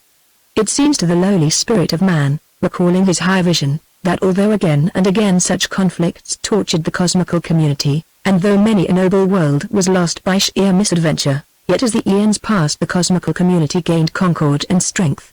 Its member worlds became more and more intent upon their common purpose. And this common purpose, so it seems to the lowly spirit of man, was the will that every individual life in all those diverse worlds should be a theme of rich and true experience and of spiritual creating, and that each individual should be knit inwardly by sensitive love into the lives of some few diverse others, and by far-flung threads of comradeship into the whole life of his world, and of the cosmical community, and that the cosmical spirit should preside unquestioned in every mind, and be the single experience of the whole cosmical community, fulfilled in knowledge and in love. But the life of the cosmos could not last forever. Even as each minded world, each man and woman, each little fly and moth, must in its season die, so also must the great spirit of a cosmos. Already the myriad beings of the cosmos foresaw the cosmical death. The physical energies of the cosmos were constantly dissipated. Star after star was extinguished, like a spark drifting on the wind. World after world was compelled to maintain its heat and life artificially by the disintegration of the atoms of its planet's rock. Race after race was forced to refashion itself eugenically for life not on a planet but on the cooled surface of its former sun. After eons beyond computation, the cosmos became a dark waste with here and there a few sparks of artificial light, where the races of intelligent beings still struggled to keep alive, and to maintain the cosmical spirit in full lucidity until the end. The dying community of the cosmos, indeed, now planned its fading life for one unshakable purpose. So long as the races could still maintain the cosmical spirit in full lucidity, they would live on, to gain for the spirit the last possible wealth of experience. But when at last they were faced with inevitable degeneration, then one by one the races would destroy themselves. For it was the constant will of the cosmical beings that the cosmical spirit should die not inch by inch but in full lucidity. Ever since the first intelligences in the first of all the worlds had first become vessels of the cosmical spirit, they had also yearned with fear and adoration toward the dark other, the cosmical spirit's alleged creator.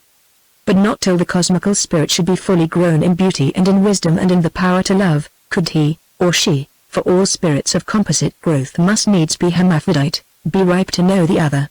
In the last days of the cosmos, the spirit of the cosmos longed impatiently to meet her unseen lover, knowing nothing of him but that she had great need of him. And she had strong faith that he too needed her. But the issue of her death was not to be as she had expected. 3. The spirit and the other.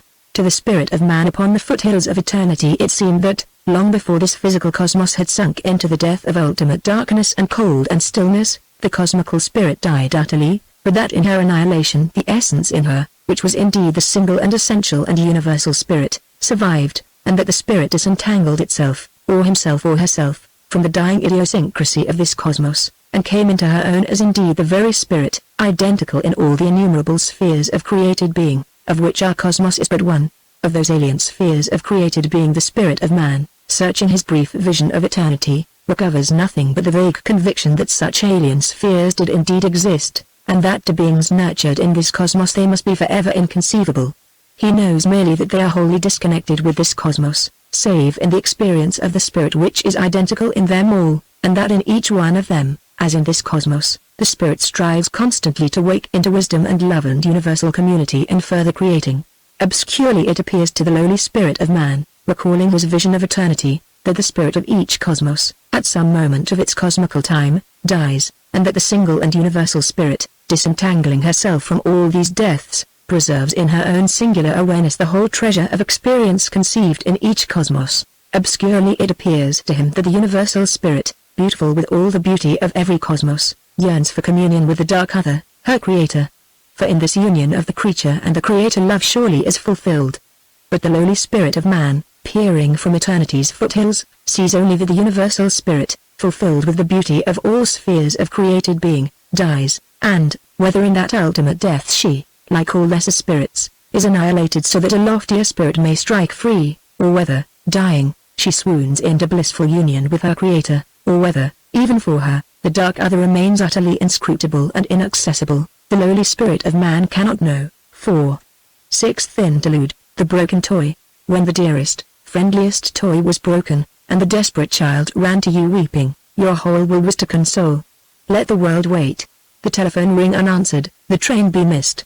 Nothing, sublunary or celestial, must come between you and the soothing of this grief. With kisses, hugs, exhortations for courage, and slyly intruding jokes, oh soften the tragedy, and rouse at last to one, reluctant, ludicrous, watery smile, or perhaps you would say, let's see if Daddy can mend poor Jumbo. Then I, feebly rebellious, but mastered by the urgency in tearful eyes, and the sight of your tenderness, would set about clumsy surgery, so that Jumbo might return to the loving arms, patched, maimed or squinting, but more or less himself. This passion of tenderness, which blazed in the child for the toy, in you for the child, sprang, so my heart confidently affirmed, from the heart of the cosmos. But the perennial slaughter of the innocent, and Hitler's gospel, and the stern law of entropy? The comforted child beamed on mended Jumbo, and you on the child. Chapter 7 Salvation. 1. The spirit of man grieves for men. The spirit of man is daunted by his station on the middle heights of the great hierarchy of being. Above him rise range upon range of spirits, up to the universal spirit, and beyond, even beyond the very spirit whose essence is intelligence and love and gallant creating, towers the veiled, the inconceivable other. The spirit of man is daunted by the knowledge that he himself, like men and women, must in due season die. And yet, contemplating his death, he finds full peace in the expectation that his life must give some slight enrichment to loftier beings than himself, and finally to the very spirit. But then, looking downward upon the myriad little individuals alive or dead, on earth and on the host of worlds, he sees that very few of them are capable of that peace, so fettered is each one to his own individuality, fearing extinction as a child in the dark. Compassion stabs the spirit of man on account of the littleness, the helplessness, the cruel frustration and torment, of the swarms of these minute abortively personal beings. Hot protest surges suddenly in him against the other, who seemingly permits this misery. But then, remembering the glimpsed high peak of being, the cold, the fair, the dread, he whispers in his own heart, "Thou! Oh, thou! Your little short-lived creature scorns to judge you. And yet could I but see, but feel, your will's rightness. But thou! Were I to condemn, yet must I adore." And now a thought dawns on his mind's darkness, a thought about his own experienced salvation, and so about the salvation of all spirits. "There is nothing positive," he says, "nothing essential in me at all save the universal spirit herself, deprived in me of all her nature but the little part that can find expression within the cramping limits of humanity. In my dying she, who is more I than I myself, strikes free. And in her freeing I, so says my recent vision, find completeness. What dies in my death, dies utterly, but what survives is utterly fulfilled in the untrammeled spirit." And further, in that vision of my future death, did I not see myself in death's instant relive my whole terrestrial life, watching it with new eyes from the high foothills of eternity? Did I not see my sorrows and my shames, my errors and my hounding remorse, all transfigured, all duly placed as features within the grave and lovely pattern of the cosmos?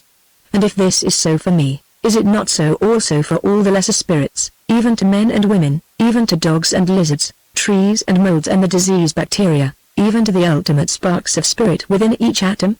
When death annihilates them, the spirit in them strikes free and climbs the heights of being, to waken fully as the universal spirit. And will not she, each time this happens, she whose very essence is love, lovingly look back upon those little lives, and in compassion recreate those little spirits for a while within her vastness, so that each may see its little life transfigured in the pattern of eternity? And then will not each little recreated spirit, having found this fullness and salvation, gladly sleep again forever? In each of them what utterly dies is his separateness and his blindness. If this is he, then he is indeed destroyed, but if he is that alien who wakes in his dying, then he it is who rises to the very foothills of eternity, and sees his little earthly life transfigured. Surmising in this way about the lowlier spirits, the spirit of man recovers peace of mind. For if this thought be true, all, even to the least, find a salvation more blissful than any that any of them could have the wit to conceive. But now the spirit of man finds his new peace still precarious. For once more he remembers the dread, though worship-compelling, are there. And once more doubting, he fears once more for the salvation of his fellow spirits, so uncaring seems the other, so unresponsive, so heartless. Yet, fearing, the spirit of man still adores. For the very spirit herself, in her extremity of death and loneliness, still adores. And so, he cries, must all the lesser spirits too, when they are recreated within the very spirit.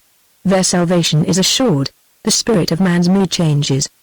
Brooding on the terrestrial lives of men and women in their ineluctable molding by brute circumstance and blind historical forces, he loses all sense of the other.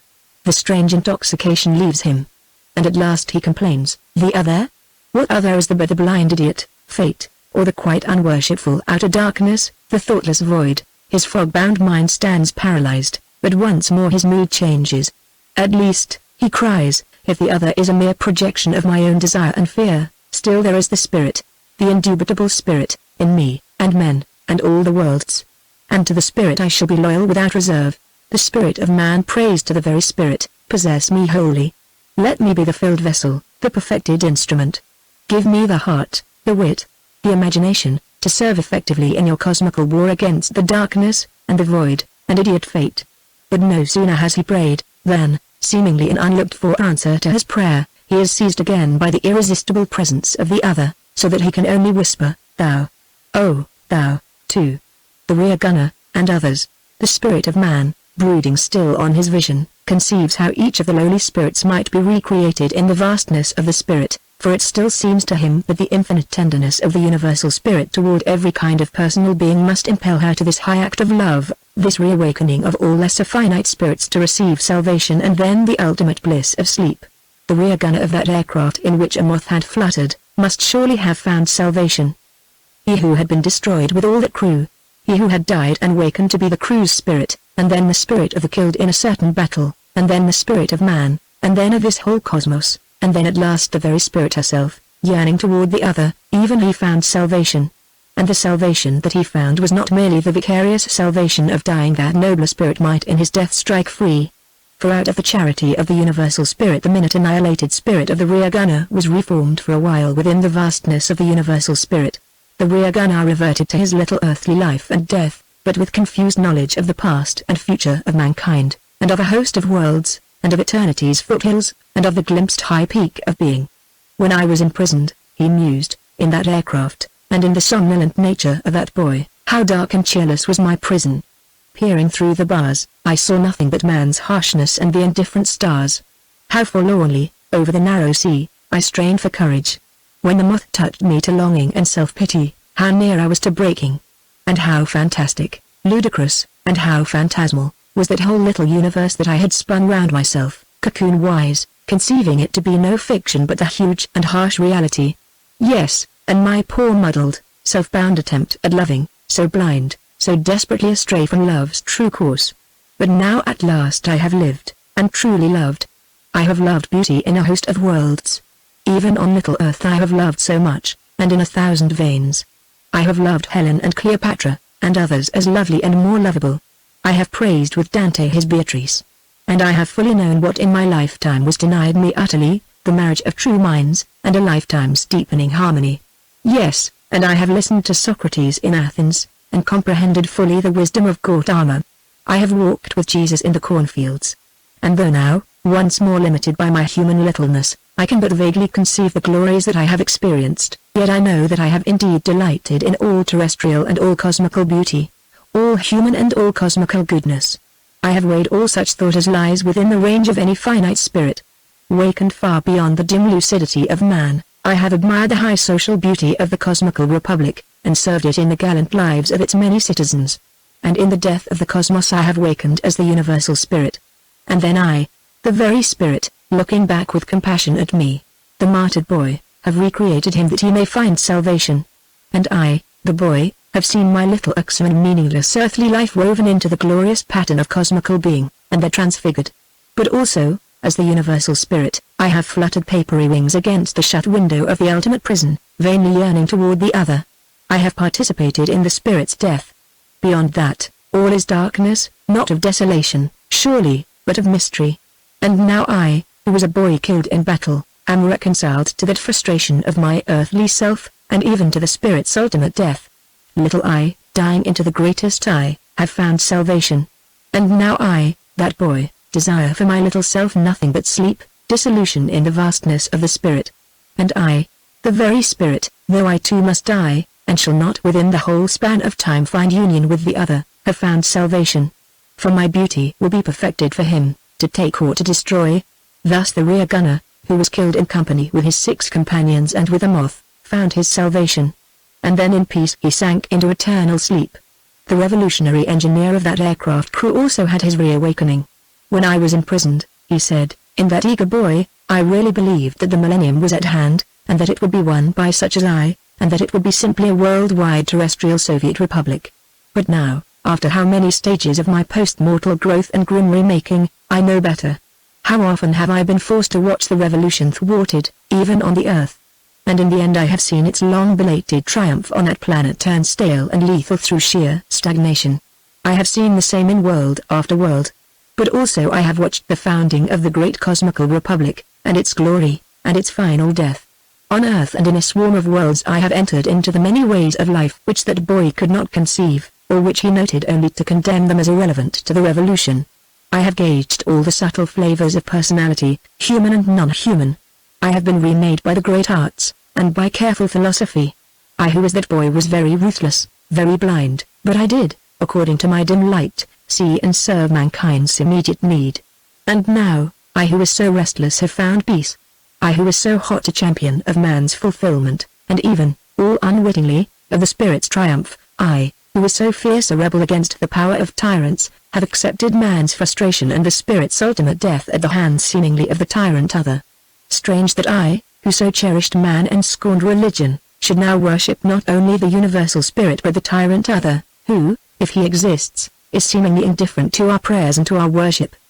Perhaps he is no more than a figment of our craving. Then, at least how glorious a craving. But the spirit is no figment. And in the spirit I, who was once a rash boy, but have traveled so far and learned so much, have seen my little earthly life transfigured, And now, all my desire for this poor human self is sleep, dissolution in the spirit. And what if she too in her death must be dissolved in sleep before the mighty other will take her? Thereupon, the recreated spirit of that boy slept. The saint in a war-tortured city woke again within the vastness of the spirit. How very strange, she mused, how surprisingly different from my expectation his death been. And how much more wonderful. At first it seemed that I was lifted straight to full communion with thy God, such bliss enfolded me. It was no merely private bliss, for I felt that in this heaven all my friends were equally included, my neighbor the plumber who was so good to me, the pale mother whose boy was killed, but in that heaven she found him, the Jew I saved from the police, the prostitute who nursed me through my sickness, all these and all other good-hearted people shared, it seemed, that bliss. Yes, and all sinners too, it seemed, were remade and brought into that heaven. But I did not long remain in static ecstasy. Things were happening round me, things never dreamed of in my simple faith. The gulfs of history opened before me, and the future, and all the hosts of living worlds, and the incredible diversity of spirit in them all. And most strangely the God who had gathered me to himself, who had awakened me to his vastness and perfection, who was indeed the universal spirit in us all, seemed most perplexingly to be after all a finite, a created spirit. And beyond him loomed that dread other, whom in all my earthly days I had feared, and so denied, affirming always that the very Creator himself was love, and that beyond him there was nothing. But now my own past longing for my God of love was transformed into the yearning of the universal spirit for that other, the dread, the hidden, the frosty fair, the source and crown of all things. Him, whether he be love or wholly inconceivable, I needs must worship. The spirit, his creature, grows in loveliness, and prepares herself to be his bride. Yet he remains ever unseen and unresponsive. At last she dies. And then? Does he perhaps destroy the perfected creature that he has killed, or does she wake into eternity, and in his unveiled presence, and in joy of mutual love are they two made one? However stem her fate, she gladly welcomes it, because he wills it. And so she has salvation. And I too, who am at once she and this little earthly self recreated in her vastness, have salvation. Seeing my little life transfigured, I crave nothing now but sleep. And she too, the very spirit, whether her fate be slow death and then absolute sleep or inconceivable eternal life, has peace. And so the saint who died in the tormented city slept. There also died the false prophet of the fallen empire. In the instant of his death, as in all deaths, the little mundane self was confronted with a newly awakened, alien self, who now scrutinized and weighed the dark and blood-stained rosary of his life stays. Not I, he cried, it could not have been I, who poisoned the minds of millions with false reasoning, and their hearts with false values. Not I glorified might and cruelty and lying. And oh, it was not I but some devil in me that tortured so many sensitive creatures in my rage for power. But the mundane self of the false prophet, in the instant of his annihilation, protested, it was in loathing of their canting gentleness that I praised might and cruelty, and in hate of their canting truth that I praised falsehood. And it was on a people who craved my discipline and my inspiration that I imposed my will. I was the high instrument of fate. But in the end fate betrayed me. The false prophet's new and alien self replied, an instrument of fate, but no less a traitor to the spirit, which in my youth I vaguely knew, like all men. Then stage by stage, and willfully, I misconceived it, until at last I gloried in the part of Antichrist. I played with men's fears and hates and bloodlust, till in the end fate, far from betraying me, did indeed deal justly with me. But me, I? Surely that evil pervert was not I. For I am pledged wholly to the spirit. And though for the creature's sins I must pay, perhaps in an eternity of torment, yet I praise wholeheartedly, ungrudgingly, the spirit. The being that had awakened in the false prophet's death had much to learn, for, though his will was clean, he was still deeply entangled in the ignorance and falsehood and false values of his earthly self. But after his agony of remorse had spent itself, and after many torturing stages of remaking under the stern pressure of the new learnt truth about mankind, he woke at last, as all men wake, to find himself the very spirit of man, and then the cosmical spirit, and finally the universal spirit herself, yearning toward the other. But presently, within the vastness of the spirit the little earthly self of the false prophet was recreated for a while. Wise with the spirit's wisdom, he looked down on his little earthly life, and sighed. I did great evil, he mused, epoch-making evil. Of my own will I wickedly did it. The currents of that little world's events fatally combined with my own weak vision and self-importance and frustration to drag me down into that life of horror. But now, having indeed suffered my purgatory, I am remade. And now I see my little hateful self no longer hateful, but transfigured. The agony of shame and guilt is past. Now, looking back, I would not change that life. I would not have it otherwise. My evil, though inly utterly evil, was a needed feature of the whole's form. Someone had to play that part. And so I, even I, who was so wicked, find salvation. And now, what more can I desire for my earthly self but sleep? The spirit of man, contemplating such possibilities of individual salvation, reminds himself that these thoughts are his own mind's figments. Can they, he wonders, be indeed veridical, or are they sheer fantasy? And if they are true, is not all well with the world? Listening in the depth of his own being, he strains for some clear answer. No answer comes but silence. And for his own part he knows that he has outgrown the need for any such consolation. Strange peace possesses him. He whispers in his own being's depth, "Oh, thou. So be it." 3. 7th Interlude, growing old in springtime. Larks are singing their way up airy ladders, peewits rapturously tumbling down them. The gorse is gay. Our rhubarb, lusty and rude, spreads great palms to grab the light. Young potato shoots sketchily rule dotted lines across the beds. Your early peas are shoving their little green noses up through the earth, and in the frame your cabbage seedlings, in huddled queues, await their turn for ampulla and the more dangerous living. On the hawthorn's sheltered side a foam of blossom is spreading. In the field an immense concourse of oat seedlings, a mighty youth movement, uniformed in green, hails the sun with upstretched arms.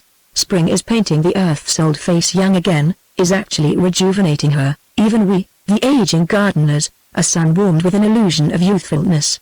When the cuckoo calls, we pause for a moment in our weeding, our digging, to listen, and exchange smiles. But our backs are stiff with stooping, our muscles too quickly tire. Old eyes, unaided, can scarcely tell a chaffinch from a linnet. We too, once upon a time, were part of the spring. But now our season is autumn. There will come an April when we shall be as out of place as a pile of last year's potato horns that no one has had time to burn. Growing old is of course tiresome, yet in a way illuminating. Though the body's ecstasies begin to fade, yet somehow they have an added, a strange and solemn significance, like holy rites long practiced yet ever fresh. The mind too is aging.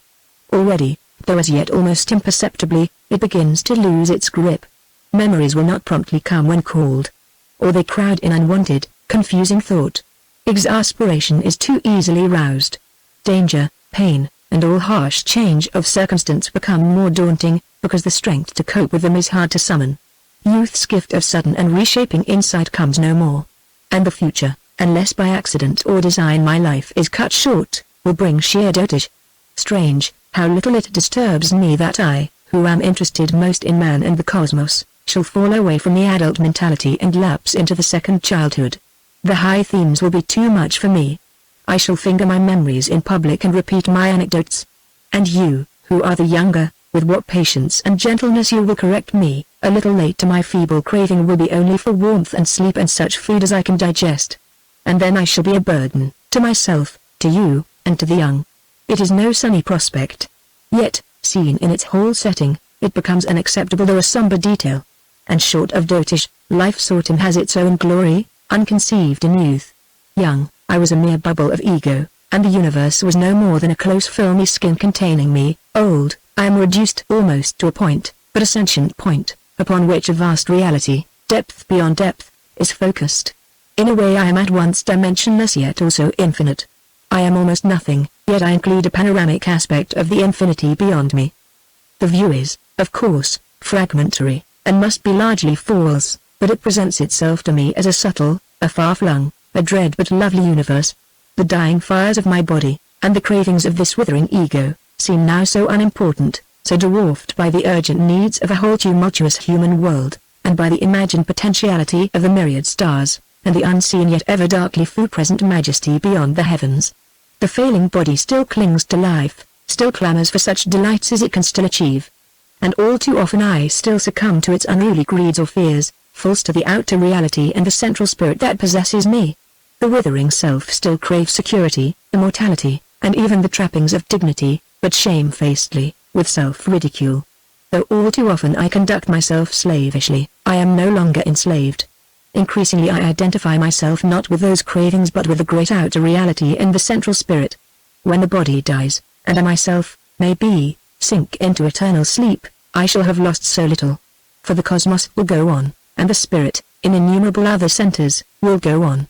In losing this infinitesimal me, I lose, after all, nothing. Further, in aging, in this slow withering away of cherished delights and vaunted powers, there is a kind of purgation, as though in readiness for some grave impending event. The victim is being shorn and cleansed in preparation for the altar.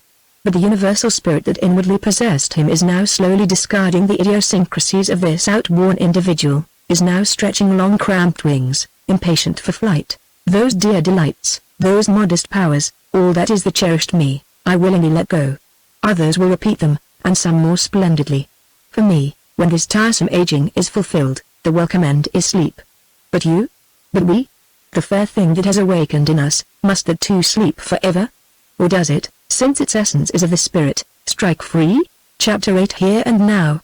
The vision which the spirit of man has labored to recapture fades even from memory. Bells and trumpets conquer it under their loud cataract. Nothing more is to be recovered of the reality that faced the spirit of man in his instant of eternity. Reality? Was it indeed reality or a dream, a figment of his own sickness? Strange that the whole vast panorama of time and of eternity, recently so actual, should now have paled into the mere memory of a dispelled hallucination.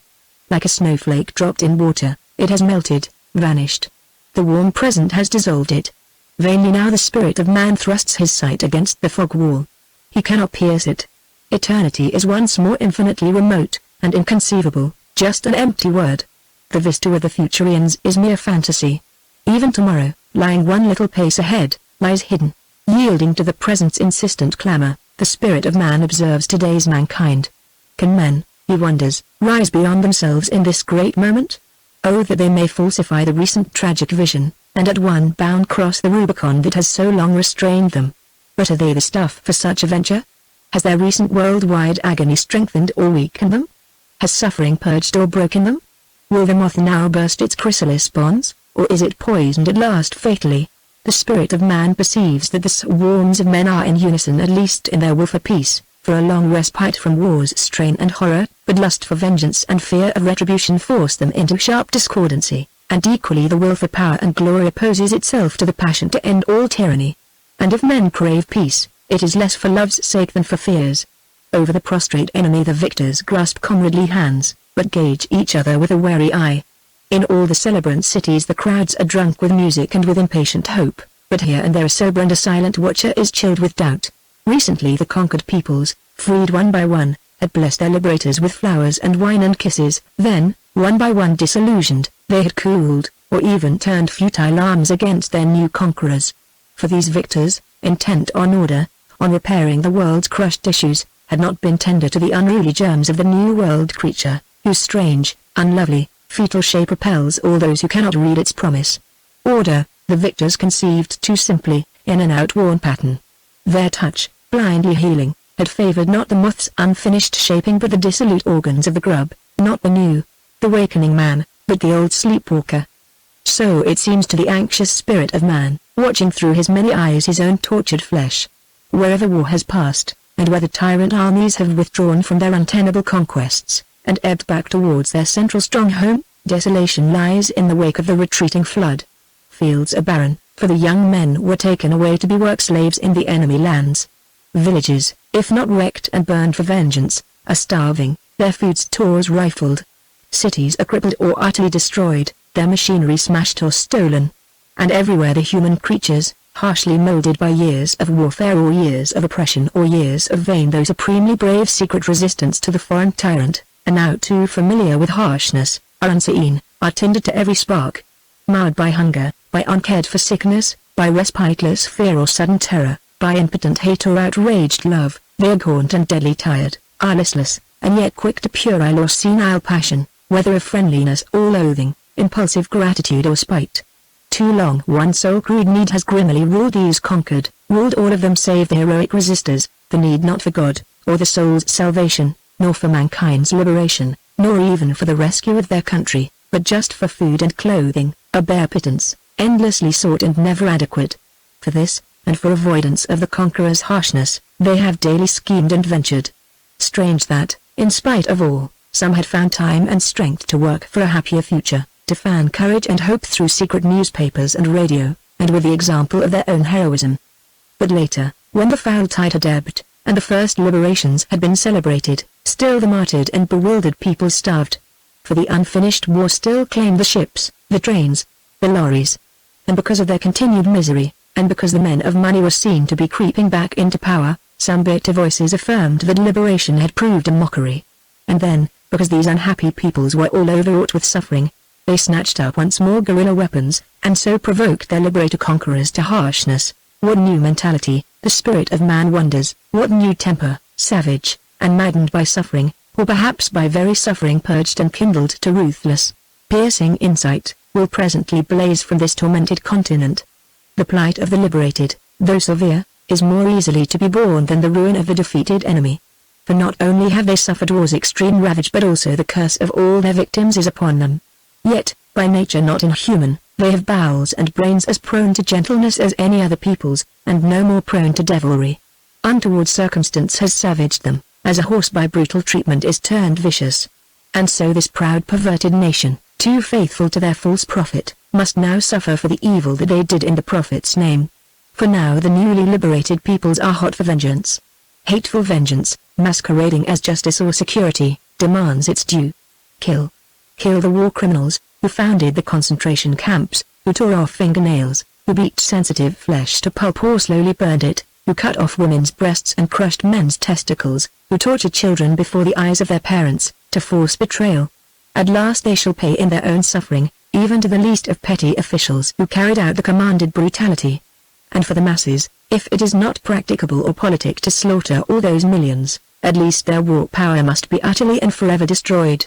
Seize or smash their vast machinery, seal up their mines, divide their land among the victors, brand them all as criminals, use the skilled and unskilled workers all as slaves to make good the huge damage in all the lands that they overran.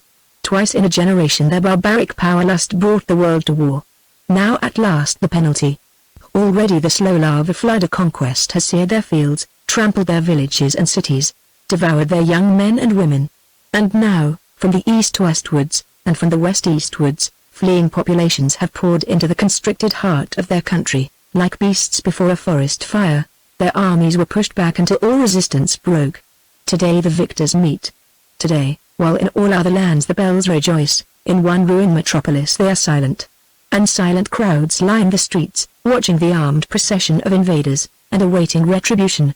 But some eagerly cheer. Formerly secret resistors to the fallen tyranny, now at last they are freely vocal. Others, changing their allegiance with the change of wind, give tongue in loud false welcomes. The spirit of man, peering through the somber minds of those defeated citizens, reviews their plight with horror and with pity. He blames them, of course, for their past betrayal of the spirit, as he blames all men, and blames himself, for inveterate frailty and perversity. But he knows, what the victors fear to recognize, that a great part of this distracted people secretly loathed and condemned the prophet and his tyranny, but dared not speak against it, since to murmur was to court inhuman punishment. He knows too that thousands were not deterred even by this threat. They accepted harsh imprisonment, disease, torture, mental ruin and finally slaughter, rather than keep silent. These he salutes as the noblest of his members. And this whole tragic people he now chiefly pities for their desolation, and for the vengeance that the indignant, the short-sighted victors prepare for them. During the final agony of the city's resistance, government broke down, order vanished. The city's population, formerly so disciplined, became a rabble of desperate and lawless individualists. But no. For even in this chaos friends could still be loyal to friends, mothers were still faithful to their children, lovers to one another. In their extremity these citizens manifested not only their worst but also their best. Here and there, after long oblivion, they rediscovered their best. For they were human. And what extremity, what unsurpassed calamity was theirs. Their honeycomb of dwellings all trodden down, they sheltered in the wreckage, defending their chosen crannies against the swarming homeless creatures from east and west, and from the escaped slaves, imported toilers from the conquered lands, now breaking free, and waging their own private savage war of vengeance against the citizens. Famished prowlers attacked each other for scraps of food, or banded themselves together to storm the stores, overpowering the police. The sick and the dying lay untended among the ruins. for the emaciated bodies of these once proud citizens could not resist the plagues that swept through the city, and the dead were too many to be removed. But now at last the war is over. The sirens cry no more. Overhead 10,000 aircraft of the victors circle and stream, displaying power. With horror and foreboding the spirit of man searches the minds of these distressful citizens, and their compatriots up and down that ruined land. What part will they play in the new world, a world balanced on the knife edge between hope and despair, a world in which the neurotic mentality will be tinder for every spark of discord? The elder and the gentler citizens, who for so long dared not even whisper their yearning for a long-lost and happier city and a kindlier nation, now openly praise those times, though they themselves by acquiescence had helped to murder the old order and install the new and evil state. But the young? They had no part in that happier age. They never breathed the faith which for their forefathers was the very air of life. From childhood their minds were trained and twisted to the new, diabolic faith. And though many of them are now sickened of savagery, they are ignorant of the spirit. Bewildered, they wake at last from the nightmare illusion into which they were born, and that they could not but take for reality. And now, in a new, strange daylight world, they dare not move. They have no bearings in it. Like a blind man given sight, they are merely confused and paralyzed by their new perception.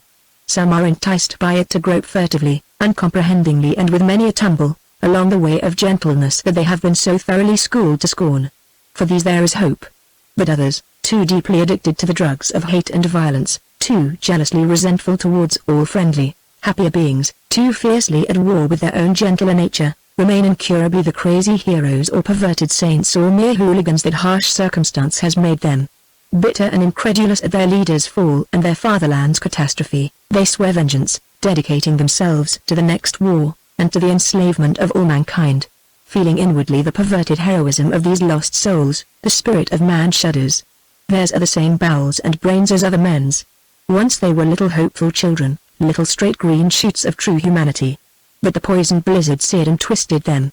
Counting the host of them, the spirit of man despairs. For the victors plan vengeance, and vengeance breeds contrary vengeance, and where vengeance rules men's minds, perverts and hooligans are very acceptable as instruments, and as leaders. But the conquered are only one people among many. The spirit of man turns his grave scrutiny upon the conquerors, those marching men, weathered, apartment for hardihood, and for slaughter, with bullet or shell, with bayonet or hand grenade or knife. He considers, too, those many boys in the upper air, those pilots, gunners and the rest, machine-trapped all of them, yet for the crew's sake self-disciplined and comradely. He feels in the hearts of all these invaders a deep, crushed-down horror of warfare, and a longing for the ways of peace. In all of them he finds the unclear but urgent need for some gentler and more deeply rooted within the stem comradeship of wartime crew or company. And with this need for gentleness arises a vague tenderness towards all men, even towards the conquered. For though at one moment these conquerors profess stern retribution, in the next they may be sharing their rations with a hungry citizen. In all of them the lust for vengeance is strongly countered by a blindfold, urgent, desperate movement towards the spirit, the very movement that so bewilderingly stirs the war-act citizens themselves. Is this, then, inquires the spirit of man with sudden hope, the new world's new temper? But now he turns from the victorious invaders in the city's streets and sky to watch the homelands of these conquerors. There too smolders the same longing, but how confused, how seamed with fears and greeds and 1,000 plain stupidities. In the West, believers in money scheme to save mankind by their money power, sincerely, for their hearts are touched by mankind's distress. But their own too well-remembered triumphs of free commerce, and their sly hope of further gain, blind them to the world's new needs, to its need of a supreme world purpose and world plan, and its need that all men should feel themselves one in the spirit. These believers in money propose to create, by sheer free commerce, prosperity for all men, and for themselves dominance and vast riches, forgetting the harsh lesson of the planless past. And the spirit? Even those whose minds are not bemused by money conceive the spirit far too simply, in the T-form that money fostered. For them the individual, who is the seat of money power and the pioneer of all great enterprise, is also the sole vessel of the spirit. And this is true, but not the whole truth. Nowhere but in the awareness, the wisdom, the loving, the creative action, of individuals can the spirit be. But these self-confident individualists dare not see that the brigand individual, who would be self-complete and unrestrained, is the spirit's main enemy. We are members one of another. The spirit of man turns eastward to the great new society where money power has been tamed, where men have planned resolutely, ruthlessly, for the common welfare. But here too the upshot is uncertain. Here, as elsewhere, bums the will for the spirit, though unacknowledged and unnamed. But here they conceive it as social discipline and social power, the power of the first great comradely community to develop all its potency for the fulfilling of its citizens in health and wealth, and in that pattern of mentality which the new states masters and the hosts of their willing followers declare most admirable. For them the main theme is the ability for practical service and willing discipline in the common work. The spirit of man knows well that this fellowship in work is a factor in the true spirit, and one disparaged in the West. But if this is not balanced by the West's loyalty to the individual's own perception of the spirit in his own heart-searching and solitariness, and in his own salutation of his own friend's uniqueness, the spirit must surely wither. With anxious doubt the spirit of man watches this great people's crusading enthusiasm for their new order. He feels inwardly their impatience with unbelievers, their will for conformity, their fiery, arrogant, ruthless loyalty to the new society. How well justified, but also how dangerous.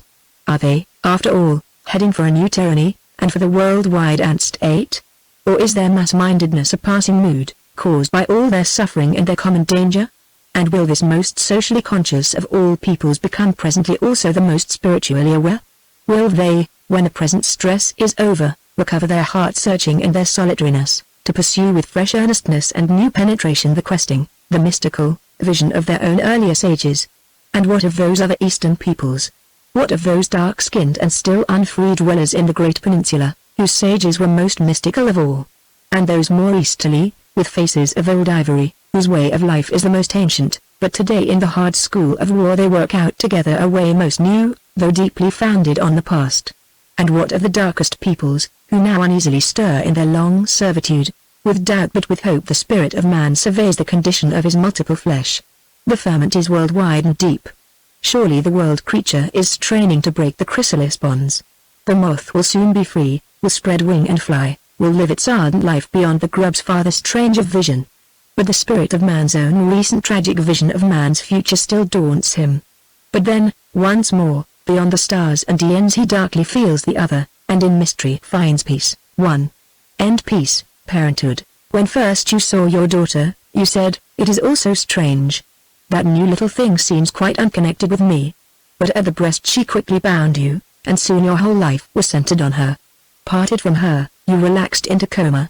I became a background figure, noticed occasionally for refreshment. When your son came, he of course occupied the focus, but he was no supplanter of his sister, and she no discarded fondling. You made room for both, and they, very soon, for each other, over their upbringing. How we planned and wondered. This food, should it be, or that? This routine, or that? This toy, this book, this parental attitude, this school, or that? Every move was a dangerous experiment, fostering growth or checking it, leaving perhaps a permanent scar.